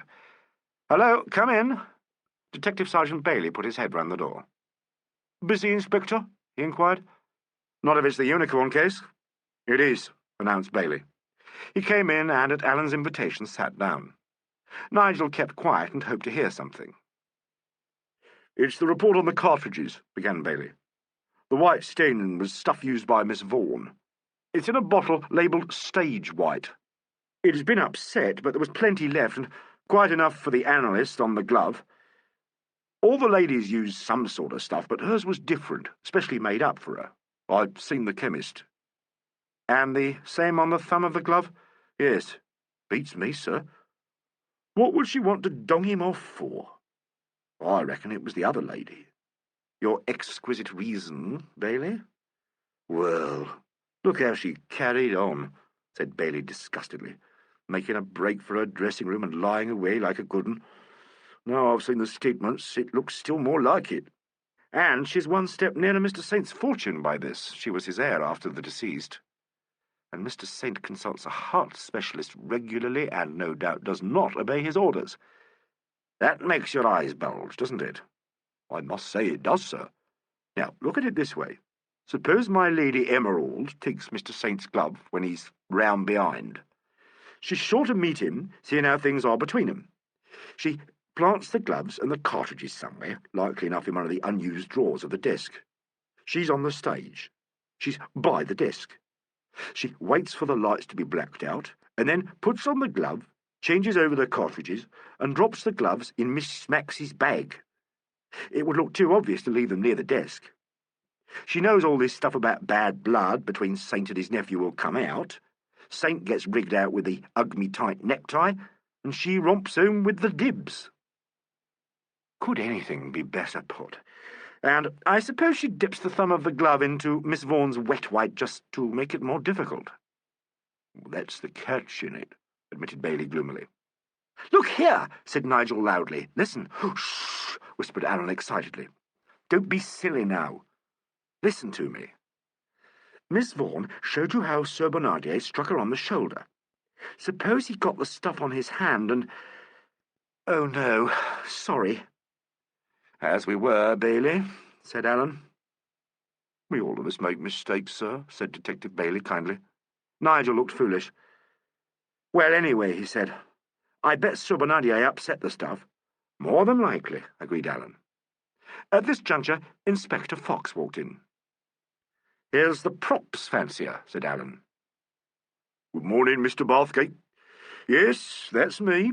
I don't see how you can get past the funny business with the chandelier. And he knew the dummies were in the second drawer. There's motive, behaviour, and everything else." "And the gloves?" Allen asked. "Left on the stage by Mr. Saint and used by props for the job." "And the stage white of Miss Vaughan and the glove of Mr. Saint used by props for the job?" "Oh, it was hers, was it?" grumbled Inspector Fox.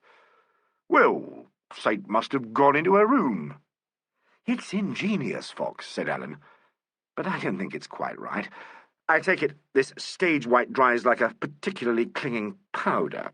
Now, if Saint had got it on his glove earlier in the evening, it would be dry when the glove was used for the cartridges, and if any came off, it would be powdery, and not likely to stick to the brass.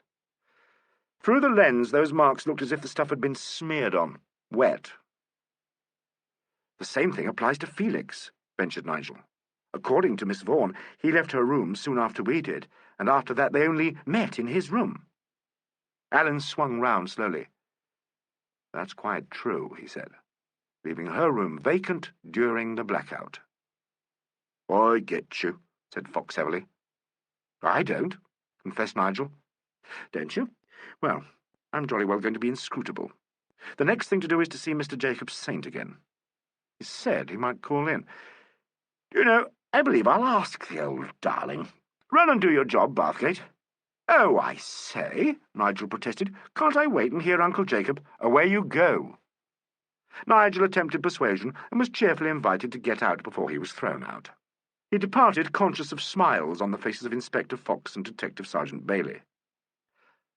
A hunt through the file in his own office rewarded him with a complete account of the Jacob Saint libel action, and the discovery of the reporter's name. He was one Edward Wakeford, whom Nigel knew slightly, and who was now literary editor on the staff of a weekly paper. Nigel rang him up and arranged a meeting in the bar of a Fleet Street tavern much patronised by pressmen. They foregathered at 11 o'clock, and over enormous tankards of lager, the subject of the trial was broached. "You doing this unicorn murder?" asked Wakeford. "Yes, I am. I know Allen of the Yard and was with him at the show. It was a marvellous chance, but of course I have to play fair. He vets everything." "By George, he's a marvel, that man," said Wakeford. "I could tell you of a case—" And did. "It was Allen who asked me to look you up," Nigel told him. "He wants to know if you have any idea who wrote the article in the Mex in the Saint libel action. The story that was supposed to be yours." Wakeford's reply was startling. "I've always thought it was Arthur Surbonadier," he said.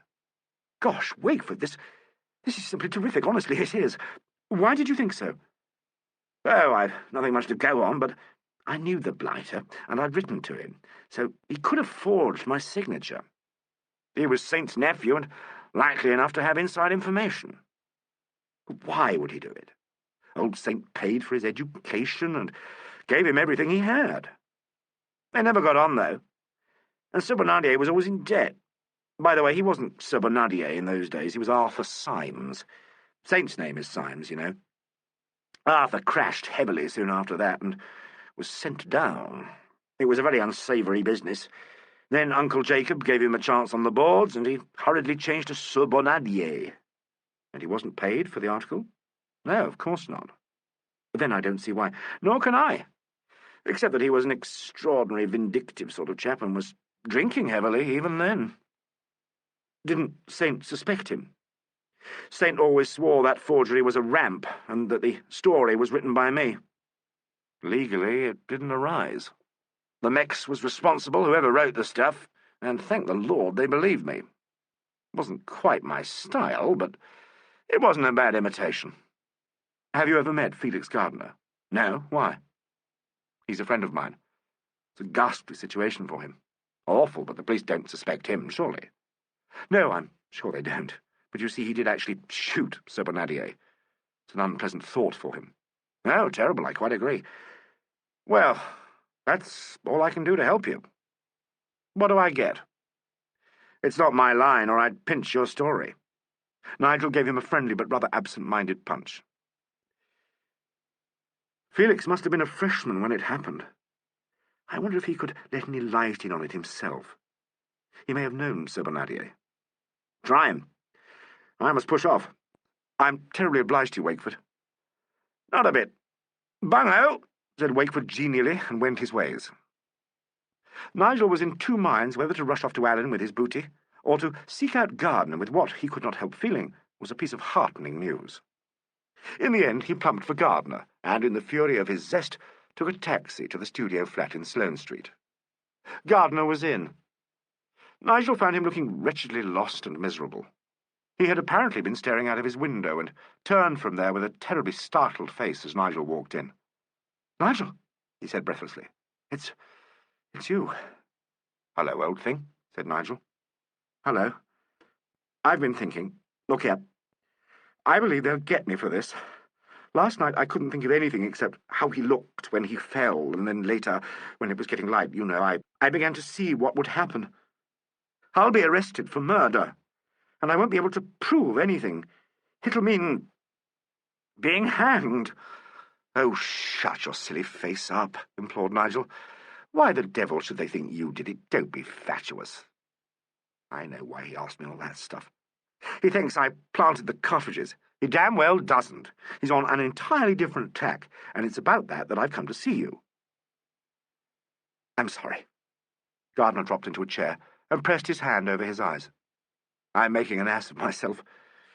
Fire away. Do you remember the Jacob Saint libel case?" Gardner stared. "It's funny you should ask that. I suddenly thought of it a little while ago." "That's good. Think again.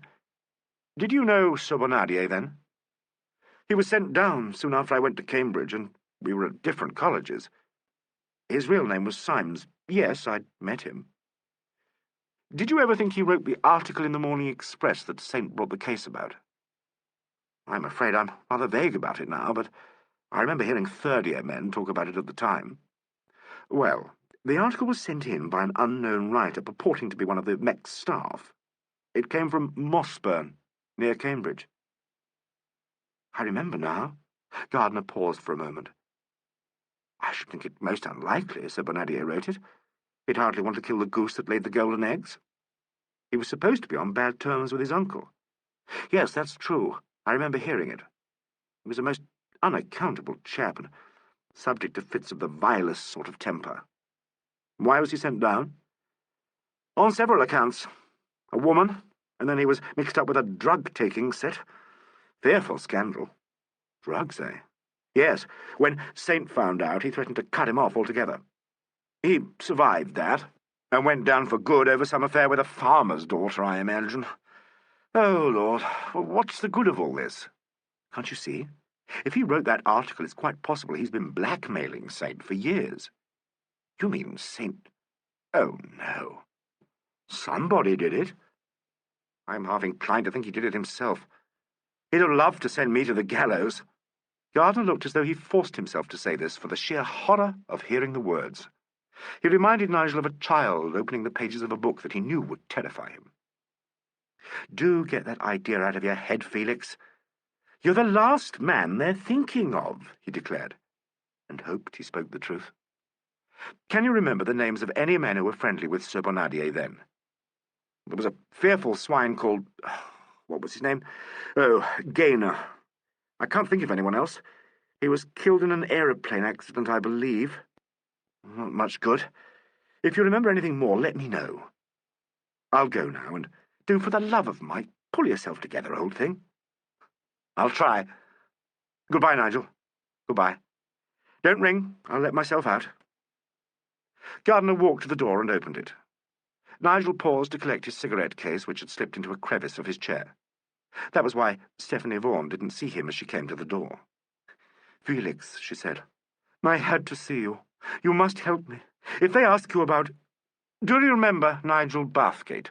said Gardner. She saw Nigel then and couldn't speak. He walked past her and downstairs without uttering another word. End of Disc 3. Disc 4.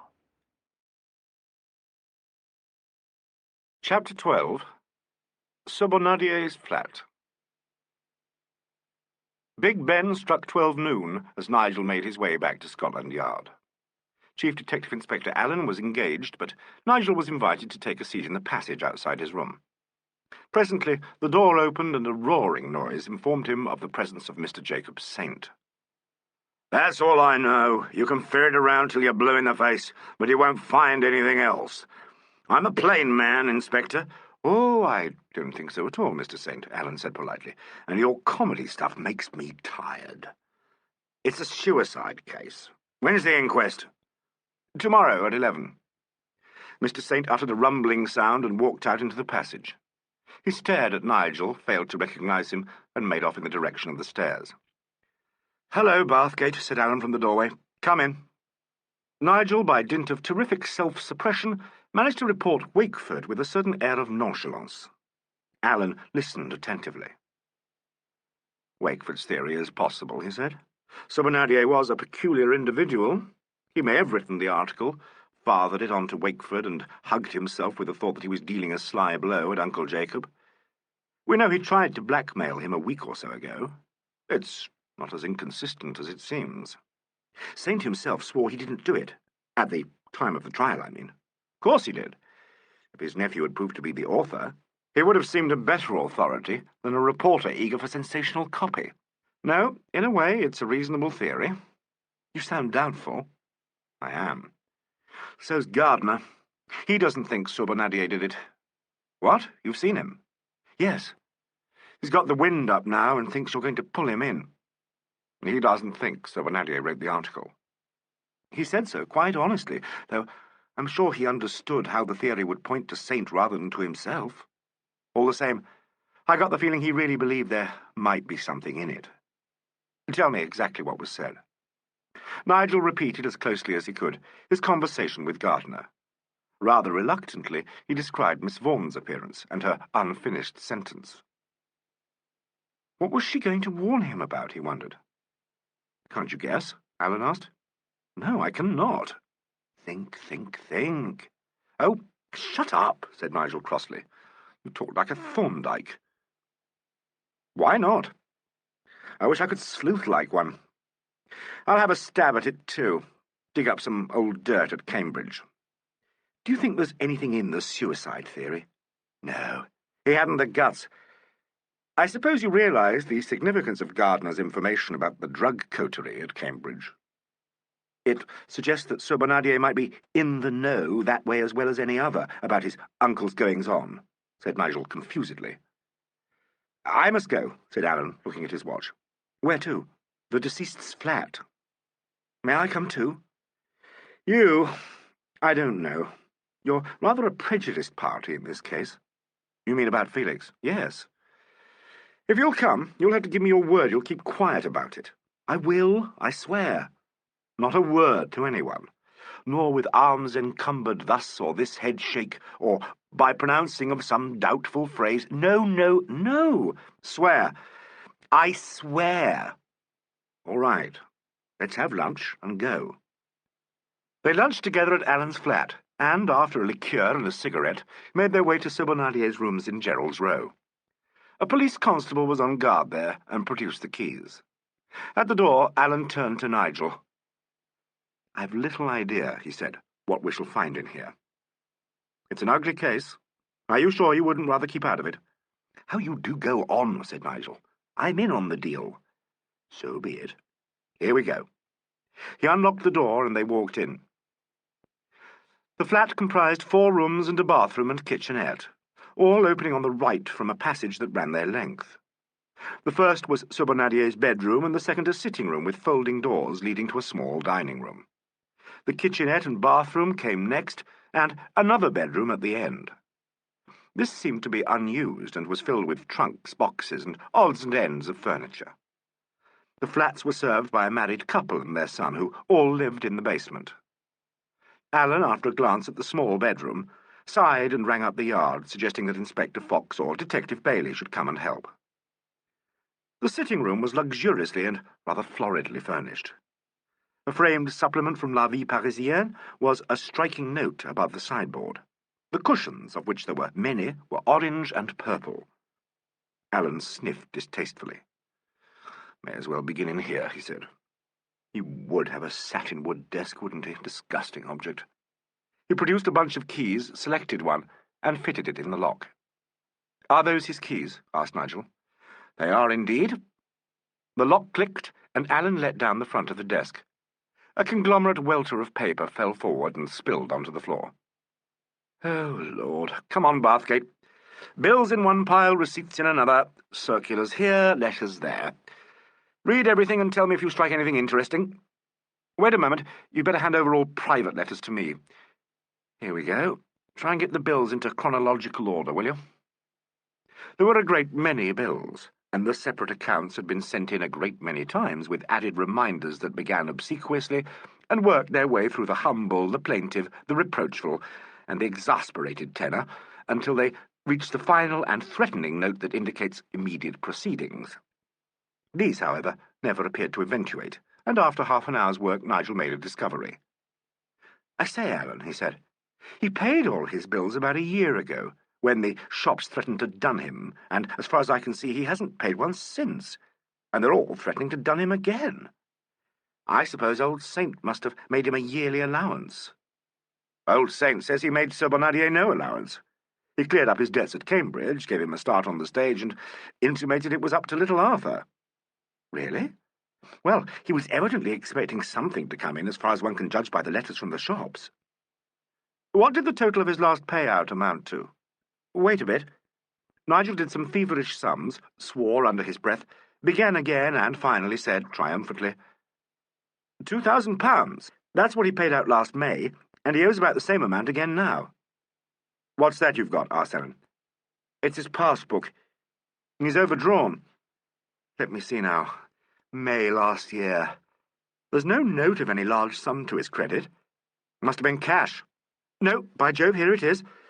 2,000 paid in on the 25th of May last year." "I see," said Alan thoughtfully. "I see. Doesn't that look like blackmail money?" "It does. From Saint?" "I bet it was from Saint." "Maybe. You sound dubious." "I am. Here's old Fox."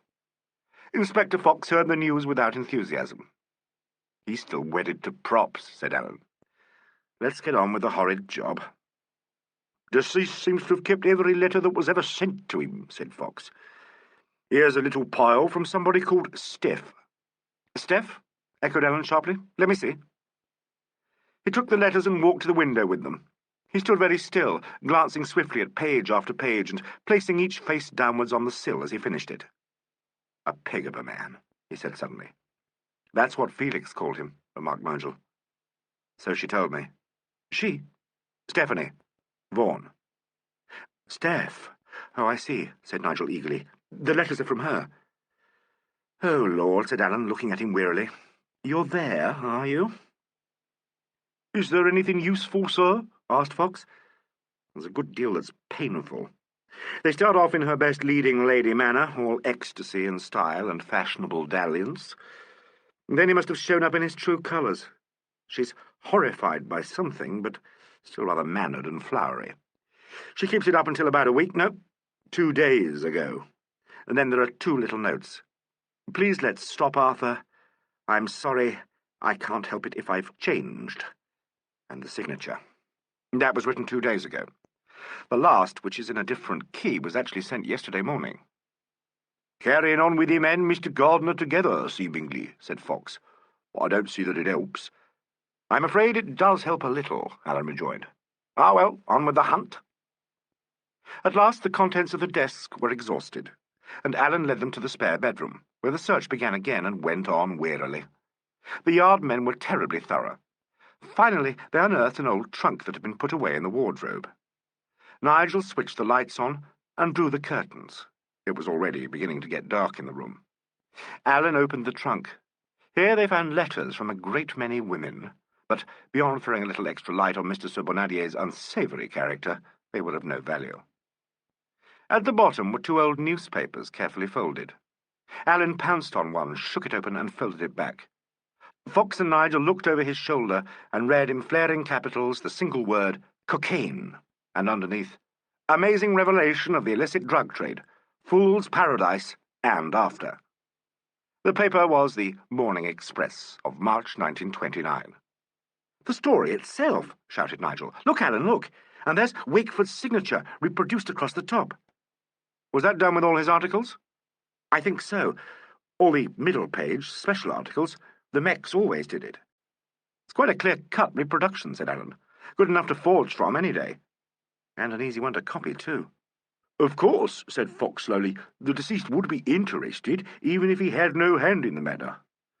"Quite so," agreed Alan absently. He read some of the letterpress. "Certainly points very directly at Saint," he said. "There's another paper left. That will be the account of the libel action." "You're quite right, sir, it is." "Yes, well, now we turn to little Arthur's bedroom. We are looking for a small strong box, perhaps a cash box. What are you staring at, Bathgate?" "You," said Nigel simply.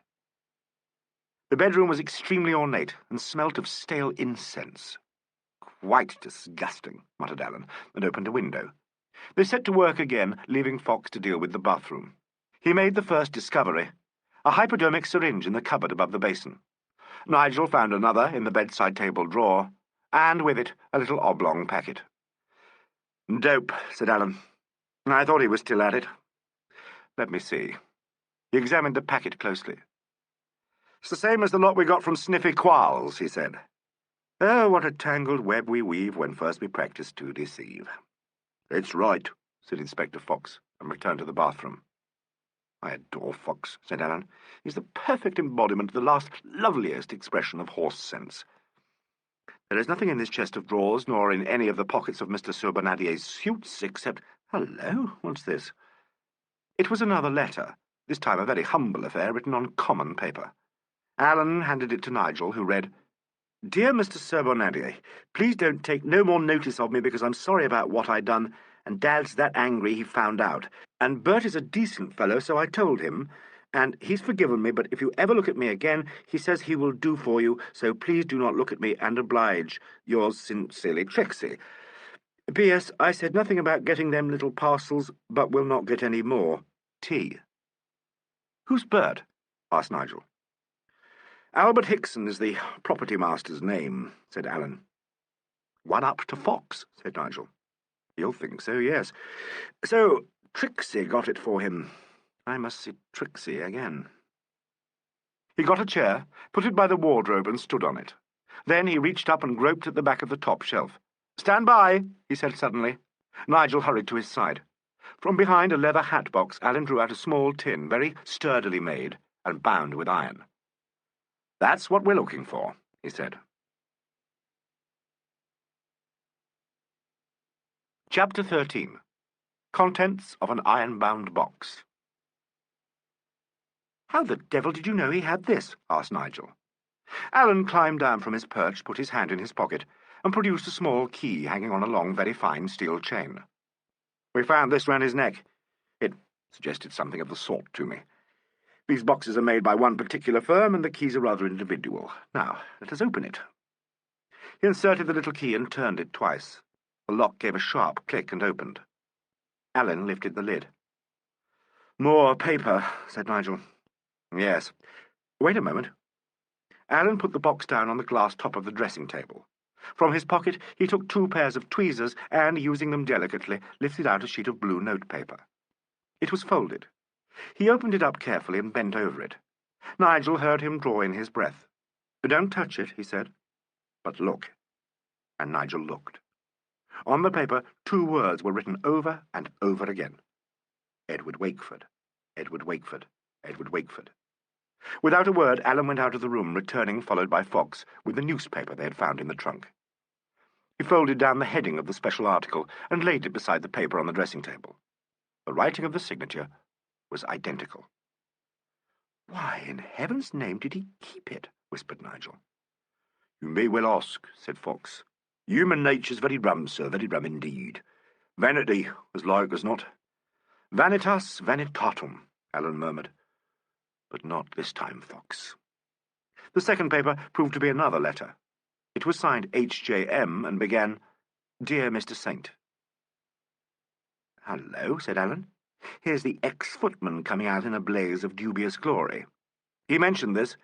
It's from Mortlake. Please find enclosed my cheque for £500 in settlement of our little debt. The goods have all been disposed of as per arrangement. The trade in Shantung silk is particularly satisfactory, but I have great hopes of Celanese next June, when our Mr. Charles comes over. Yours faithfully. Oh, joy, oh, rapture, my foxkin, this is Mortlake himself. It's a relic of our last little cash. Do you remember? Please to remember, my fox." "I remember all right. Shantung was heroin, and Celanese was cocaine. We rounded 'em all up except Mortlake. And our Mr. Charles was none other than Sniffy Quarles, who got 5 of the best, bless his little soul. This will just about settle Mr. Mortlake. So, that's what Sir Bonadier had up his sleeve for Jacob Saint. Well, sir, I must say it begins to look more as if Saints are men. Although you've got to admit, Trixie's letter still points my way." "Aren't you both excited?" Nigel observed perkily. "You must allow us our drab thrills.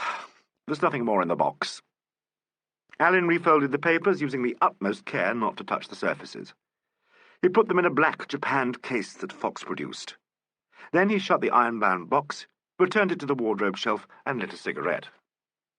"Bailey had better get to work on the papers," he said. "There's nothing else here. I'm going to call on Miss Vaughan. No, wait a moment. I think I'll ring her up." He sat on the bed, nursing his foot and rocking backwards and forwards. An expression of extreme distaste crossed his face. He took up the telephone directory, consulted it, and, with a fastidious lift of his shoulders, dialed a number on the bedside telephone. The others waited. "Is that Miss Stephanie Vaughan's flat? May I speak to her? Will you say it's Mr. Roderick Alleyn? Thank you." A pause. Alan traced his fingers slowly round the base of the telephone. "Is that Miss Vaughan? Please forgive me for bothering you. I'm ringing up from Sir Bonadier's flat. We intended to go through his papers this afternoon, but I find it's going to be a very big job. There are some letters." He paused. "Yes, I realize it is very disagreeable, and I think it would be easiest for you if you could meet me here, and should there be any questions, I can ask them straight away." "That is extremely kind of you. I'm locking the place up now and leaving it, but I thought of returning about 9 this evening. Could you come then? May I pick you up?" "Oh, I see. At 9 o'clock, then. Goodbye." He hung up the receiver. "What's the time?" he asked. 5 o'clock, said Nigel. "Fox, will you take the papers back to the yard and let Bailey have them, and tell the constable outside he can go." "Go?" echoed Fox dazedly. "Yes, and don't send anyone to relieve him. I'm staying on here myself." "Until 9?" Fox asked. "Until 9 or earlier," said Alan. "You can get hold of Felix Gardner again. You can tell him the police believe Sir Bonadier to have written the article in the Morning Express. Ask him if he can give us more information about Sir Bonadier's Cambridge days. Anything at all that he can remember. There may be something he's holding back. He's feeling jumpy, you tell me. If he's got the idea we're suspecting him, his natural reaction will be to disclaim any previous relationship with Sir Bonadier." Nigel looked uncomfortable. "I don't like the idea of pumping him." "Then you are useless. I'll see him myself. Sorry if I'm tiresome. All amateurs are tiresome. You want to be in on this, but you shy off anything that is at all unpleasant. We had this out before in the Wild case. You'd much better keep out of it, Bathgate. I should have said so at the beginning. If you can assure me Felix is safe, I can give you no assurances about anybody who is behind the scenes. I have my own theory, but it may all be wrong. It's by no means cast iron, and a new development might set us off on a completely new track after any one of them, from Gardner himself down to old Blair. You want me to assure you with my hand on my heart that I am not interested in Gardner. I can't do it. Of course I'm interested in him. He fired the revolver. I might have arrested him there and then. He's one of the mob, and I've got to prove to myself he didn't plant the cartridges. Like everyone else in the case, he isn't volunteering information. As an innocent man, he's a fool if he tries to blind the police. He may have a specific reason for doing so. He's in love. Think that out. If you choose, you may tell him the theory as regards Saint, and if he knows anything about Sir Bonadier's past that may throw light on that theory, and cares to tell you, and you are still on the side of justice, well and good.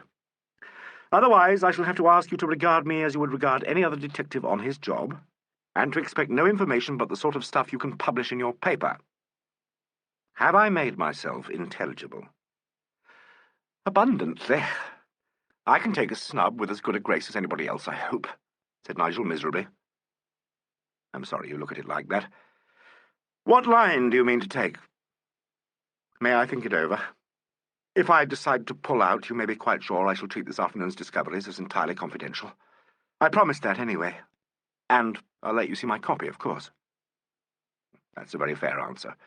Let me know at my flat this evening, will you? Now, I must ask you both to go." Nigel followed Fox into the passage. At the door, he turned and looked back. "Well, goodbye for the present," he muttered. "Goodbye, you old sausage," said Inspector Alleyn. Fox told the constable at the entrance to the flat to go off. Then he turned to the still discomfited Nigel. "I dare say you think the chief's been a bit odd, sir," he ventured. "But you don't want to look at it that way. It's a matter of what you might call professional etiquette. The chief likes you see, and he's so blasted honest, if you'll excuse me. His job has to come before anything. Don't you worry about Mr. Gardner. He's been the cat's paw and nothing else, and if he starts holding back information, he's very foolish." "I don't think he's done anything of the sort," complained Nigel. "Well, all the better. If you decide to help us, Mr. Bathgate, I'm sure you won't regret it, and I'm sure Chief Inspector Alleyn will be very pleased." Nigel looked at his large, comfortable face, and suddenly liked him very much. "It's nice of you to bother, Inspector," he said. "I was a bit disgruntled. It made me feel such an ass, and I do admire him so very much." "You're not alone in that, sir. Well, I must be off. Going my way, sir." "I'm for Chester Terrace." "And I'm for the Yard. No rest for the wicked. Good night, sir." "Good night, Inspector." Nigel's flat in Chester Terrace was a short walk from Gerald's Row. He strode along quickly, still rather miserable over his lecture from Alleyn. He'd only gone a couple of 100 yards when a taxi passed him, moving slowly along the curb as though cruising for a passenger. Nigel automatically shook his head and then saw that the man had a fare. A woman. As the cab passed him, a streamer of light from the street lamp caught her face. It was Stephanie Vaughan. She gave no hint of recognition, and in a moment had passed him.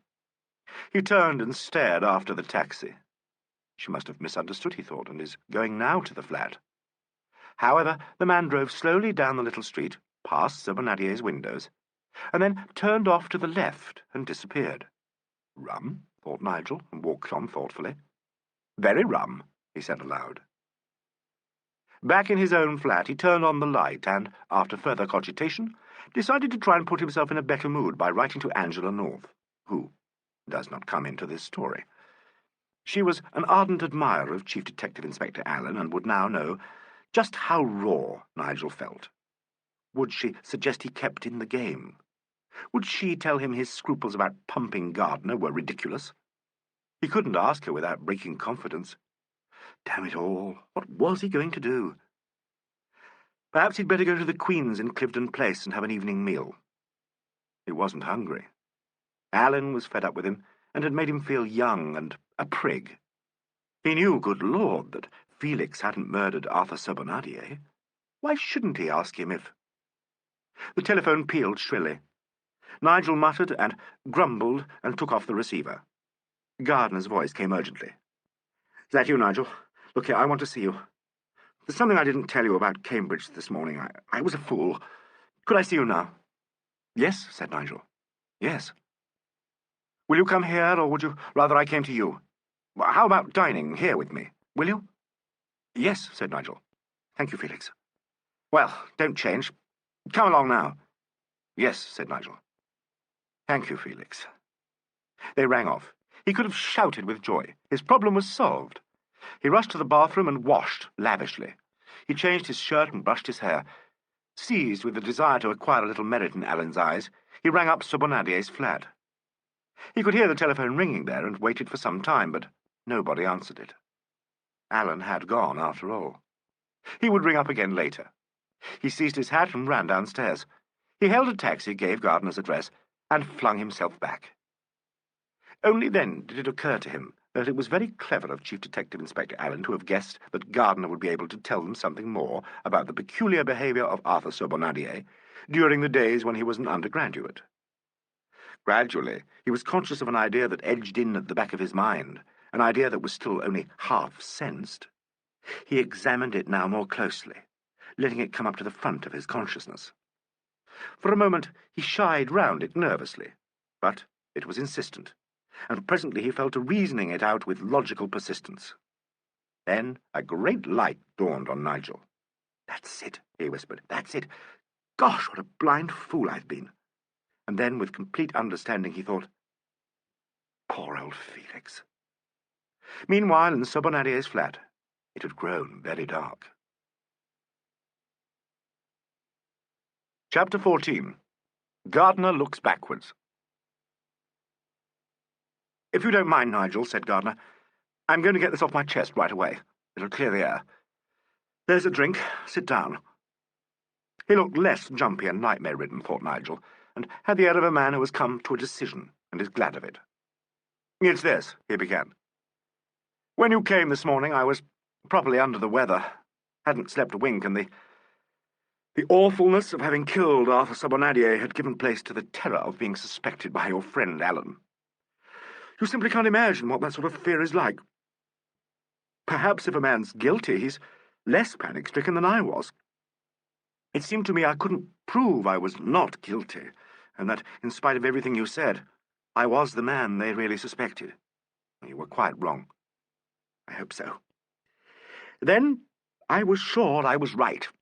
Well, I couldn't think of anything coherently, but when you started asking me about the libel case and if I knew Sobonadier at Cambridge, I thought, he's been sent to ask that. Alleyn thinks I'll be off my guard with Nigel. I can't tell you how awful I felt. No, let me go on. So I half-lied. I said I didn't know Arthur well in those days. It wasn't true. I did know him pretty well for a short time, before I realized quite how unpleasant he was. I was younger than he, and perhaps even more of an ass than most youths. I thought it thrillingly daring and sort of draining life to the dregs kind of thing when he asked me to a heroin party. "Good Lord," apostrophized Nigel. "Yes. I only went once, and it was quite beastly. I didn't take nearly as much as the others, and it didn't have a great effect. I probably offered more resistance. Next morning I felt I'd made a fool of myself, and I thought I'd make a clean break. So I called on Sobonadier to tell him so. I wanted to put it straight. He was still pretty dopey, and inclined to be maudlin. He began to confide in me.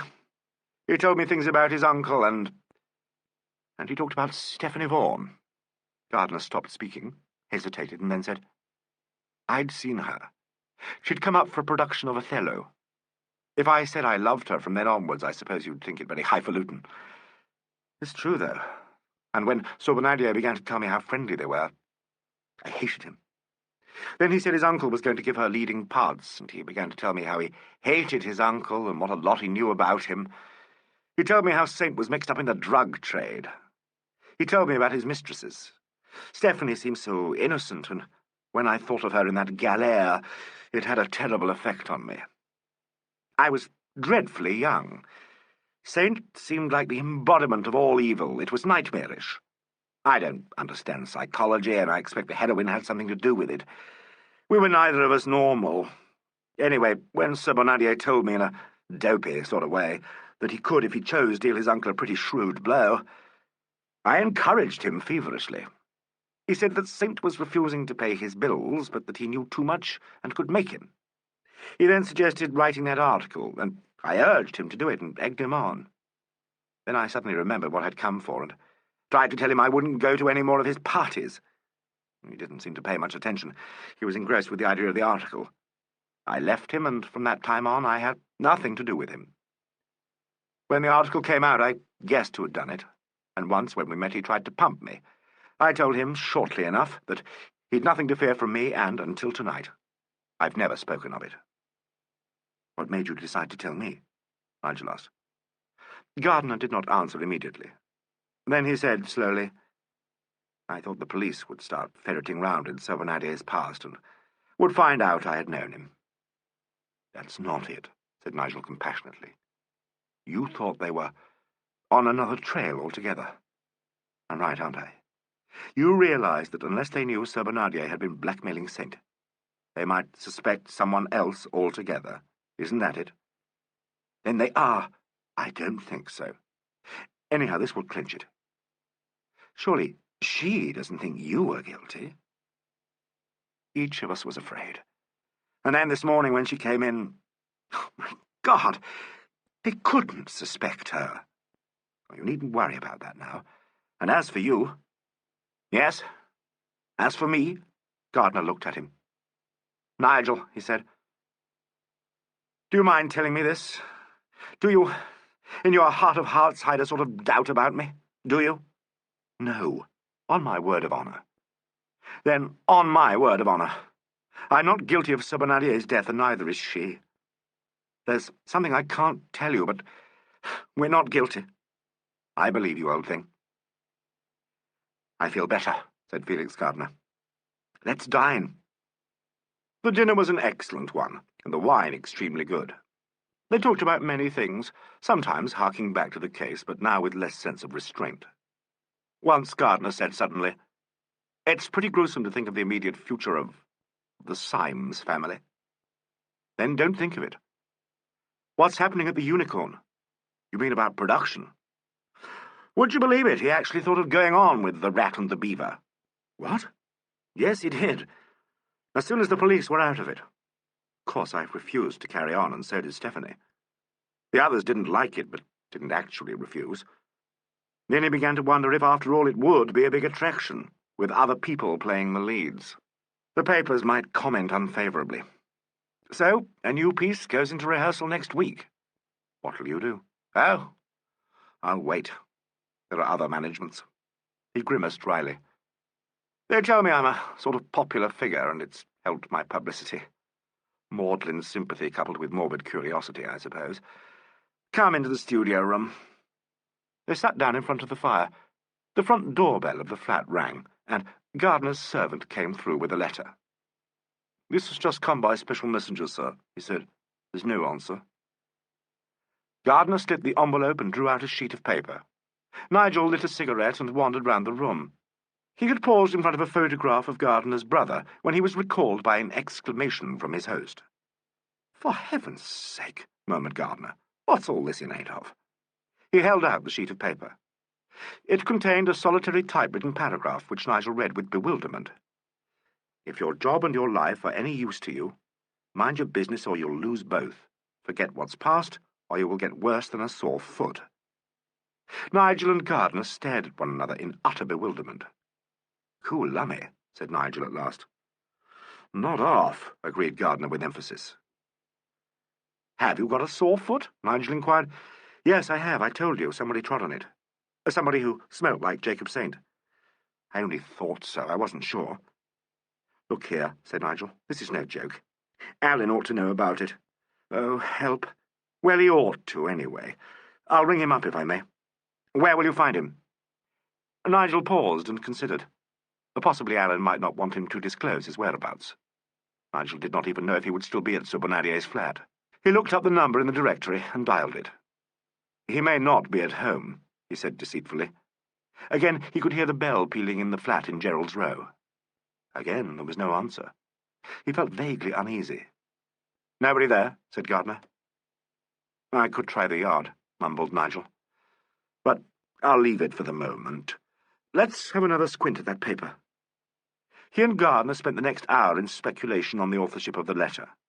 Gardner said he didn't think Saint would do it. Nigel said if he was rattled, there was no knowing what he would do. "If he's a murderer," he began. "I'm not sure that he is. Another view is that he's scared I may know something of what Sir Bernardier found out about him and thinks I may do exactly what I have done. Come clean." "Did he know you were friendly with Sir Bernardier?" "Yes. Arthur introduced us in those days. Afterwards, when I took to the boards, he saw me in the first decent part I played and remembered me. That's partly how I got my first shop under his management. Not nice to think of now. Arthur resented it very much. He used to tell people I'd got in on his family ticket. God, what a dirty game it is. Do you remember what I said about actors?" "I do." Look at the way they behaved last night, with Sobonadier lying dead on the stage. All of them acting their socks off. Except Stephanie. Nigel looked at him curiously. He seemed to hear Alan's sardonic, "Lovely exit, wasn't it?" after Miss Vaughan had left the stage. He remembered the curiously seductive note she struck afterwards in her interview with the inspector. Even he, Alan, had stood longer than was necessary with his hand on her bruised shoulder. Nigel thought virtuously of his Angela, and felt a little superior. "I wonder what she's doing," Gardner said presently. "I wanted to go and see her tonight, but she said she'd ring up." "What's she so frightened about?" Nigel blurted out. Gardner's face whitened. The look that had been there that morning returned. "Of course she's frightened," he said at last. "She thinks Alan realized Sobonadier was pestering her and threatening her. It wasn't hard last night to see how the land lay. She always made nothing of it to me. Until this morning I didn't realize myself what he was up to. This morning she showed me her shoulder and told me that after I left her he struck her. Swine! My God, if I'd known that!" "It's damn lucky for you that you didn't," said Nigel. "And he's dead now, Felix." She told me Alan had seen the bruise. She thought Alan suspected her. She's terribly highly strung, and the shock has been almost overwhelming." "And you were afraid for her, too?" "Yes, after this morning. Until then, selfish imbecile that I was, I thought only of myself. That they should even think of her, it's monstrous." "Well, don't worry. I haven't heard one of them ever hinted. I tell you, they're off on different tacks." "I'd be breaking confidence if I said more than that. And now, if you don't mind, Felix, I'll be off. It was a devilish late night last night, and you look as if you wanted sleep too. Take a couple of aspirins and a peg, and leave off worrying. Good night. Good night, Nigel. We've never known each other particularly well, but I hope we may from now on. I'm rather grateful to you." "Bosh! Good night." It was 10:30 when Nigel got back to Chester Terrace, and he was, he discovered, dead tired. He had, however, a story to write for tomorrow, and he didn't want to leave it till the morning. Very wearily, he sat down to his typewriter and ran in a sheet of paper. He thought for a moment, and then began to tap at the keys. The Unicorn murder. Fresh developments. St. Libel case recalled. As he worked, his thoughts kept turning to Alan. The inspector ought to know about Felix. At last he reached out his hand and took up the telephone. Surely by this time Alan would be home. He dialed the number of his flat, rested his head on his hand, and waited.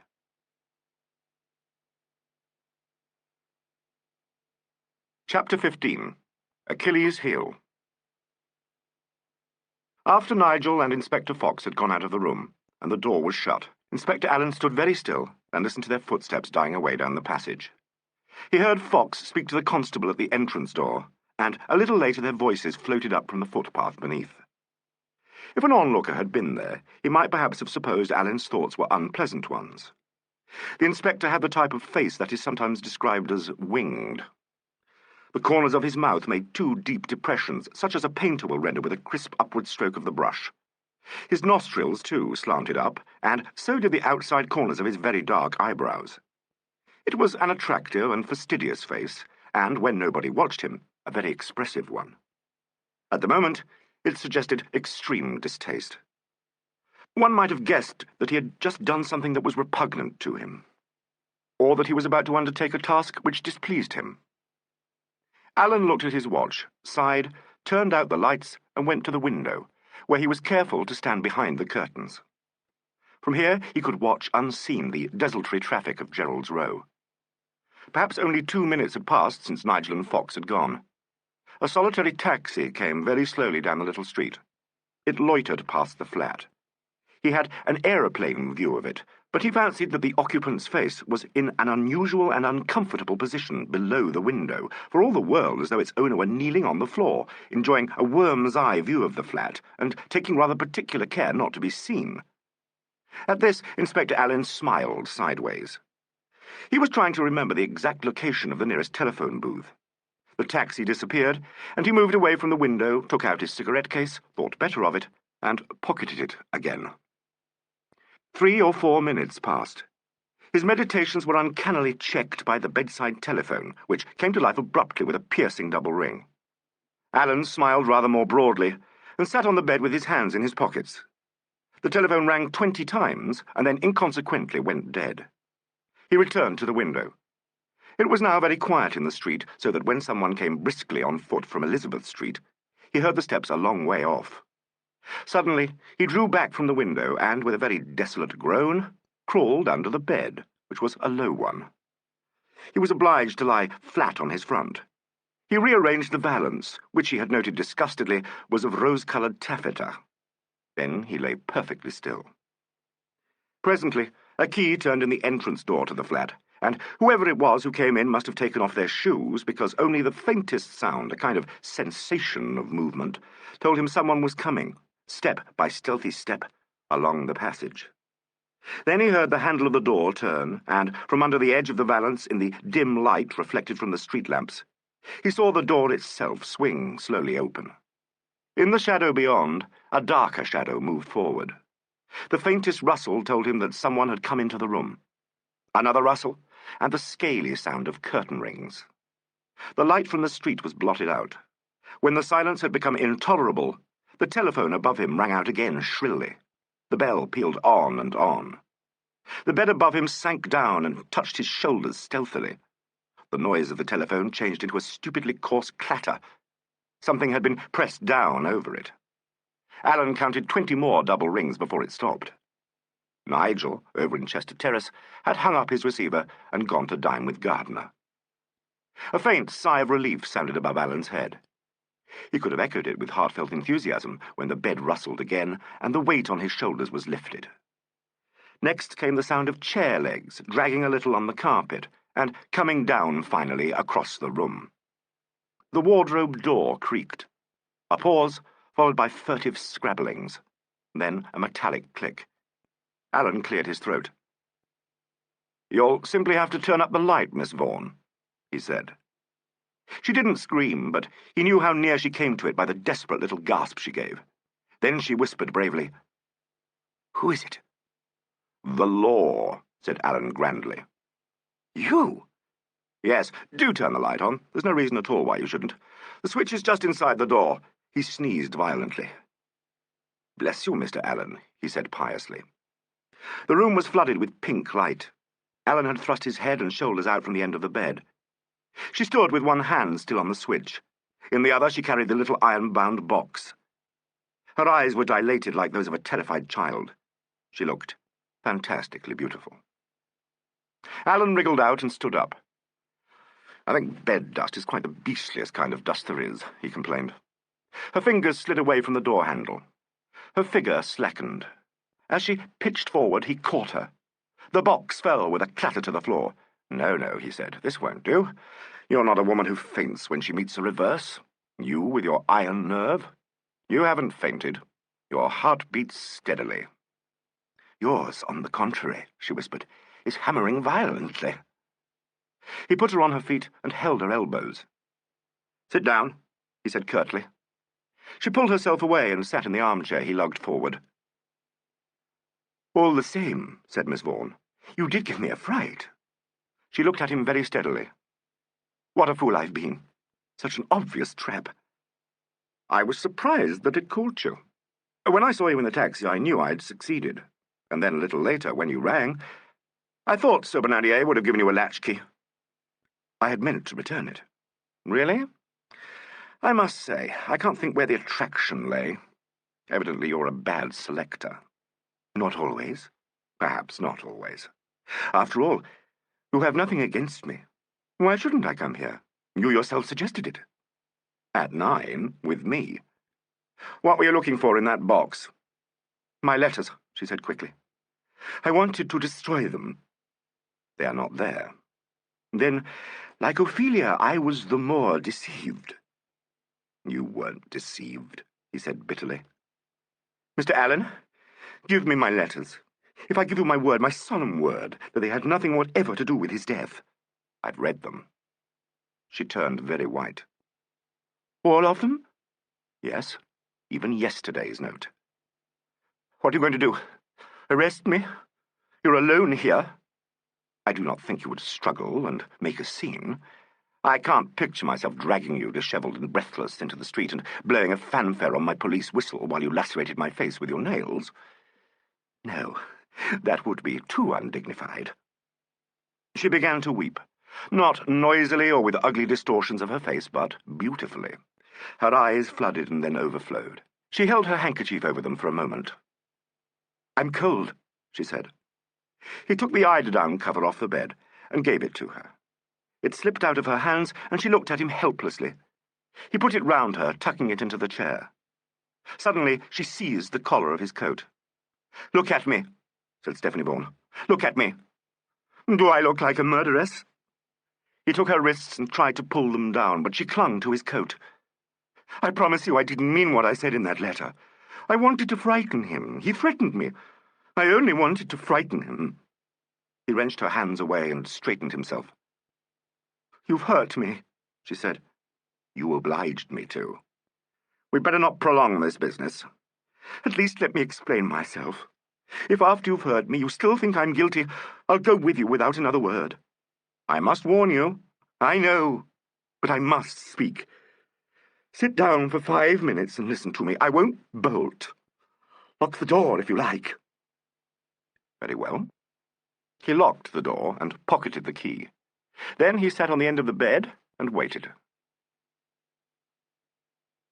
"I've known Arthur Sobonadier for 6 years," she said at last.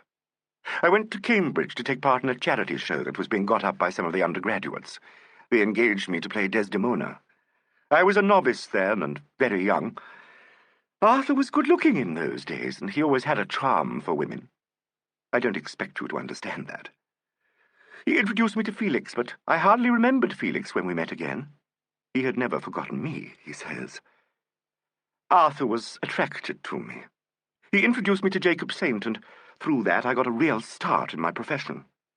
We were both given parts in a Saint show that was produced at the end of the year. He was passionately in love with me. That doesn't begin to express it. He was completely and utterly absorbed, as though, apart from me, he had no reality. I was fascinated, and so it happened.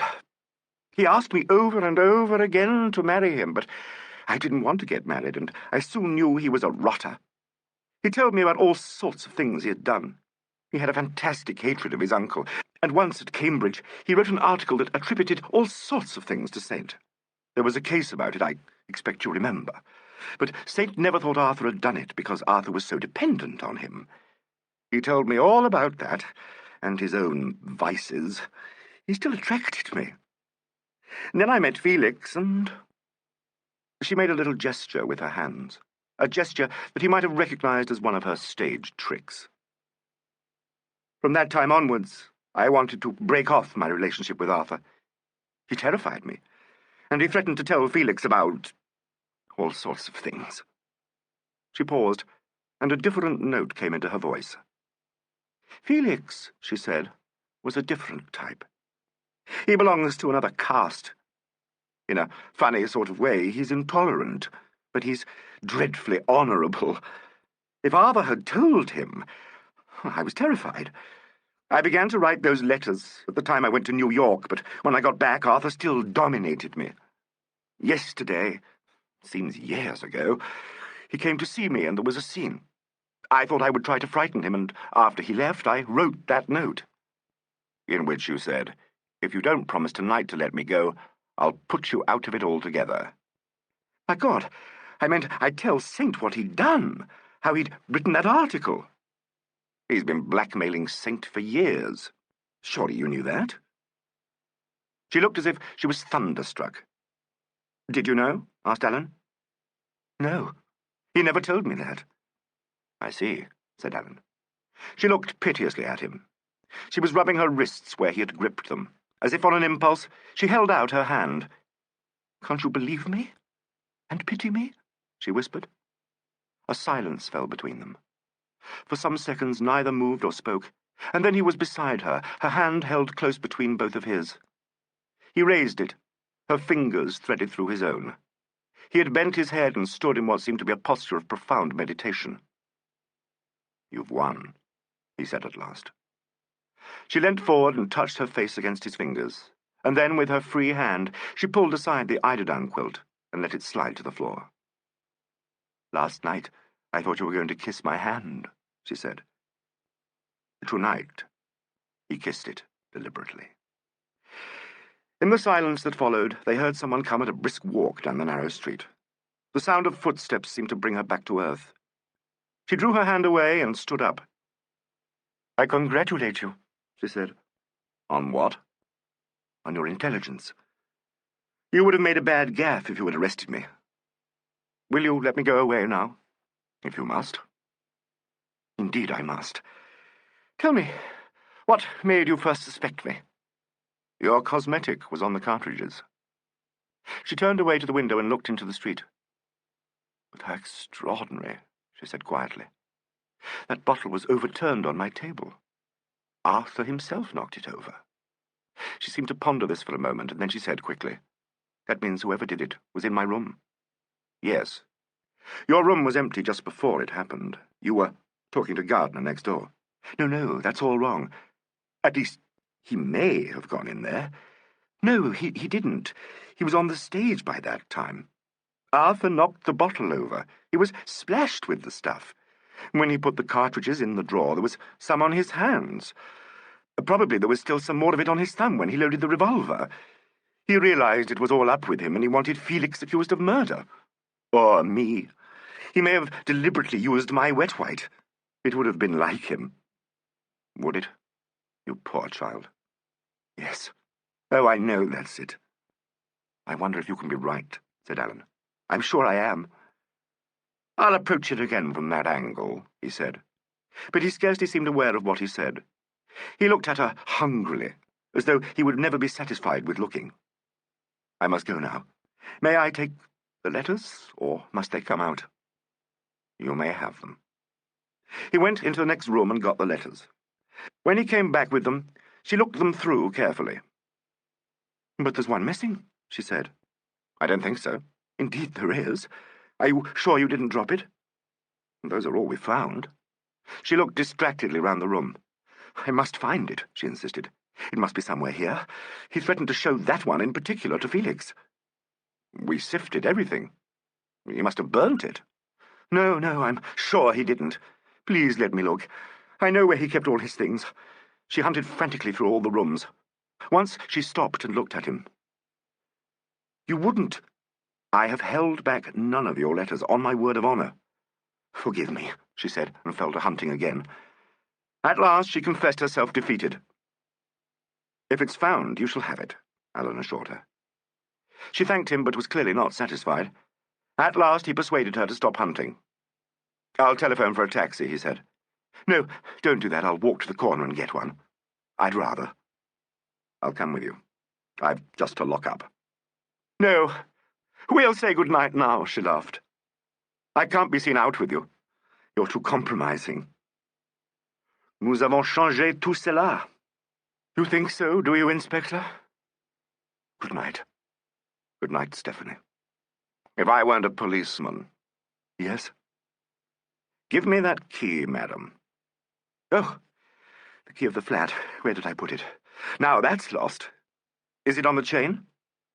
He pulled at the chain round her neck, found the key which had been hidden under her dress, and slipped it off. This brought them close together, and he saw she was trembling.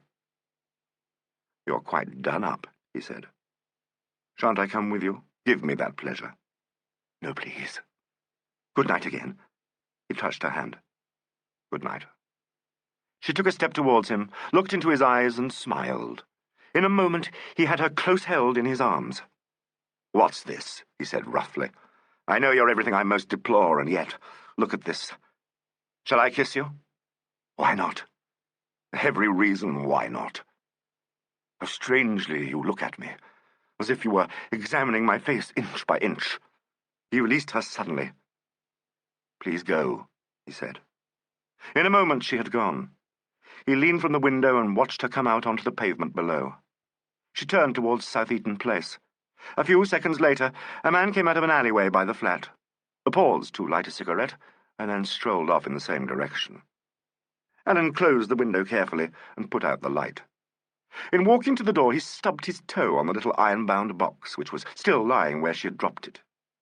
He stooped down and opened it. A look of intense relief lightened his face. He picked it up and went out of the flat. Left to itself, the telephone rang again, insistently. Chapter 16. The Inquest. About 10 minutes after Alan got back to his own flat that night, Nigel's call came through. "Got you at last," he said. "Did you ring up at Sobonadier's flat about 20 minutes after you left it?" asked Alan. "Yes. How did you know?" "I heard you." "Well, why the deuce didn't you answer?" "I was under the bed." "What? This telephone's very bad. Never mind. What's the matter?" "I've been to see Felix. He asked me to." "You were right." "Well, not over the telephone. Come to the yard at 9 tomorrow." "All right," said Nigel. "Good night." "Flights of angels, sing thee to thy rest," said Alan wearily, and went to bed. Next morning, Nigel arrived at Scotland Yard with his copy and his messenger boy. "This is becoming a habit," said Alan. He censored the story, and the remains were dispatched to Fleet Street. "Now," said Nigel, "listen." He told his story of Gardner's confession and of the anonymous letter, which he produced. Alan listened attentively and examined the paper very carefully. "I'm glad he decided to tell you this," he said. "Do you think he will repeat it and sign a statement to the same effect?" "I think so. As far as I could gather, after he'd got over the first shock of having killed Sir Bonadier, he began to think you'd suspect him of malice aforethought. Later on, after I had heard Miss Vaughan ask him not to repeat whatever it was, he felt it was she who was in danger, and that he must tell you everything he knew that would be likely to draw your suspicions away from her. He realizes that what he has said definitely implicates Saint, and may implicate himself. He's not at all sure Saint did it. He's inclined to think it's suicide." "So is our Mr. Saint, very much inclined," said Alan grimly.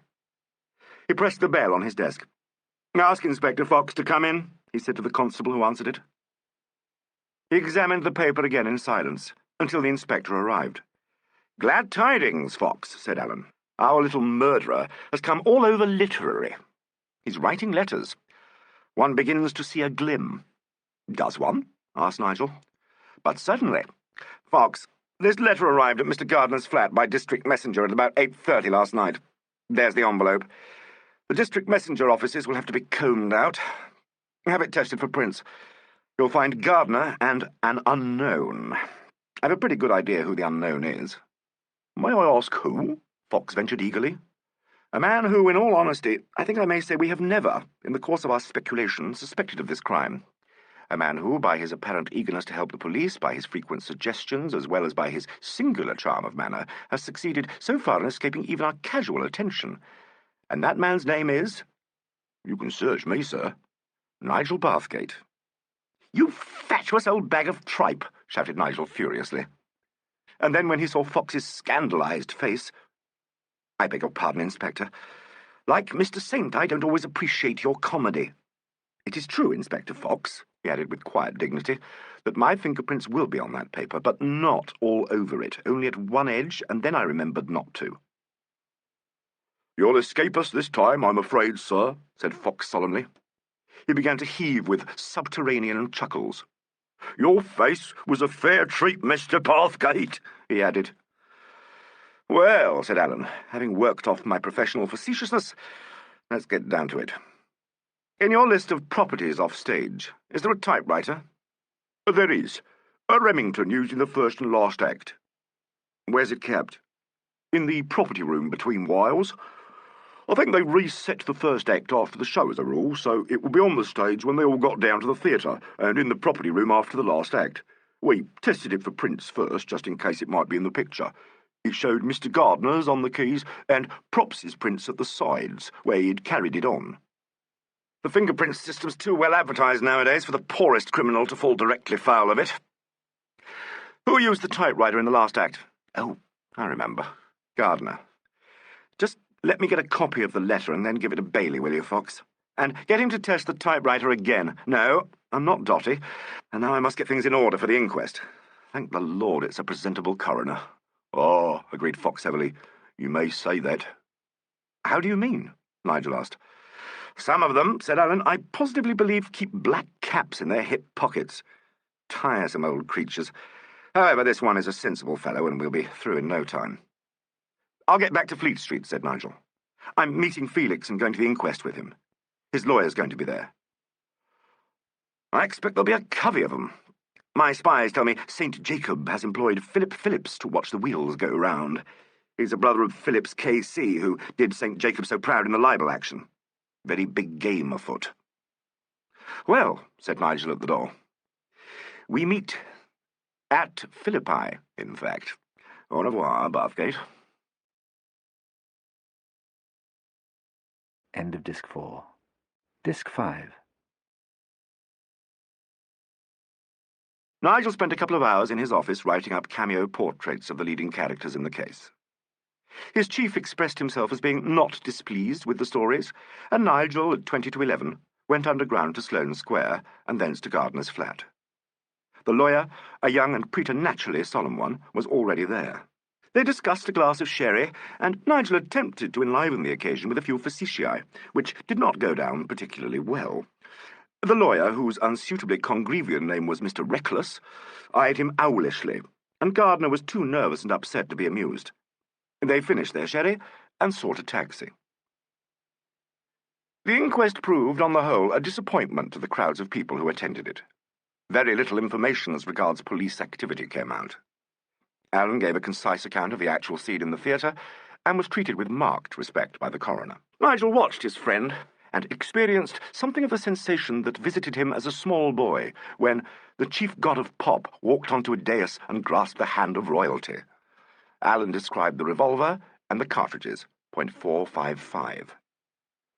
"Did you notice anything remarkable about either the weapon or the cartridges?" asked the coroner.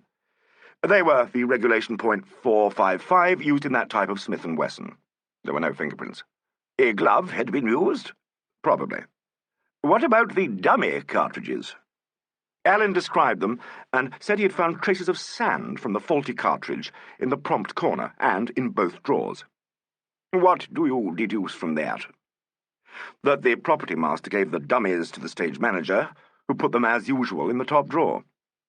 "You suggest that someone afterwards moved them to the second drawer, replacing them with genuine cartridges?" "Yes, sir." "Is there anything else you noted as regards the cartridges?" "I saw whitish stains on them." "Have you any explanation for this?" "I believe them to be caused by a certain cosmetic used as a hand make-up by actresses." "Not by actors?" "I imagine not. There was none in the actors' dressing rooms." "You found bottles of this cosmetic in the actresses' dressing rooms?" "I did." "Are the contents of these bottles all alike?" "Not precisely." "Could you distinguish from which, if any, of these bottles the stains on the revolver had come?" "An analysis shows that it came from the Star dressing room. A bottle of cosmetic had been spilt there earlier in the evening." "The Star dressing room is used by whom?" "By Miss Stephanie Vaughan and her dresser. Miss Vaughan received visits from other members of the company during the evening. I myself called on Miss Vaughan before the first act. The cosmetic was not spilt then. I met, in this room, the deceased, who appeared to be under the influence of alcohol." "Will you describe to the jury your investigations immediately after the tragedy?" Allen did so, at some length. "You searched the stage. Did you find anything that threw any light on the matter?" "I found a pair of gloves in a bag that had been used on the stage, and I found the dummy cartridges in a lower drawer of the desk." "What did you remark about the gloves?" "One had a white stain which, on analysis, proved to be similar to that on the cartridges." This statement caused a stir among the onlookers. Allen's evidence went on for some time. He described his interviews with the performers, and said they had all since signed the notes taken at the time of their statements. This was news to Nigel, who wondered how they had reacted to the evidence of his activities. Allen said little about the subsequent investigations by the police, and was not pressed to do so by the coroner, who left him a very free hand. Felix Gardner was called. He was very pale, but gave his evidence clearly. He admitted ownership of the revolver, said it was his brother's, and added that he gave the 6 cartridges to the property man, who converted them into dummies. "Did you visit Miss Vaughan's dressing room before the fatality?" "Yes. I was there with Chief Detective Inspector Allen, who visited me with a friend. Before the first act.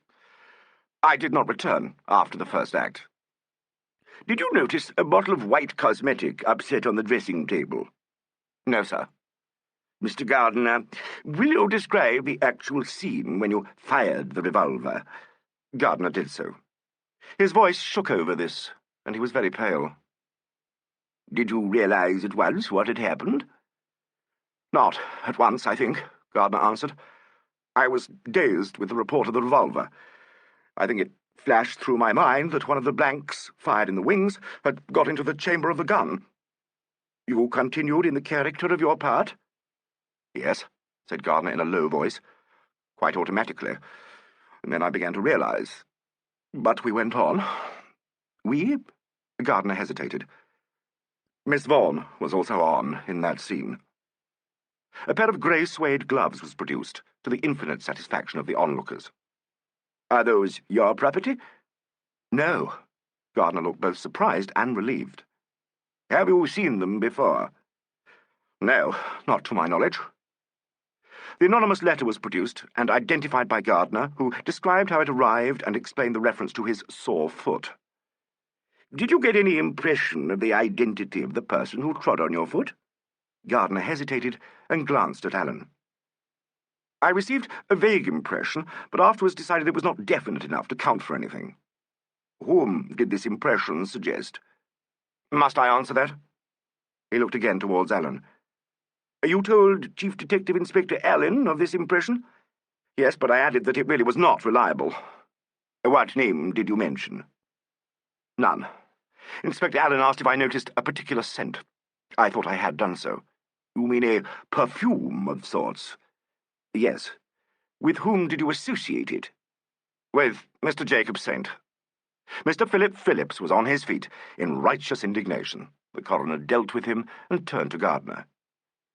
Thank you, Mr. Gardner. Stephanie Vaughan appeared next. She was very composed and dignified and gave her evidence lucidly.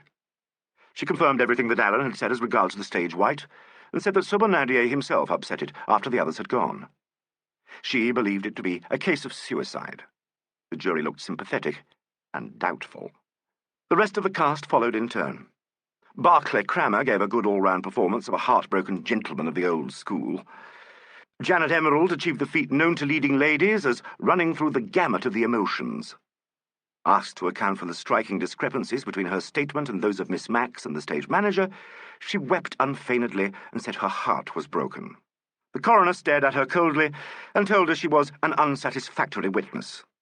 Miss Deemer was youthfully sincere and used a voice with an effective little broken gasp. Her evidence was supremely irrelevant.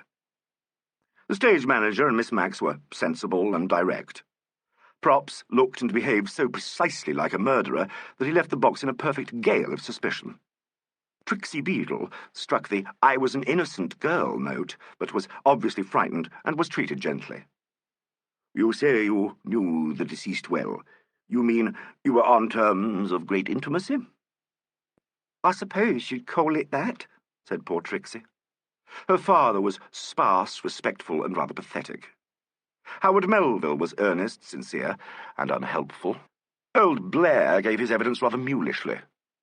He was asked to give the names of the people who went in at the stage door, and did so, including those of Inspector Allen, Mr. Bathgate, and Mr. Jacob Saint. Had he noticed anybody wearing these gloves come in at the stage door? Yes, said old Blair in a bored voice. Who was this person? Mr. Saint. Mr. Jacob Saint? If there is a repetition of this noise, I shall have the court cleared. Are you certain of this? Yes, said old Blair, and withdrew. Mr. Jacob Saint stated that he was the proprietor of the theatre, that the deceased was his nephew, and that he had seen him before the show. He identified the gloves as his, and said he had left them behind the scenes. He did not know where. He had visited Miss Emerald's room, but did not think he was wearing them then. Or probably he had put them down somewhere on the stage. To Nigel's surprise, no mention was made of the tension between Saint and Sobonadier. Mincing the footman was not called. Mr. Saint had not returned to the stage until after the tragedy. The coroner summed up at some length. He touched on the possibility of suicide, and rather belittled it. He directed the jury discreetly towards the verdict, which, after an absence of 20 minutes, they ultimately returned. A verdict of murder against some person or persons unknown. As he left the court, Nigel found himself walking behind Allen and immediately in front of Janet Emerald and Saint. He was about to join the inspector when Miss Emerald pushed past him and seized Allen by the arm. "Inspector Allen," she said. Allen stopped and looked at her. "You were behind that." She spoke quietly enough, but with a kind of suppressed violence. "You told that man to treat me as he did. Why was I singled out to be insulted and suspected? Why was Felix Gardner let off so lightly? Why isn't he arrested? He shot Arthur. It's infamous." Her voice rose hysterically. Several who had passed them stopped and looked back.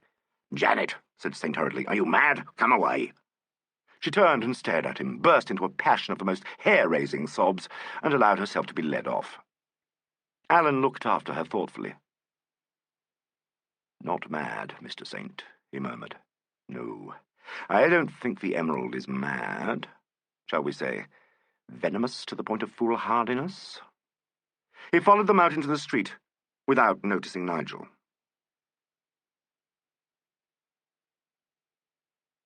Chapter 17. Sloane Street to the Yard. Nigel spent the afternoon in writing up his report of the inquest. He was greatly intrigued by the vast amount of information that had not come out. The coroner had skated nimbly over the Jacob St. libel action, had made no comment at all on Sir Bonadier's state of intoxication, and had walked like Aga in and out of Stephanie Vaughan's dressing room. The jury, an unusually docile one, had apparently felt no urge to ask independent questions. Their foreman, like the elephant's child, had the air of saying, "This is too much for me." Nigel imagined that in their brief retirement they had discussed the possibility of suicide, decided they wouldn't wash, and agreed that the whole thing was too complex for any decision but the usual one, which they had given. He had sensed Allen's extreme satisfaction, and now, once more, revised his own view of the case. He found that he had made up his mind that Saint was responsible for the murder. Yet Saint's was the best of all the alibis. He had been alone in the audience, but Blair had sworn positively that he had not seen the proprietor of the Unicorn return to the stage between the acts. Saint had been in a box, and it was just possible that he could have slipped out during the blackout. At this point, Nigel got his brainwave. Suppose Jacob Saint had left his box under cover of the blackout, and had gone through the door in the proscenium onto the stage. This door had been locked when Staveley and Nigel went through, but Saint might easily have got hold of a key. There he would be, before the lights went out, in his box facing the audience, as large as life. Then complete darkness. Saint had left the box, slipped through the door, which he had perhaps previously unlocked, gone straight to the desk, colliding with Gardner on the way, pulled out the drawers, and replaced the dummies with the cartridges. When the lights went up again, there was Mr. Saint sitting in his box at the Unicorn. Nigel was thrilled with himself, and rang up Scotland Yard. Allen was out, but had made an appointment for 4 o'clock. Nigel said he would be there at 4:30. He felt fidgety and unable to settle down to anything. He was big with his theory. Presently he thought of Felix Gardner, and decided to walk round to Sloane Street and talk it over with him. He didn't ring up. If Felix was out, he would walk on down to Knightsbridge and take a bus to the Yard. He wanted exercise. Sloane Square, that full stop between Eatonia and Chelsea, had a look of sunny friendliness. Nigel bought a carnation for his coat, sent a silly telegram to his Angela, and walked lightly onwards. Sloane Street, with its air of quality and hint of boredom, was busier than usual. Nigel felt a sudden inclination to run, to whistle, to twirl his stick round. He glanced jauntily at a shabby, genteel man who stood looking into the furniture shop next to the flat. Gardner's windows on the first floor were open. He spoke blithely to the commissionaire, refused the lift, and ran 2 steps at a time up the thickly carpeted stairs to Gardner's door. It was open, and Nigel, without ringing, went into the little entrance hall that opened into the studio sitting room. He was about to call out, cheerfully, and had actually drawn in his breath to do so, when he was brought up short by a woman's voice coming from the studio room. "If I did it," it cried urgently, "it was for you, Felix. He was your worst enemy." Nigel heard Gardner say slowly, "I can't believe it. I can't believe it." The woman began to laugh. "All for nothing," she said, between paroxysms of choking. "Never mind. I don't regret it. Do you hear that? But I don't think you were worth it."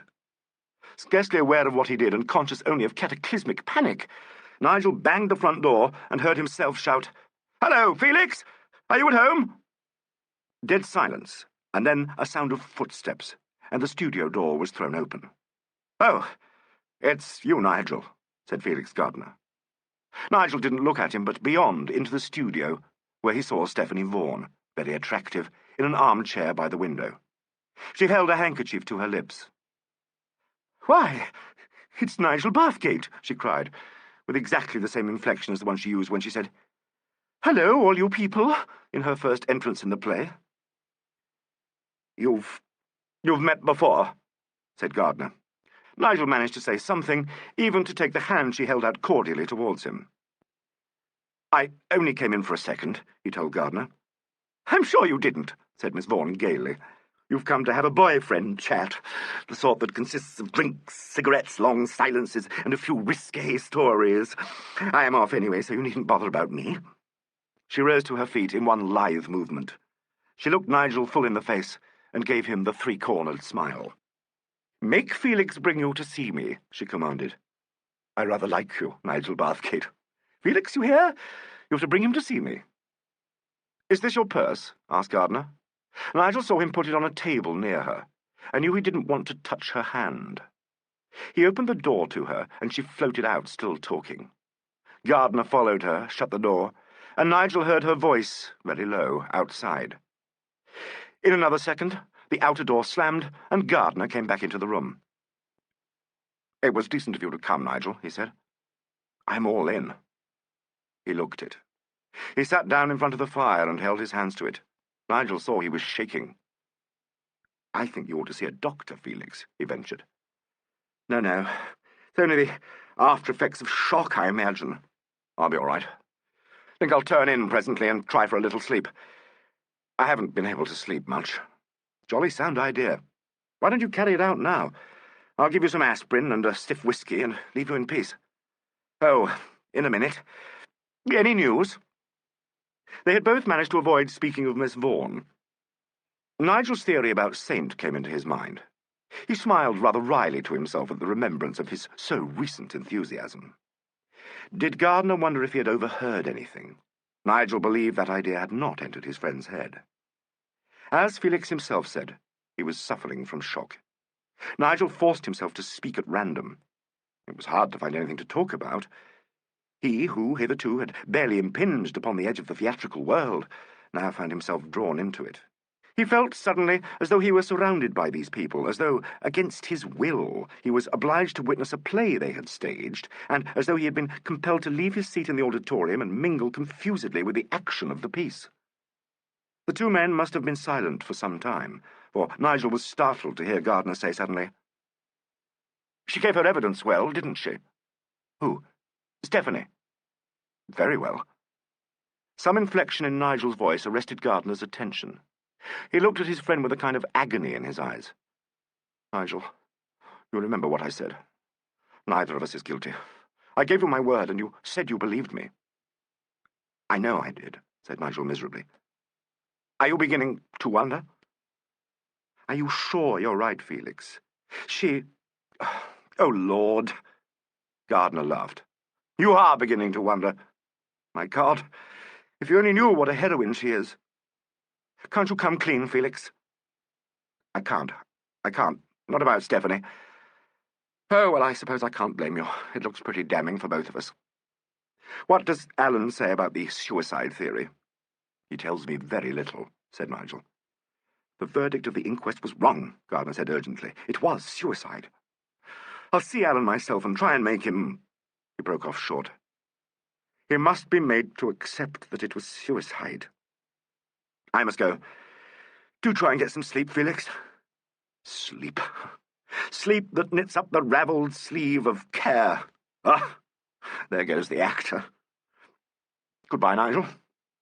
I'll let myself out. Goodbye. Nigel walked somberly downstairs and out again into Sloane Street. He realized now that he had a terrible decision to make. Was he to tell Alleyn of the conversation he had overheard? A woman. He shied off the logical consequence of his statement, and then, despising himself, came back to it again. If he held his tongue, what would happen? Would Felix, who loved her, let Saint be accused of the murder? He thought of Alan's attitude towards his scruples, and suddenly realized that it was his own peace of mind that he was trying to salvage. He was in Knightsbridge, and walking down to Hyde Park Corner, when he made his decision. He had no right to withhold his knowledge. He would tell Alan. With a heavy heart, he stopped a taxi. "Scotland Yard," he said. It was not yet 4 o'clock when he got there, but the Chief Inspector was in and could see him. He went up at once. "Hello, Bathgate," Alan said. "What's the matter with you? Found the murderer again?" "Please don't rag me," Nigel begged him. "It's not a theory I've come to give you, it's a statement." "Sit down. Now then, what is it?" "I suppose you won't understand how awful this feels, Alan. To you, it's all got to be completely impersonal. I can't feel like that. It's been rather an effort to come to you with this information. That sounds theatrical, I know, but you see, it's a woman." "What do you mean?" said Alan harshly. "What's this information? You say you've got a statement to make. Well, make it." "I beg your pardon, Bathgate. I'm unbearable these days, aren't I?" Nigel gulped. "I've overheard a confession," he said. Alan waited a second, and then took up a pencil. "When?" "This afternoon, about an hour ago." "Where?" "At Felix's flat." "All right, go ahead." "It's soon told. I went up into his little lobby without knocking, and I heard voices in the studio, as he calls it. A woman said, 'If I did, it was for you, Felix. He was your worst enemy.' Felix said, 'I can't believe it. I can't believe it.' And she began to laugh, horribly, and said, 'It was all for nothing. Never mind, I don't regret it. Do you hear that? But I don't think you were worth it.' And then I shut the front door noisily and called out. Felix came and let me in. She was there. It was Stephanie Vaughan." "Impossible," said Alan fiercely. "You don't think I could make a mistake over a thing like that, do you? I tell you, I'll never forget their voices for as long as I live." Alan was silent for so long that Nigel stared at him in some discomfort. He looked as though he had made a shutter of his face. At last he said, "After all, Bathgate, this is not conclusive. If I did, it was for you. He was your worst enemy. I suppose she had told Gardner that she had used some threat to Sir Bonadier to choke him off, and that she believed she had driven him to suicide. Suppose they were not speaking of Sir Bonadier." "If you'd seen Felix, you wouldn't suggest that." "Why? What do you mean?" "He's a broken man," said Nigel simply. "A broken man? A broken man? You're getting as stagey as any of them. Barclay Crammer was a broken man in the witness box this morning, silly old ass." Nigel got up. "Well, that's all," he said. "If you don't think it's conclusive, I'm damn thankful." Alan leant over the desk and looked at him as though he were a museum piece. "If Diogenes had rolled up against you," he observed, "he'd have got out of his barrel, filled it with booze, and made whoopee." "I suppose you mean to be nice," said Nigel in a relieved voice. "I suppose I do. What happened afterwards?" "We made perfectly dreadful conversation. I must say she gave a marvellous performance." "I believe you." "She asked me to go and see her." Nigel shuddered. "You're not to go." "Am I likely to?" "Listen to me. You're to pay no more visits to these people. Understand?" "Yes, but what's biting you?" "Unless I'm with you. Write your little articles and mind your little business." "This is what I get for doing the beastliest job of my life. My dear Bathgate, I do honestly appreciate your difficulty, and am genuinely grateful," said Inspector Allen, with one of his rather charming turns of formality. "But I do ask you to behave as I suggest. I can reward you with a very choice bit of copy." "What's that?" "You may inform your public that Mr. Jacob Saint has been arrested, but that the nature of the charge is not known." Chapter 18. Arrest. "As a matter of hard fact," Alan continued, when he had noted with satisfaction Nigel's dropped jaw, "Mr. Saint is still at large. I'm just off now to do my stuff. Care to come?" You bet I would. May I just ring up the office? I'll catch the stop press for the last edition. Very well. Say no more than what I've told you. You'd better warn them to hold it back for another 20 minutes. If he's not arrested, you can ring up. Aren't I good to you? Very, said Nigel fervently. He rang up and was well received. That's that, he said. Well, we must hustle along as soon as I get the word from my myrmidon. Don't let me forget my handcuffs. Dear me, I'm quite excited. 5 minutes ago, observed Nigel, you looked as though I'd punched you between the eyes. What's come over you? I've taken thought, or rose leaves, or something, and am no longer a golden ass. Are you arresting Saint for the murder? Wouldn't you like to know? A single knock on the door heralded the entrance of Inspector Fox.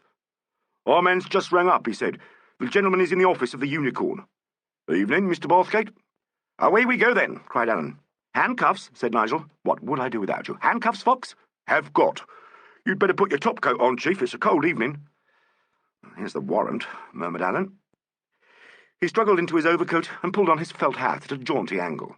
Am I tidy? He asked. It looks so bad not to be tidy for an arrest. Nigel thought dispassionately that he looked remarkably handsome, and wondered if the Chief Inspector had it. I must ask Angela, thought Nigel. Allen led the way into the passage. Inspector Fox took the opportunity to say in a hoarse whisper, He's very worried over this case, Mr. Borthgate. You always know. All this funny business. He had the air of a nanny discussing her charge. A policeman and 2 plainclothesmen awaited them. Unicorn Theatre, said Allen. There's a couple of those blasted pressmen outside, said Fox as they started. Begging your pardon, Mr. Borthgate. Oh, said Allen. We'll go in at the little street behind the theatre. It connects with one of the exits. We can go through the stalls into the office. Bathgate, you can walk round to the front and swap a bit of agony column with your brother pests, and then come down the stage door alleyway. All casual. Show this card to the officer on duty there, and he'll let you in. You'll get there as soon as we do. Spin them a yarn. Watch me, said Nigel enthusiastically. Allen gave Fox an account of Nigel's experience in the Sloane Street flat. Fox stared at Nigel as though he was an adventurous child. The car threaded its way through a maze of narrow streets. Presently, Fox tapped on the window, and they stopped. This is the back of the Unicorn, said Allen. Out you get, Bathgate. Up there and round to the left will bring you out in front. I'll give you a start. Nigel was conscious that his heart beat thickly as he ran up the side street. He dropped into a walk as he turned towards the impressive modern front of the theatre, with its bas-relief, in black glass and steel, of a star-spotted unicorn. There, sure enough, were 2 brother journalists, both of whom he knew slightly. Nosing round? Asked Nigel cheerfully. And you? Answered one politely. I've got a date with the comedienne. If you watch this alleyway, you may see something to your advantage. What are you up to? They asked him suspiciously. You with your pals in the force? Watch me and see. He walked airily down the stage door alleyway till he came to a side door into the front of the house. A uniformed constable was on duty here. He assumed a patiently reproachful air as Nigel drew near him, but when he read Allen's card, he grinned and opened the door. Straight up those stairs, he said. Nigel cocked a snook at his friends and walked in. The stairs, which were heavily carpeted, ran up to the dress circle foyer. Here Nigel found Allen, Fox, and the 2 plainclothes detectives talking to a 5th man whom he had not seen before. He came along about a quarter of an hour ago, this man said quietly. I was up here, but I told the PC downstairs to let him in. He looked sideways at me and asked me when the police were going to clear out and let him have the run of his own property. He said there were letters waiting for him which he must attend to. I made difficulties and held him here. My man downstairs was instructed to ring the yard as soon as Saint walked into the trap. He's just gone along now, sir, into the office at the end of that passage. Well done, said Allen. Come along. You got a gun, sir? Asked Fox. No, I knew you'd have one, you old bloodthirster. Bathgate, you follow last, will you? They walked in silence down the long passage. Nigel was acutely aware of the odour of officialdom. Suddenly, these men whom he knew and liked had become simply policemen.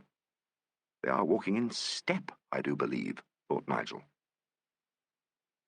They stopped outside a steel-framed door. He could hear somebody moving about on the other side. Allen knocked once, turned the handle, and walked in. The others followed, Fox with his hand in his jacket pocket. Between their shoulders, Nigel saw Jacob Saint. He had his bowler hat on and a cigar in his mouth. He seemed to have swung round from a heap of papers on an open desk. "What's this?" he said. The other officers moved apart. Alleyn walked up to him.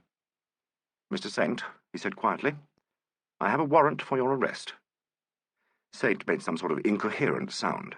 Alleyn paused. "You're mad," said Saint thickly.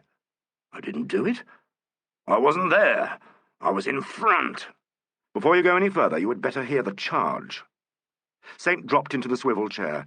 He looked quickly from one man to another. His hand fumbled at the side of the desk. "You're covered, Mr. Saint," Fox remarked suddenly. With something like a sneer, the proprietor of the Unicorn let his hands drop onto the arms of his chair. "What's the charge?" he asked. "You were charged with being concerned with traffic in illicit drugs." "Read it out, please, Fox. I get the language wrong." Thus urged, Inspector Fox broke instantly into a monotonous sing-song to which Saint listened closely, feasting unattractively the while on his little fingernail. "It's infamous," he said, when Fox had stopped as abruptly as he began. "It's infamous. You, Alleyn, you'll make a laughing-stock of yourself over this. You'll lose your job." "And that'll learn me," said Alleyn. "Come along, Mr. Saint." Saint took his hand from his lips and let it fall to the lapel of his coat. He rose ponderously and half turned aside. The next second, Alleyn had him by the wrist. The thick fingers held a piece of paper. "Please, Mr. Saint," said Alleyn. "We can't have you eating paper, you know." The next second they were struggling bitterly. Saint seemed to have gone mad. In a moment the chair was overturned. The two men had crashed across the desk. An ink pot fell to the floor, splashing Saint's light check trousers. The other men had got hold of him. Alleyn still held his wrist. It was now strained across his back, making the rolls of fat and muscle on his arm and shoulder bulge. He stopped struggling abruptly. "Pick up that chair," Alleyn ordered sharply. Nigel, who had hovered impotently on the outskirts of the battle, set the heavy swivel chair on its feet. "Let him down gently. You'll be all right, Mr. Saint. Open those windows, one of you." Saint lay back in the chair. His face was purple and his breathing terribly distressed. Alleyn took off his tie and unfastened his collar. The pulse in his neck throbbed laboriously. Alleyn loosened his clothes and stood looking at him. Then he turned to the desk telephone and dialed a number. "Yard. Chief Inspector Alleyn. Get the divisional surgeon to come round to the Unicorn Theatre at once. Heart attack, tell him. Got that? Upstairs. The constable at the door will show him. At once. Thank you." He put the receiver down. "You'd better go outside, I think," said Alleyn. "He wants to be quiet. Fox, will you wait here?" The three detectives filed out quietly. Fox stood still. Nigel walked over to the darkest corner and sat down, hoping to remain unnoticed. "Heart attack?" asked Fox quietly. "Evidently. He'll do, though, I fancy." They looked in silence at the empurpled face. Alleyn switched on an electric fan and moved it across the desk. Saint's thin hair was blown sideways. He opened his eyes. They were terribly bloodshot. "Don't try to talk," said Alleyn. "A doctor will be here in a moment."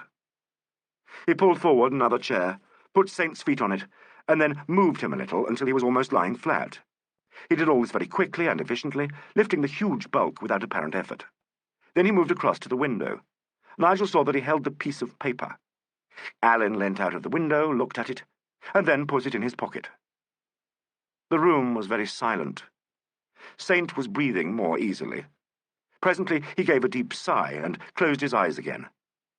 Fox walked over to Alleyn, who spoke to him in a low voice. The electric fan made a high, thrumming noise and blandly turned from side to side. Saint's hair blew out in fine strands, fell, and blew out again regularly. Nigel stared at Saint's heavy face and wondered if it was the face of a murderer. Before long, they heard voices in the passage outside. The door opened and the divisional surgeon came in. He walked over to Saint and bent down to make an examination. He took the pulse, holding up the fat white wrist and looking placidly at his watch. Then he injected something. Saint's lips parted and came together again clumsily. "Better," he whispered breathlessly. "I think so," said the doctor. "We'll keep you quiet a little longer and then take you away, where you'll be more comfortable."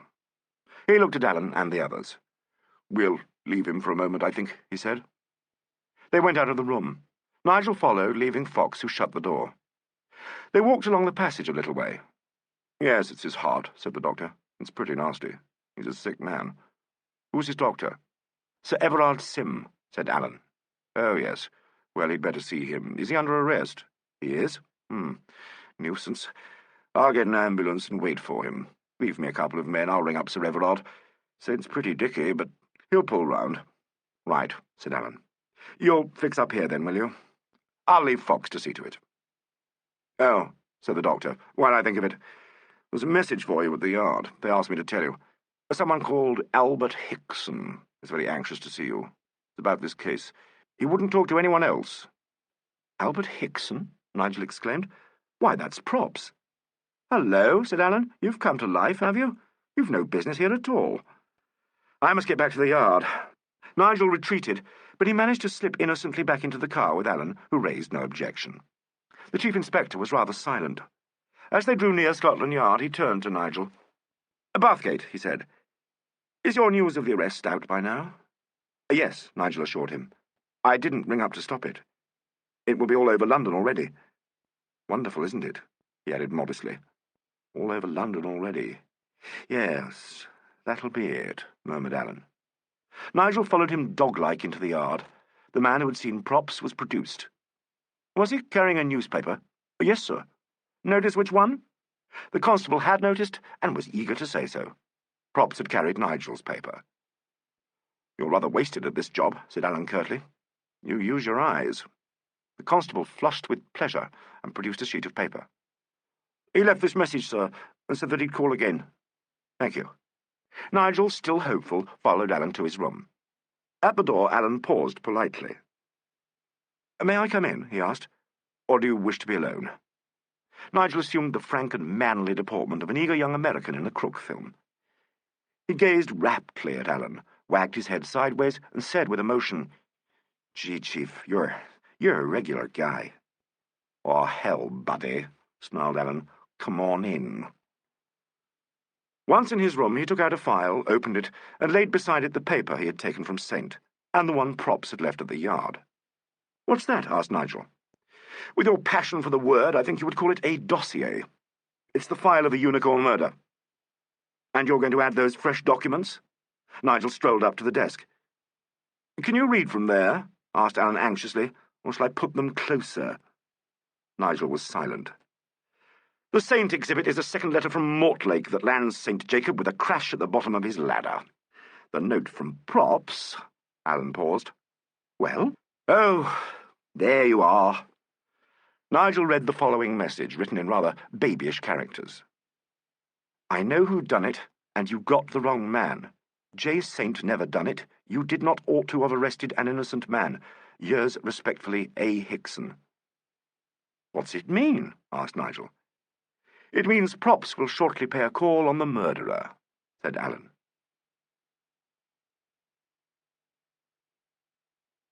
Chapter 19. Nigel warned off. Now don't start badgering me with questions, begged Alan. If you must stay, stay quiet. I've got work to do. He pressed his bell, hung up his hat, and lit a cigarette. Then he took off the receiver of his telephone. Give me Inspector Boys. Hello, is that you, Boys? Who's shadowing that fellow Hickson? Oh, Thompson, is it? When's he relieved? That's in about a quarter of an hour. Has he rung up? He has? Where is he? I see. Thank you very much. To the constable who answered the bell, he said, Ask the man who saw Hickson to come and speak to me. The man in question appeared in remarkably short time. He stood to attention like a private soldier. Nigel was reminded of Props. What's your name? Alan asked. Naseby, sir. Well, Naseby, I've got a job for you. You know Thompson? Yes, sir. He's shadowing Hickson, the man you saw this afternoon. At the moment, they are both in an eating house at the corner of Westbourne Street and the Pimlico Road. Go there in a taxi. Wait till Hickson comes out, and then run across him casually in the street. Recognise him and say you're going off duty. Get into conversation if you can, but don't let him suspect you. Tell him you gave me his note, and you don't think it's much use his coming back here. Say you overheard me remark to Mr. Bathgate here that I thought he was a bit touched, and that we've got the right man. Say I told you to tell him I couldn't see him if he came back. I want him to think that I'm quite uninterested in him and his information. He's only just gone in there. You may be in time to sit down by him and stand him a drink. Say, in your opinion, Saint will hang. Don't try and pump him. Treat the matter as settled. Then let him go. The detective who relieves Thompson must carry on, and tell him from me if he loses this man, I'll murder him. He's not to come away until he's certain Hickson is bedded down for the night. Then he can ring up and we'll relieve him. He's to note down most particularly the number of every house Props, I mean Hickson, goes to. The more information he can get, the better I'll be pleased. Now, do you understand? Yes, sir. I'll just go over it if I may, sir. Right. Naseby repeated his instructions quickly and accurately. That's it, said Allen. Now, away you go. Come here when you return. He's a smart fellow, that, he added, when Naseby had gone. He next asked for a report from the district messenger offices that had been combed through that afternoon. The anonymous letter to Gardner was traced to an office in Piccadilly. They had been particularly busy when the gentleman called and hadn't much noticed him. He had worn an overcoat, a muffler, a soft hat, and gloves. He had put the letter on the counter and said, "See that's delivered at once. The boy can keep the change. I'm in a hurry." And had gone out. Height? Medium. Voice? Couldn't really say. Clean-shaven? They thought so. Figure? Perhaps on the stout side. "Ah," said Allen. "Our old pal, the man in the street.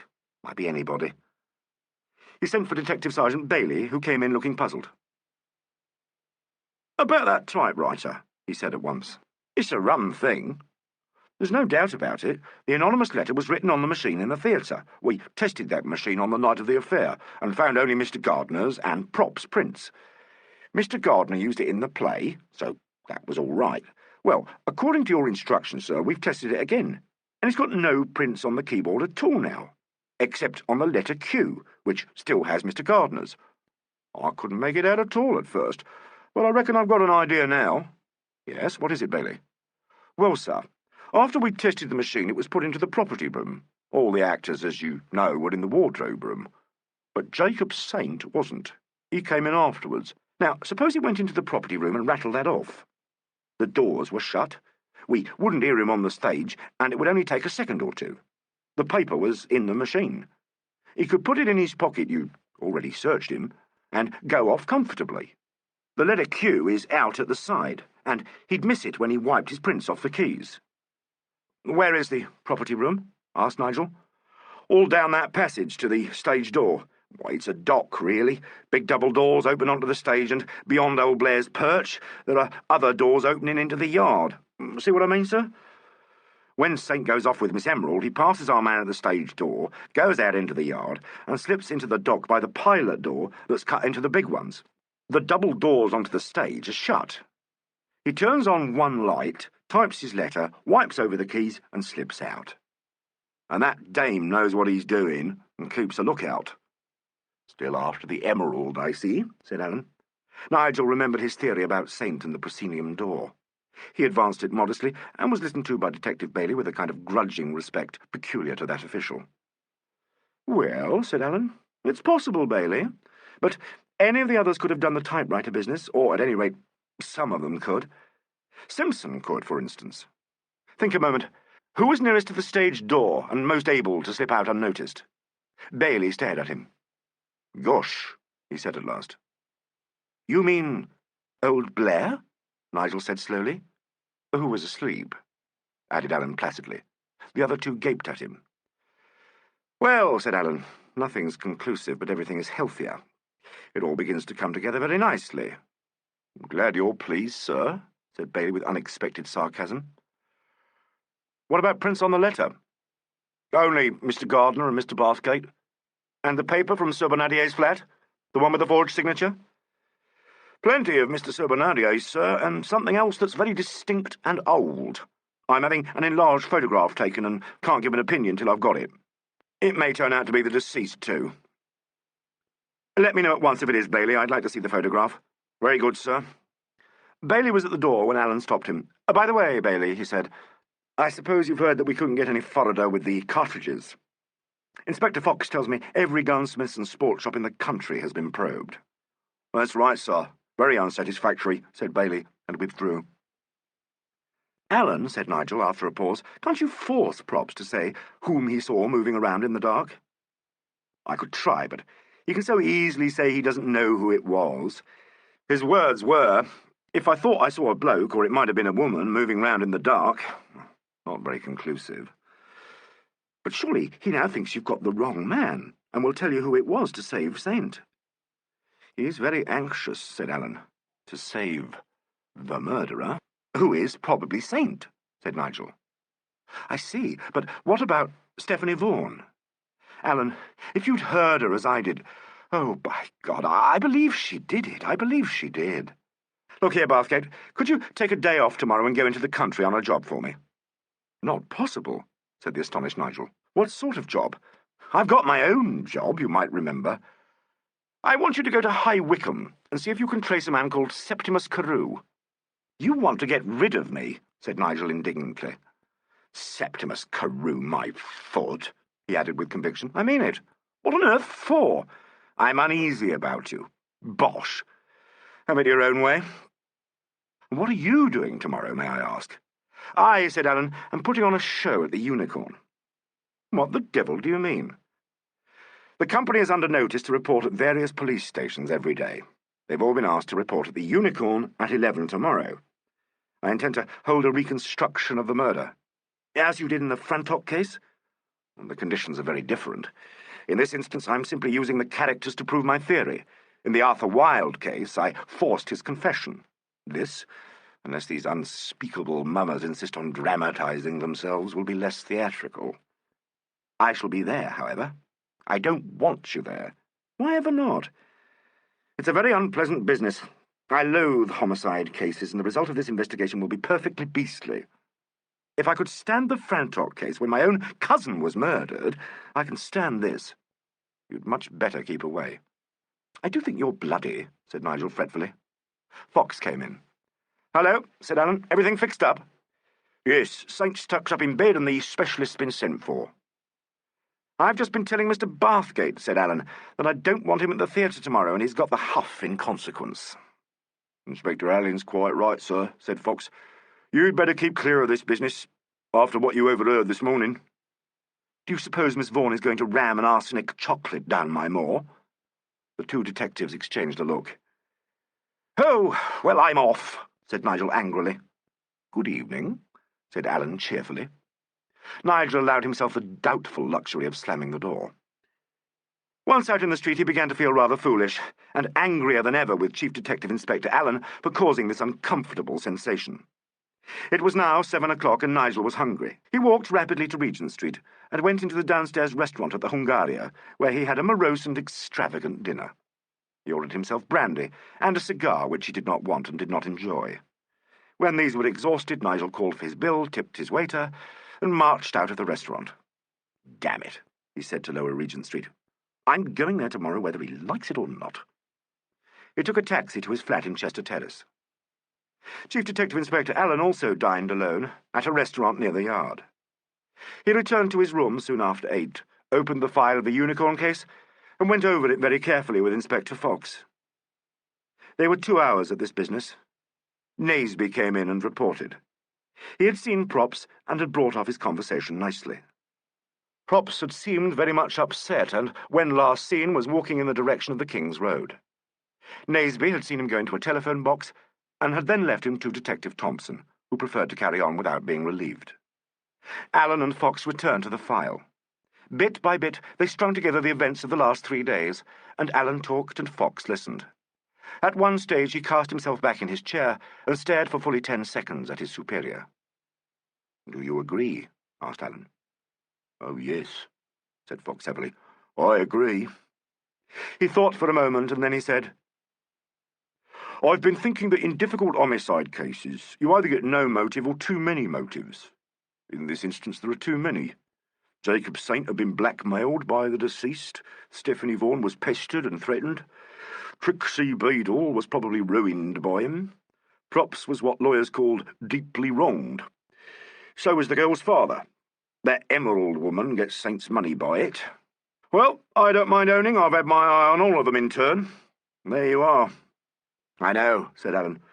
"I've been through the same process myself. Now, look here, Fox. It seems to me there are 1 or 2 key pieces in this puzzle. One is the, to me, inexplicable fact that Subbonadier kept that sheet of paper with the experimental signatures. Edward Wakeford, Edward Wakeford, Edward Wakeford. I say inexplicable in the light of any theory that has been advanced. Another is the evidence of the prints on the typewriter. A third is the behaviour of Stephanie Vaughan last night in Sir Bonadier's flat. Why did she pretend one of her letters was missing and get me hunting for it? I may tell you, I left a folded piece of plain paper in the iron-bound box. While I was out of the room, she took that paper. Why? Because she thought it was the document she was after. The Mortlake letter or the signatures? Not the Mortlake letter. Why should she risk all that to save Saint? The signatures, then? I think so. Now, put that together with the fragment of conversation Mr. Bathgate overheard this morning. And what do you get? The fragment of conversation, said Fox slowly. Exactly. I believe you're right, sir. But have you got enough to put before a jury? I've got a man down at Cambridge now, ferreting about in past history. If he fails, I'm still going for it. The reconstruction tomorrow morning will help. But he won't be there. Saint, I mean. You are going to climb Jacob's ladder for me tomorrow, my foxkin. The telephone rang. Alan answered it. Hello? Yes? Where? But what about our men at the doors? Simon's Alley, I see. Well, get back to it, and if he comes out, detain him. I'll be there. No, don't go in alone. How long have you left the place? I see. Get back there quickly. Alan clapped the receiver down. Fox, he said, we're going to the Unicorn. Now? Yes, and damn quick. I'll tell you on the way. Chapter 20. Exit Props. After Naseby left the King's Road, said Alan, when they were in the car, Thompson watched Props in the telephone box. He put 2 calls through. As soon as he had gone, Thompson went in and asked for the numbers. The operator had lost them. Thompson darted out and managed to pick Props up again. He spent the time wandering about the streets, but always drawing nearer this part of the world. Just before Thompson rang up, Props had led him into the jumble of streets round the back of the Unicorn. He kept him in sight until he turned up in a cul-de-sac called Simon's Alley. Thompson followed and came to a gate leading into a yard. He looked round and decided that he was somewhere at the back of the theatre. He climbed the gate and found an open window that he believes gives into some part of the Unicorn. It was pitch dark inside. Thompson was in a quandary. He decided to call me. First of all, he managed to find one of our men and told him what he'd seen. That took some time. The man hailed a constable and left him in his place while he himself came round to the gate. That took longer. Thompson, whom Allah preserve, for I won't, prowled round on a cook's tour in search of a telephone and finally rang me up. Lord knows how long the gate was left unguarded. Quite 5 minutes, I should say, if not longer. Well, sir, whatever Props was up to would probably take longer than that. Yes, of course it was difficult for Thompson. He didn't want to start blowing his whistle and the gaff at the same time. Now, here's where we get out and grope for Simon's Alley. I'll just see the others first. They left the car and went back a little way to where a second police car was drawn up. Alan gave instructions to the 6 constables who were in it. They were to split up singly, go to the several doors of the theatre, and enter it, leaving the men already on guard in their places. I don't know what we'll find, said Alan, but I expect it'll be in the stage half of the theatre. You 4 come quietly through the stalls from the several doors and wait by the orchestra well. Don't use your torches unless you've got to. You come in at the back entrance and at the stage door. Don't make a move until you get the word from Inspector Fox or myself. If you meet anything, grab it, right? Right, sir. Away you go, then. Come on, Fox. They had pulled up some little way from the back of the Unicorn. Alan led the way through a confused jumble of by-streets into the dingy thoroughfare behind the theatre. At last they came into a very narrow blind street. Alan pointed up at the corner building, and Fox read the notice, Simon's Alley. They walked quietly along the left-hand pavement. The roof of the Unicorn, looking gigantic, cut across the night-blue sky. No one was abroad in Simon's Alley, and the traffic of Piccadilly and Trafalgar Square sounded remote. They heard Big Ben strike 11. In a little while they saw the figure of a man standing very still in the shadows. Alan waited until he had come up with him. "Is that you, Thompson?" he said very quietly. "Yes, sir. I'm sorry if I've gone wrong over this. Not altogether your fault, but it would have been better if you'd kept your relief with you." "Sure Hickson went in here?" "Yes, sir. I had to leave this gate unwatched while I got the constable to come round. It's a long way round, too, but it wasn't more than 8 minutes. I hope Hickson's still inside. Stay here. Don't move unless you hear my whistle. Come on, Fox." He put his foot on the gate handle and climbed up. For a moment his silhouette showed dark against the sky, and then he disappeared. Fox followed him. The yard was strewn with indistinguishable rubbish. They picked their way cautiously towards the wall in front of them and turned a corner, where the yard narrowed into an alleyway behind a low building. Here they found the open window. Alleyn noticed the old and broken shutter and the hole in the pane that would allow access to the catch. With a mental shrug at the watchman's idea of a burglar-proof theatre, Alleyn put his hands on the sill, wriggled through, and waited for Fox, who soon stood beside him. They took off their shoes and stayed there in the dark, listening. Alleyn's eyes became accustomed to the murk. He saw that they were in a small lumber room of sorts, that its only door stood open, and that there was a wall beyond. The place smelt disused and dank. He switched on his torch for a moment. From the room they went into a narrow stone passage, up half a dozen steps, and through another door. They took a right-angled turn and passed a row of doors, all of them locked. The passage turned again and grew lighter. Alleyn touched Fox on the hand and pointed to the side and then forward. Fox nodded. They were in country they knew. These were the dressing rooms.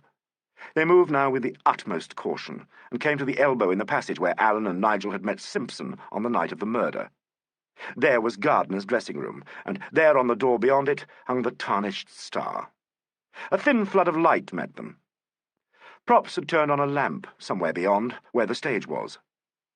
Alleyn crept forward, hugging the wall. He held up his hand. From somewhere out on the stage came a curious sound. It was a kind of faint sibilation, as of two surfaces that brushed together, parted, brushed together again.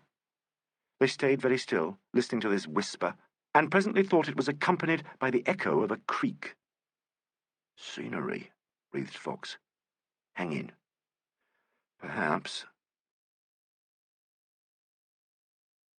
End of Disc 5. Disc 6.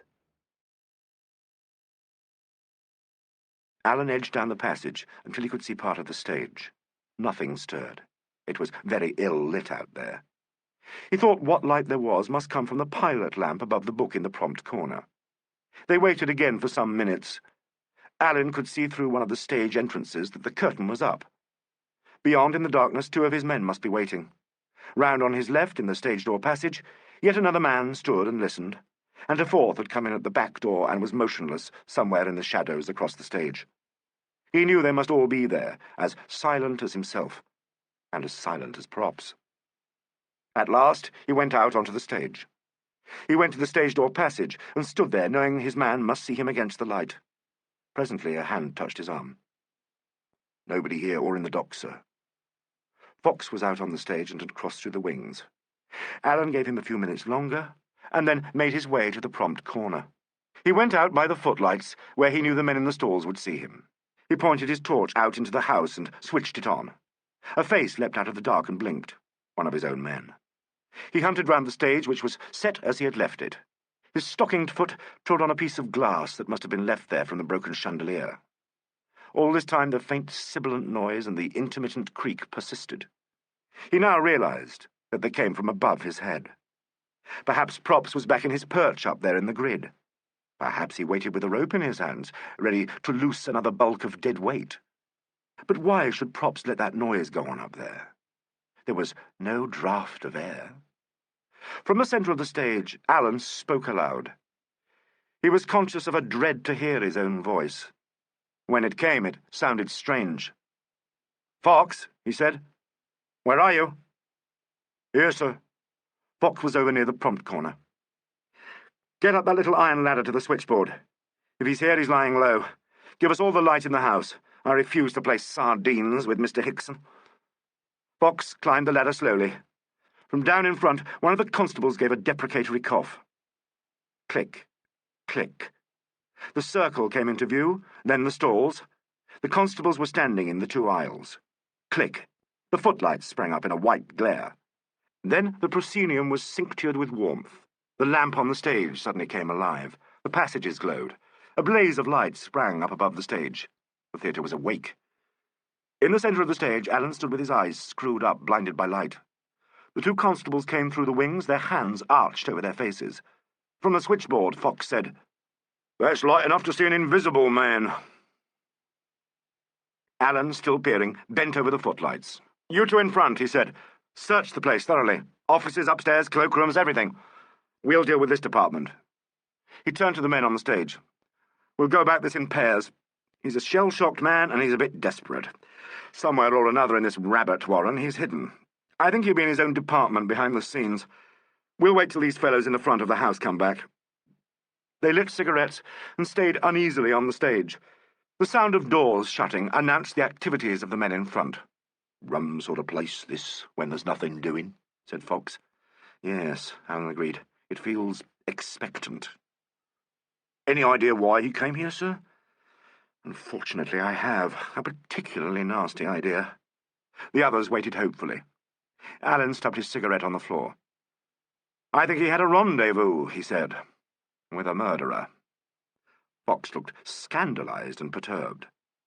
"Or murderess, as the case may be," added Alan. "Cough," said one of the plainclothes men under his breath.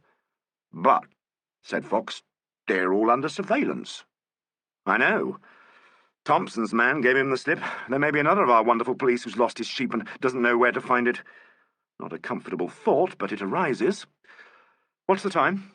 11:20, sir."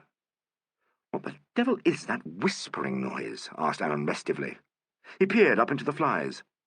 A ceiling cloth was stretched across the lowest gallery, and the grids were hidden. "I noticed something of the sort the night of the murder," said Fox. "There must be a draught up there making the canvas swing a bit." Apparently Alan did not hear him. He walked across to the ladder by which props had descended. He stood there, very still for a moment. When he spoke, his voice sounded oddly. "I think," he said, "we will begin with the grid." The two men returned from the front of house. Alan walked over to the proscenium door, which was locked. The key hung on a nail beside it. He opened the door. It emitted a loud shriek. "So much for Bathgate's theory," murmured Alan. The men came through. "Wait here," said Alan. "I'm going into the grid." "Not on your own, sir," chided Fox. "That chap may be sitting there ready to dong you one." "I think not. Follow me up if you like." He climbed the iron ladder that ran flat up the wall. Slowly the shadow of the ceiling cloth enfolded him. Fox followed. The other four men stood with their faces tipped back, watching. Alan's stocking feet disappeared above the ceiling cloth. The ladder vibrated slightly. "Wait a moment, Fox." Alan's voice sounded eerily above their heads. Fox paused. Alan's dulled footsteps thumped on the gallery overhead. The cloth quivered and sagged. He had unloosed the ropes that fastened it. Presently, with a sort of swishing sigh, the border fell away, and the whole thing collapsed in a cloud of dust onto the tops of the wings. When the dust had settled, the men who looked upwards saw the soles of a pair of rubber shoes. The shoes turned slowly to the right, stopped, turned slowly to the left. The canvas having been taken away, they no longer fretted it with a sibilant whisper. But every time they swung, the rope around Prop's neck creaked on the wooden cleat above. Chapter 21. This Ineffable Effrontery. Inspector Fox was accustomed to what he termed unpleasantness, but for a moment he nearly lost his grip on the iron ladder. "Props," he said slowly. "So Props was the man after all." "Come up here," said Alan. They stood together on the first gallery. Their faces were on a level with the shoulders of the swinging body. The rope that had hanged him was a slack end of the pulley that had suspended the chandelier. It was made fast to a cleat on the top gallery. Fox leant out and touched the hand. "He's still warm." "It happened," said Alan, "just before Thompson rang up the yard." He stood with his hands clenched to the rail of the gallery, gazing, as if against his will, at the body. "I should have prevented this," he said. "I should have made the arrest this afternoon." "I don't see that," said Fox in his ponderous way. "How could you have foretold this ineffable effrontery?" finished Alan. "Poor Props. That sort's very liable to suicide."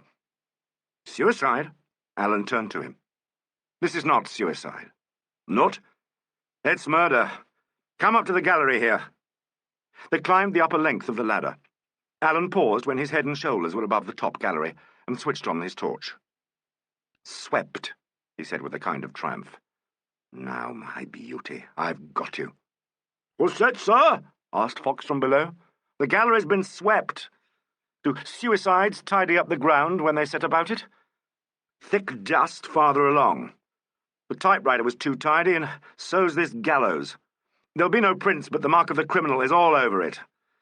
We can take the body down now, Fox. I'll stay here a moment. You go back.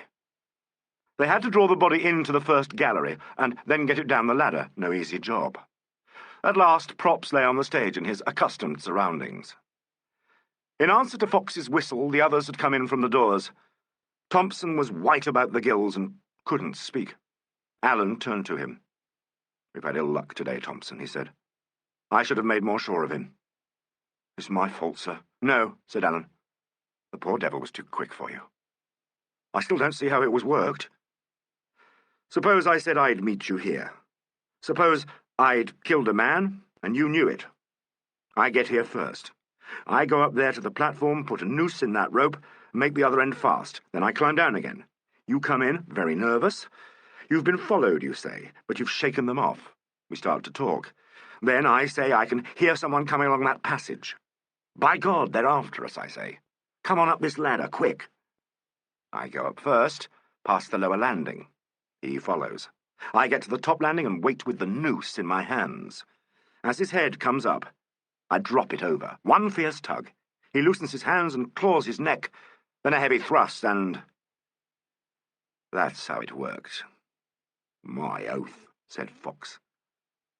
Yes, but I've left a broom up there, because I know my stockinged feet will leave prints in the dust, the thick dust. So, while Props is jerking in the air, I sweep away the dust. He's hidden by the ceiling cloth. He won't be missed until tomorrow. It's an old building. Some more dust will have fallen then. They may not find him at once, and if they do, it looks like suicide. So, I take the broom down with me and leave it on the stage in its usual place. Then I run down those nightmare passages into the little storeroom. Thompson is in the yard outside. I wait. Presently I hear him go off to get his man from the front of the theatre. And that's my chance. When he comes back, I'm not there. I see, said Fox heavily. Yes, I see. Now, look here. Alleyn bent over the body. The head and shoulders are covered in dust. It was there while he was still hanging. It was swept off the top gallery. Analysis will prove it. We've got to come all over scientific, Fox. It can't be Saint and it wasn't Props. That's two people cleared away in favour of your theory, sir. It is. What do we do now, then? Get hold of the men who are watching the rest of the party. I'll ring up the yard. Reports should have come through by now. Yes, said Alleyn. Do that, Fox. I'm especially anxious for the report from Cambridge. Yes. And from... who's that fellow? Oh, Detective Sergeant Watkins. Find out if he's been relieved, and if he has, tell them to get hold of him and send him round here. Very good, sir. And ring up Bailey. He'll be in bed now, poor creature, but we'll have to beat him up. And the divisional surgeon... Oh, Lord, here we go again. Fox disappeared through the proscenium door. Alleyn went back along the stone passages. He turned up the lights and examined the floor and walls carefully. He walked, hugging the wall, all the way to the room with the broken window. Here he examined the floor, the walls, the windowsill, and the yard outside. He turned his torch on the gate, climbed it, and scrutinized the top meticulously. Here he found a tiny scrap of black cloth which he preserved. Then he returned to the stage. He shook some of the dust from Props's hair into an envelope, sealed it up, and, taking a fresh envelope, turned his attention to the shoulders of the coat. He climbed the ladder to the top gallery, where he took a further sample of dust. Using his pocket lens and his torch, he examined the rope carefully, paying particular attention to the noose and the 3 or 4 feet above it. He also scrutinized the rail and the floor of the gallery for some distance beyond the place where the ladder came up. He then measured the length of the drop. Returning to the stage, he found a broom under the electrician's gallery, and from this also he obtained a specimen of dust. He examined the body, paying particular attention to the hands. Bailey and the divisional surgeon arrived while he was still about this business. You'll find no prints except his, said Alleyn. The surgeon made his examination. I hear the verdict is murder, he said. I don't know your reading of it, Inspector, but he died from strangulation and a broken neck.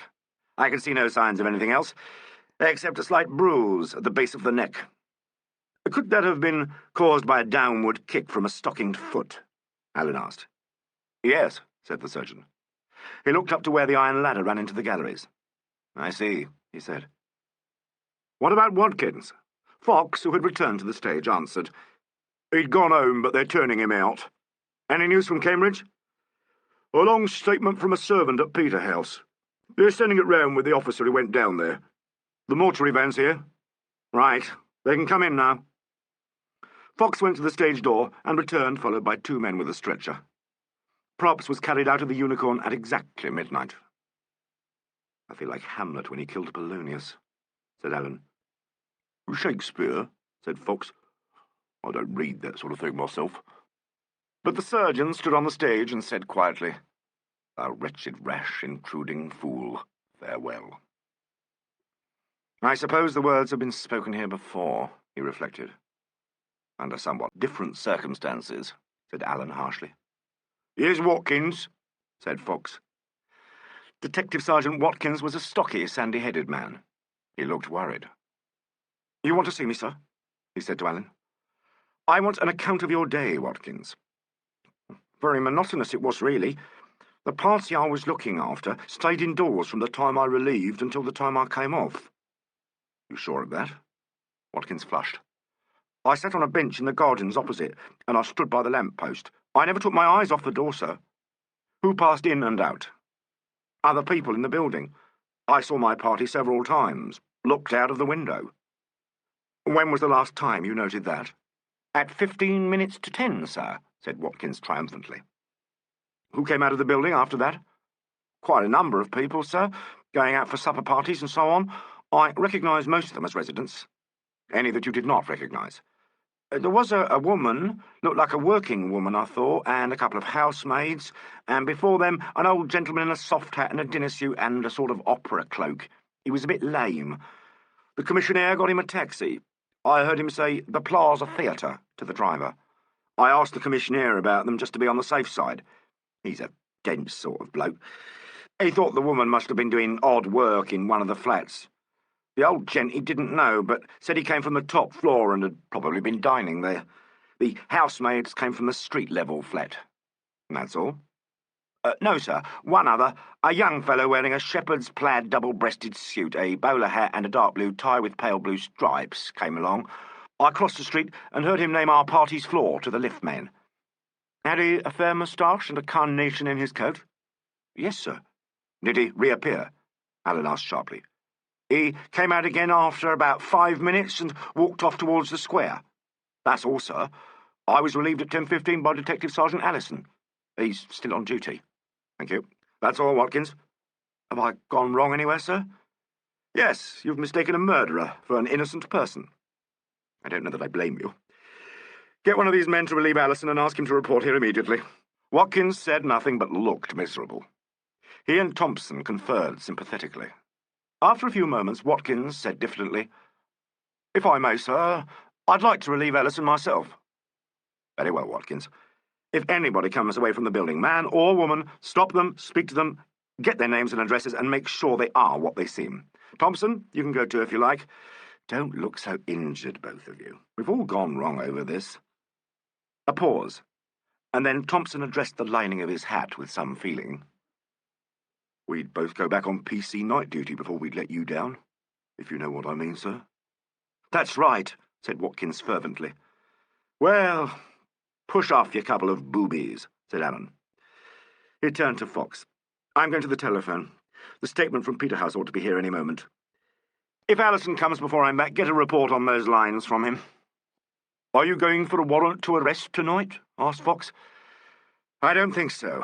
I'll still stage my performance tomorrow morning." Alan went through the front of the house and sought out the telephone in the box office. Enlargements of actresses smiled or stared soulfully at him from the walls. "All the best. To dear Robert. Ever yours," he read. In the centre was a magnificent picture of a woman standing in an open window. Written firmly across the mount were 2 words only, "Stephanie Vaughan." When he had dialed his number, Alan turned and gazed steadfastly at this picture. "Hello?" said a sleepy voice in the receiver. "Hello? I thought I said there were to be no more little visits." "Oh, it's you." "It is," said Alan grimly. "I had an idea. You needn't get all hot and bothered. I didn't see anybody. I rang for 5 minutes and then came away. Even the servant was out. You rang for 5 minutes, did you? Yes. I say, is everything all right? Perfectly splendid. There's been another murder at the Unicorn. What? Go to bed and stay there, advised Alan, and hung up the receiver. He crossed over and looked more closely at the photograph on the opposite wall. Oh, hell, he said, and went back to the stage of the Unicorn. Chapter 22. Final Curtain. On the morning of June the 17th, at 11:15, old Blair hung his dilapidated bowler above the tall stool in his cubbyhole behind the stage door.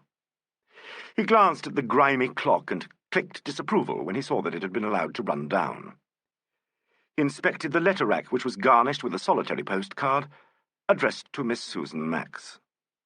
Blair advanced his nose to within 4 inches of its surface and read it.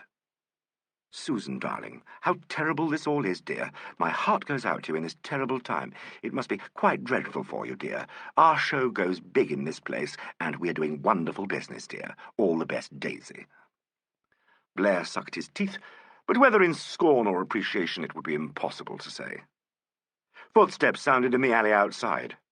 Old Blair groaned slightly and returned to the stage door. The constable at the stall's entrance saluted. Chief Detective Inspector Allen and Inspector Fox, followed by Detective Sergeant Bailey and 3 plainclothesmen, walked up to the entrance. "Morning, Blair," said Allen. "Morning, sir." The party went in at the stage door and down the long passage past the wall of the dock. On the stage they were met by 2 more plainclothesmen, Thompson and Watkins. "Everything fixed up?" asked Allen. "Yes, sir." Allen looked up towards the flies. A ceiling cloth had been stretched across and tied back to the first of the grid galleries. "If you'll just listen, sir," said Thompson. They all stood still. A sibilant whisper came from above the canvas cloth. It alternated with a faint creak. At a place near its border, the cloth bulged slightly, as if some small object was touching it on the upper surface. The impress made by this object appeared and disappeared regularly, synchronizing with the sibilant whisper. "That will do very well," said Allen. "Have you unlocked the dressing-room doors?" Apparently this had been done. Allen went onto the stage and glanced round. It was still set for the scene when Bonnadier loaded the revolver. The curtain was up and the shrouded seats looked very faint in the dark. A lance of sunlight slanted through a crevice in a blind above the gallery. Footsteps sounded in the passage, and Mr. George Simpson appeared. He looked nervously round the wings, saw Allen, and uttered a little apologetic noise. "Oh, there you are, Mr. Simpson," said Allen. "I've been trying to pretend I'm a stage manager. Any fault to find with the scene?" Simpson walked down to the float and surveyed the stage. Something of his professional manner seemed to return to the little man. "It's quite in order, I think," he said. "Perhaps I'd better wait until the company appears before I explain my motive in calling you all this morning. Some of them are outside now." "Right. Will you treat Detective Sergeant Wilkins as your call boy? As soon as everybody's here, we'll have them on the stage, and I'll speak to them." Sergeant Wilkins was produced. He and Simpson eyed each other doubtfully. "What's that you've got in your hand, Wilkins?" asked Allen suddenly. "It's one of your cards, sir. The young gentleman I saw yesterday, if you remember, sir, came along. He just wanted to sit in the stalls." "Let me see it." Allen surveyed rather grimly his own visiting card with "Admit Bearer to Theatre, R.A." scribbled across it in his own writing. It was the one he had given Nigel before they arrested Saint. With remarkable forethought, Mr. Bathgate had clung to the bit of pasteboard and had produced it again when the occasion arose. With a slightly accentuated jawline, Inspector Allen advanced to the footlights and gazed into the swimming darkness of the stalls. "Mr. Bathgate," he said. Silence. "Mr. Bathgate," lied Allen. "I can see you." "You're not looking in my direction at all," declared an indignant voice. "Come here," Allen said. "I won't." "If you please." There was a mulish silence, and then Allen said mildly, "House lights, Mr. Simpson, if you please." Simpson scuttled up the iron ladder, and in a moment the stalls were revealed in all their shrouded grimness. In the centre of row F, a lonely little figure among the dust sheets, sat Nigel. Allen beckoned. Nigel rose sheepishly and processed down the centre aisle. "Now," said Alleyn, when the culprit reached the curtain of the well. "Now, my enterprising pressman." Nigel smirked, but did not reply. "I've a good mind to have you turfed out at the end of a boot," continued Alleyn. He looked seriously at Nigel. "However, I won't do that. I will merely return my card with an additional memorandum. If you still want to stay here, you may." He wrote something on the back of the card and flipped it across the orchestra well. Nigel caught it and held it to the light. Inspector Alleyn wrote in tiny but exceedingly clear characters, yet, though there were only 7 words on the card, Nigel appeared to take an unconscionable time deciphering them. At last he raised his head, and he and Alleyn looked at each other. "It's a mistake," said Nigel. "No, but—" He stopped short and wetted his lips. "No motive," said Nigel at last. "Every motive." "I'll stay," said Nigel. "Very well. House lights, please, Mr. Simpson." Once again the front of the house was dark. "I think they're all here now, Inspector Alleyn," said Simpson nervously. "Ask them to come here, will you, Wilkins?" said Alleyn. The company of the Rat and the Beaver reassembled for the last time on the stage of the Unicorn. They came down the passage in single file. Susan Max and Stephanie Vaughan appeared first. Then came Janet Emerald, walking with the gait she used in the provinces for the last act of Madame X. Dulcie Deemer followed, expressing tragic bewilderment. Next came Felix Gardner, very white-faced and alone. Howard Melville and J. Barclay Cramer delayed their entrance and made it arm in arm with heads held high like French aristocrats approaching the tumbrils. "Everybody on the stage, please," said George Simpson. The players walked through the wings and stood quietly in a semicircle. They looked attentive and businesslike. It was almost as though they had needed the stage and the lights to give them full solidity. They no longer seemed preposterous or even artificial. They were in their right environment and had become real. Alleyn stood down by the float, facing the stage. From the auditorium, with the full stage lighting behind him, it was he who now looked a strange shadow. But for the actors, there was no suggestion of this. To them, he was in the accustomed place of the producer, and they watched him attentively. "Ladies and gentlemen," said Alleyn, "I've asked you to come here this morning in order that we may stage a reconstruction of the first scene in the last act of The Rat and the Beaver. In that scene, as you know, the deceased man, Mr. Arthur Bonadier, loaded the revolver by which he was subsequently shot. You are all aware that Mr. Jacob Saint is under arrest. He will not be present. Otherwise, with the exception of the deceased, whose part will be read by Mr. Simpson, we are all here." He paused for a moment. The stage manager looked as though he wanted to say something. "Yes, Mr. Simpson? I don't know if it matters. The property master's not turned up. As he gave me the dummies, I thought perhaps—" "We shall have to do without him," said Alleyn. "Are the dressers here?" Simpson glanced off stage. Beadle and Trixie Beadle came through the wings and stood awkwardly at the end of the semicircle. "First, I must tell you, all of you, that the police have formed a definite theory as regards this crime. It is in order to substantiate this theory that the reconstruction is necessary. I want to impress upon you that, apart from its distressing associations, there is nothing to worry about in the business. I merely ask the innocent members of the company to rehearse a particular scene in order to verify my theory as regards the movements of the guilty individual.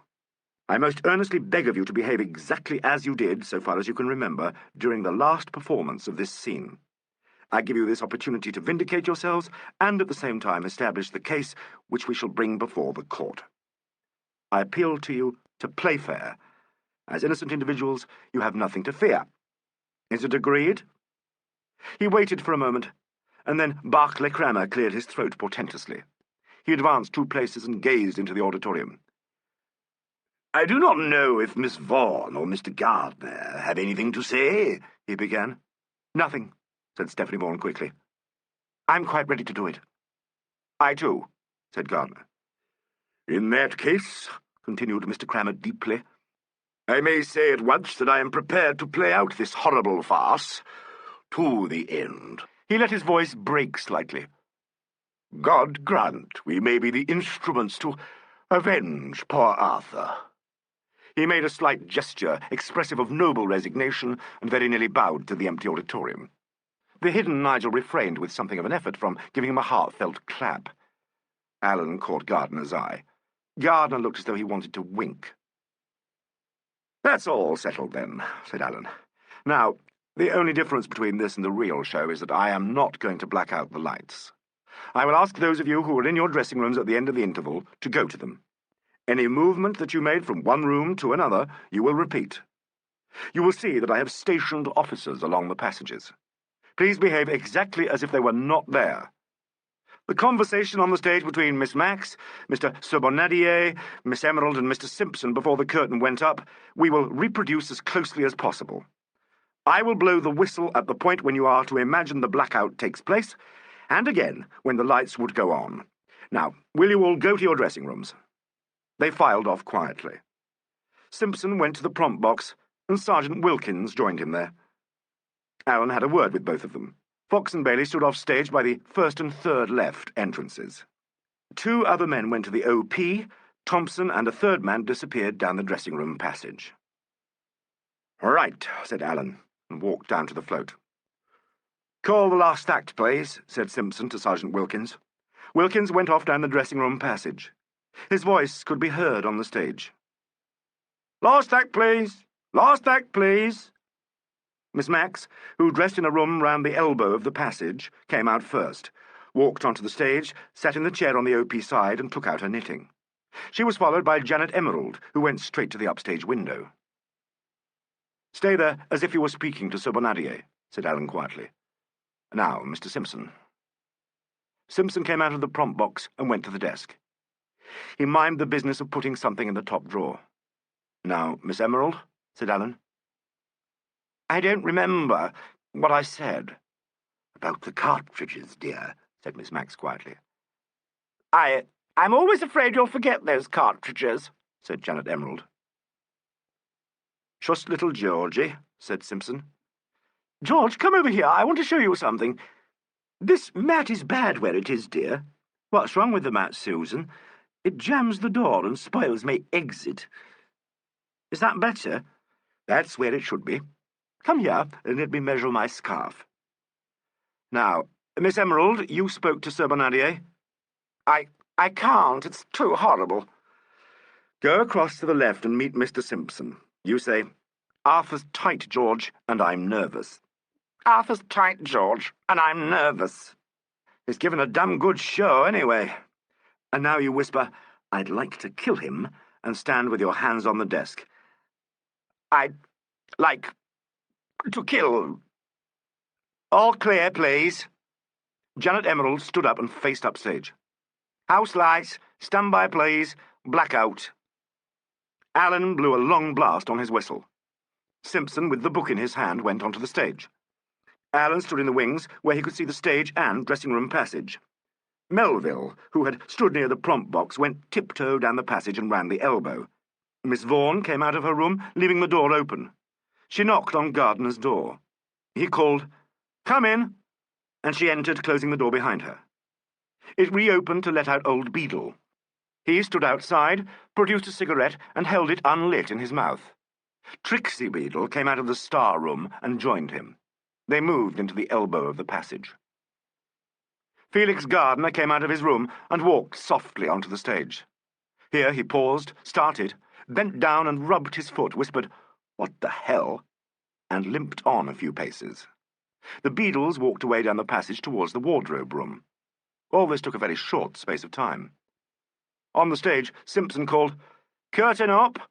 The actors began to speak the dialogue, muttering their lines and raising their voices loudly at the end of each speech.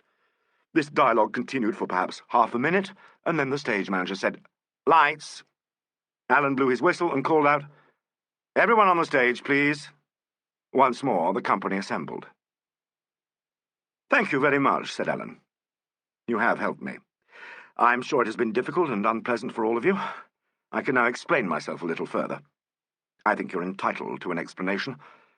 This reconstruction has proved that no one who was beyond the elbow in the passage could have come out onto the stage without running into the 2 dressers who did not go to the wardrobe room until late in the blackout period. Mr. Gardner has stated that when he went on to the stage, someone trod on his foot. There are only 3 men who could have been off stage at that time. Mr. Simpson, the property master, and Mr. Jacob Saint. Janet Emerald began some sort of demonstration. Alleyn glanced coldly at her, and she subsided. Mr. Saint was in his box on the prompt side. One theory was that he came through the proscenium door, substituted the cartridges, and returned by the same route. "Wilkins, will you go to that door, open it, and walk to the desk?" Sergeant Wilkins marched to the proscenium exit and opened the door. It gave tongue to an ear-splitting shriek. "That disposes of that," said Alleyn. "Mr. Simpson and Props are left. The theory as regards Props is this. Props was on the stage during the blackout.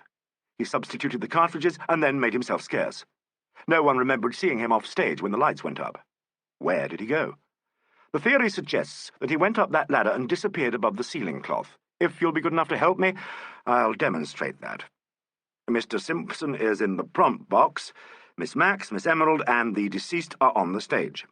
Mr. Gardner comes out of the passage and runs into Props, who has just planted the cartridges. He shies off Mr. Gardner and goes up that ladder. He's wearing rubber shoes and is not heard. He wears Mr. Saint's gloves that were left on the stage. Now, Mr. Simpson, will you be good enough to play his part?" Simpson wetted his lips.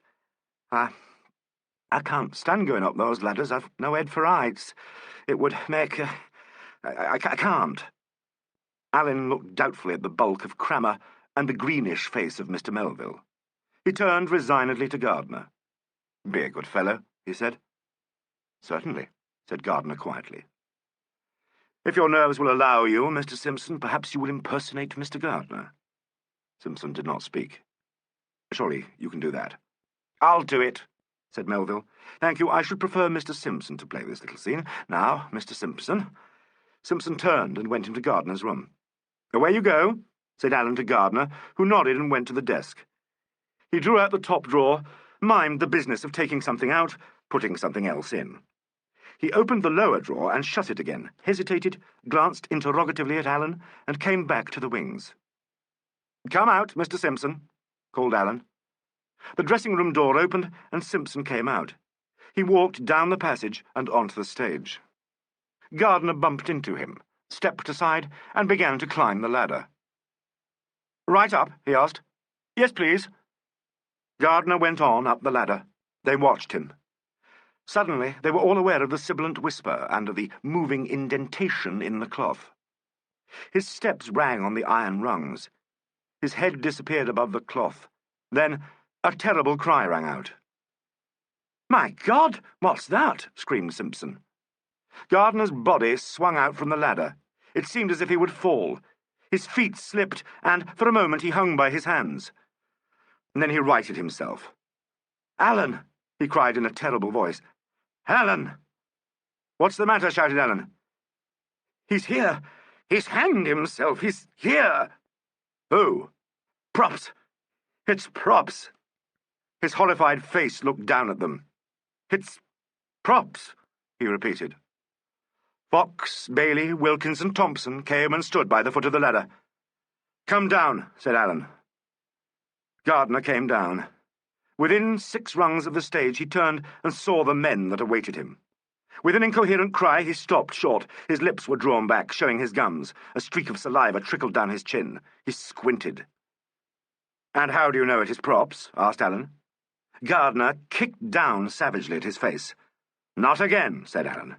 "The other time was once too often." Fox had to drag Gardner down by his ankles. This time Alleyn had remembered his handcuffs. Chapter 23. Epilogue to a Play. If Chief Detective Inspector Alleyn was interested in the dramatic unities, it may have given him some sort of satisfaction to note that the epilogue to the Unicorn murder was spoken on the stage of the theatre. Gardner had been taken away. Miss Emerald had indulged in a fit of genuine hysterics and had departed. Barclay Crammer, George Simpson, Howard Melville, and Dulcie Deemer, all strangely unreal in the harsh light of actual tragedy, had walked down the stage door alleyway and disappeared. The Beadles had gone with old Blair. Only Alleyn, Stephanie Vaughan and a very shaken Nigel remained. The ceiling cloth had been removed, and the weighted sack that had hung from the top gallery lay in a rubbishy heap on the floor. Alan picked it up and threw it into the dock and shut the doors. Nigel stood in the stage door passage. Alan looked at him. "Well, Bathgate," he said, "never make friends with a policeman."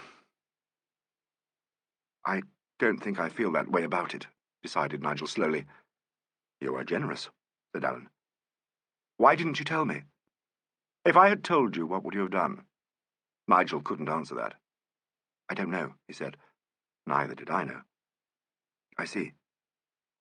"Did the thought of it never enter your head?" Alan asked him compassionately. "At first I thought it was Saint, and then—" He looked through the wings onto the stage. Stephanie Vaughan sat there in the armchair she had occupied on the night of the murder, when Alan had first questioned her. She seemed lost in a profound meditation. "Wait for me," said Alan, "somewhere else." Nigel walked out into the yard. Alan went on to the stage. "Come back from wherever you are," he said softly. She raised her head and looked at him. "I can't feel anything at all," she murmured. He put his hand over hers for a second. "Cold," he said. "That's the shock. Whenever I have touched your hands, they've been cold. Small wonder. Shall I get you a taxi?" "Not yet. I want to get my bearings." She looked frowningly at her fingers, as though she tried to remember something. "I suppose you knew what I was up to all along," she said at last. "Not quite. I began to wonder when you said the bruise on your shoulder was made by Sir Bonadier. I remembered how Gardner had stood with his hand on your shoulder when Sir Bonadier insulted you. I noticed how he gripped you." She shivered. "I was afraid then that he would do something dreadful," she said. "If it's any comfort to you, he would have done just what he did if you hadn't existed." "I know. I was only an accessory after the fact, isn't it? At any rate, not a motive." "In Sir Bonadier's flat," Alan told her, "I knew how much you were prepared to risk for him. I let you play your part. I let you think you had succeeded. Why do you rub it in?"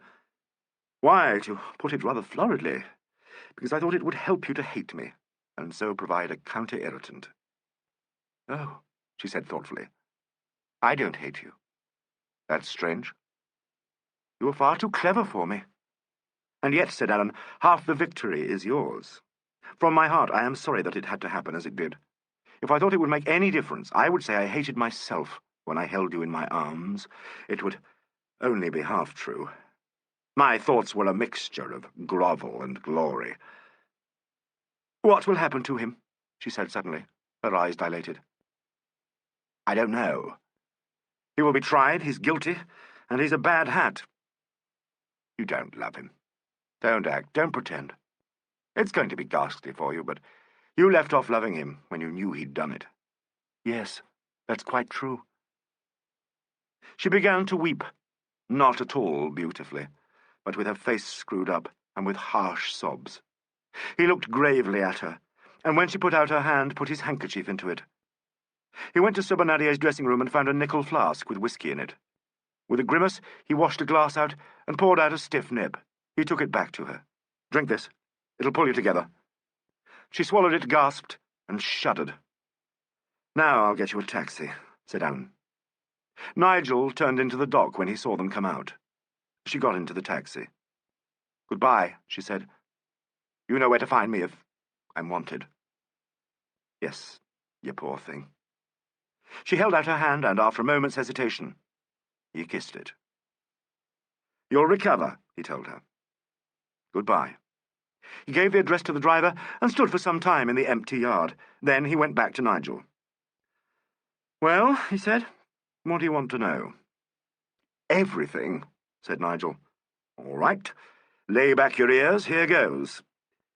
He pulled forward a couple of dingy armchairs and rolled back the doors of the dock, letting in a thin flood of sunshine. "Here goes," he repeated, and, lighting a cigarette, began his discourse. "In homicide cases, the police generally go for the obvious man.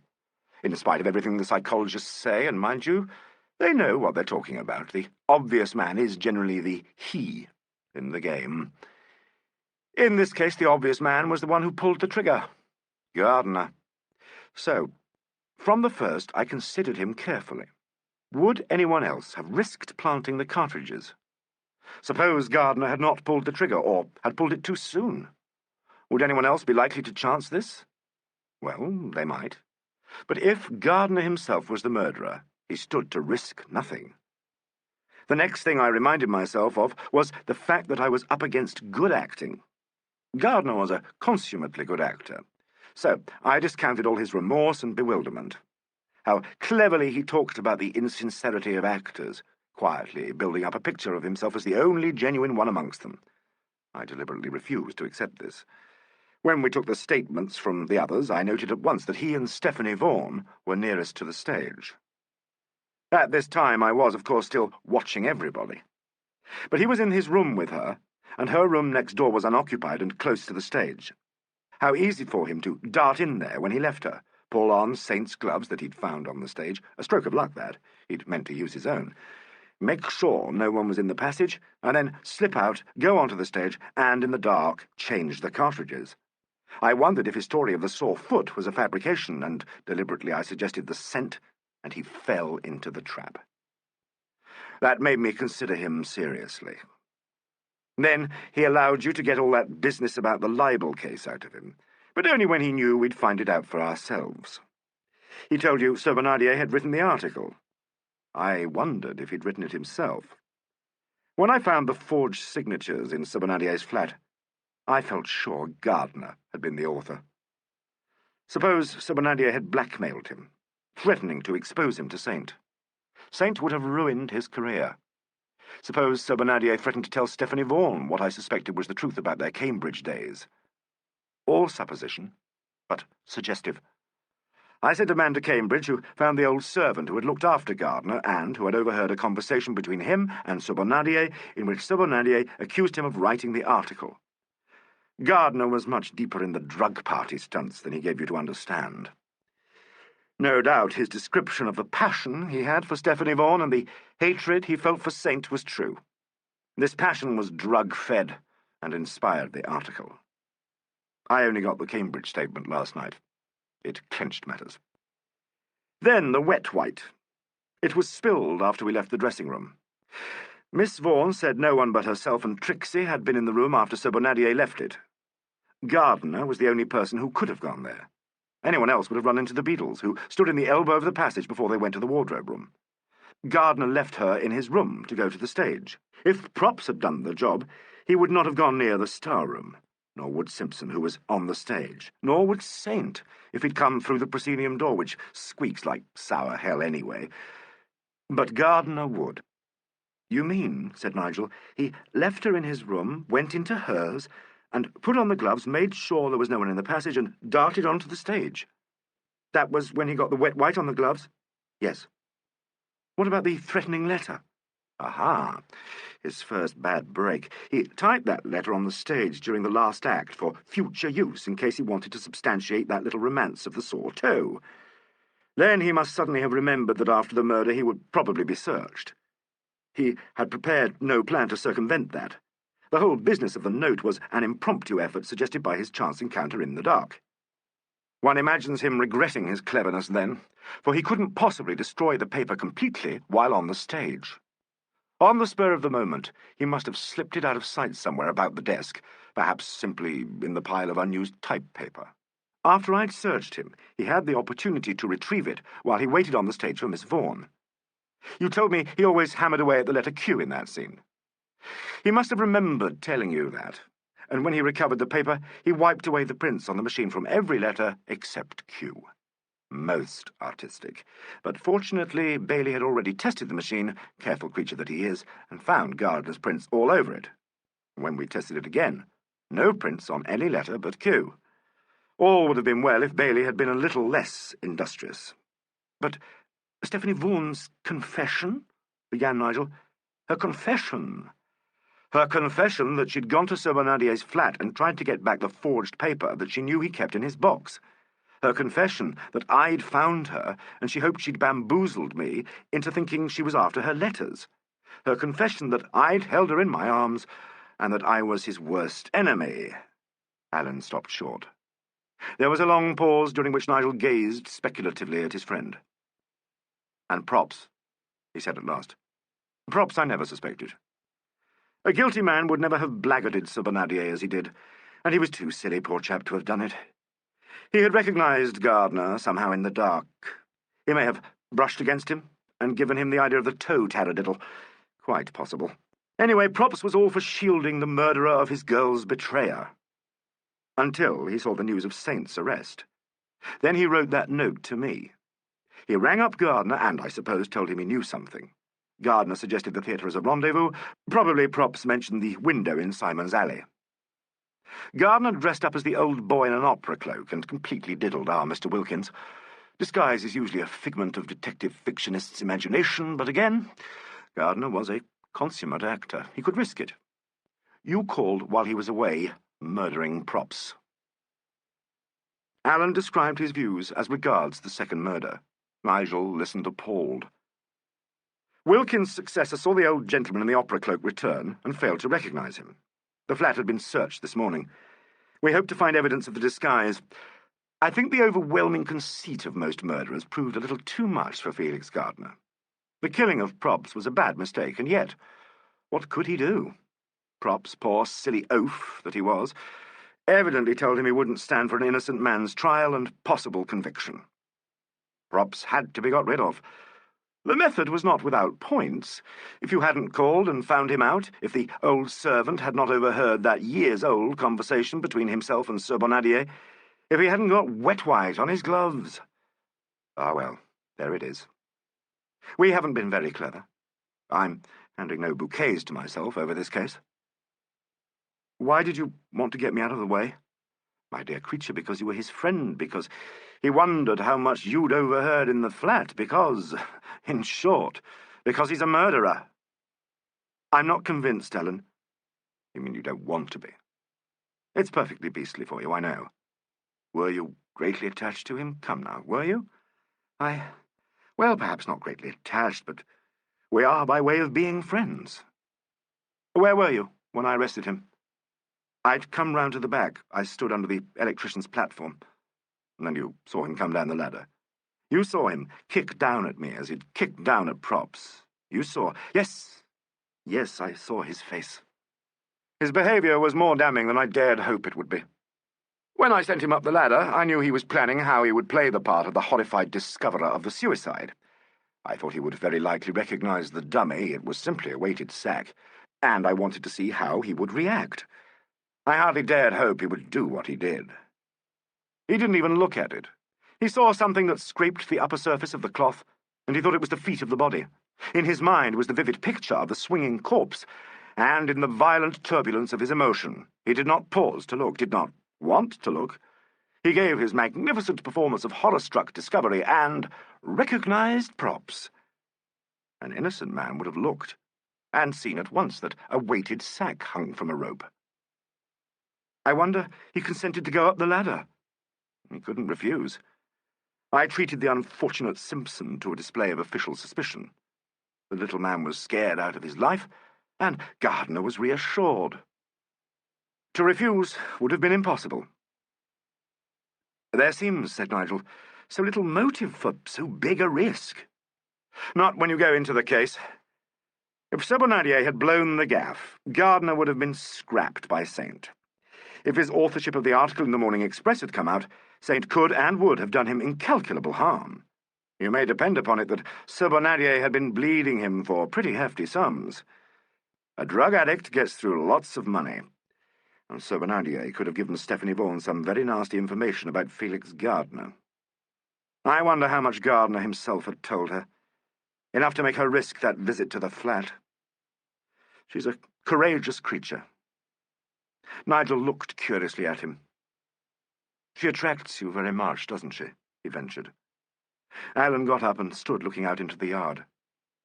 When she's not being a leading lady, she does, he said coolly. You're a rum old fish. Think so? Come and have some lunch. I must get back to the yard. I don't feel like eating, said Nigel. You'd better try. They walked down the alleyway to the front of the theatre. The gigantic unicorn in steel and black glass glittered against its starry background. Alan and Nigel looked up at it for a moment. "There's one unique feature in this case," said Alan. "What's that?" "Thanks to you, I was able to watch the murder in comfort from a 15 and 6 stall provided by the murderer." He held up his stick to a taxi, and they drove away in silence.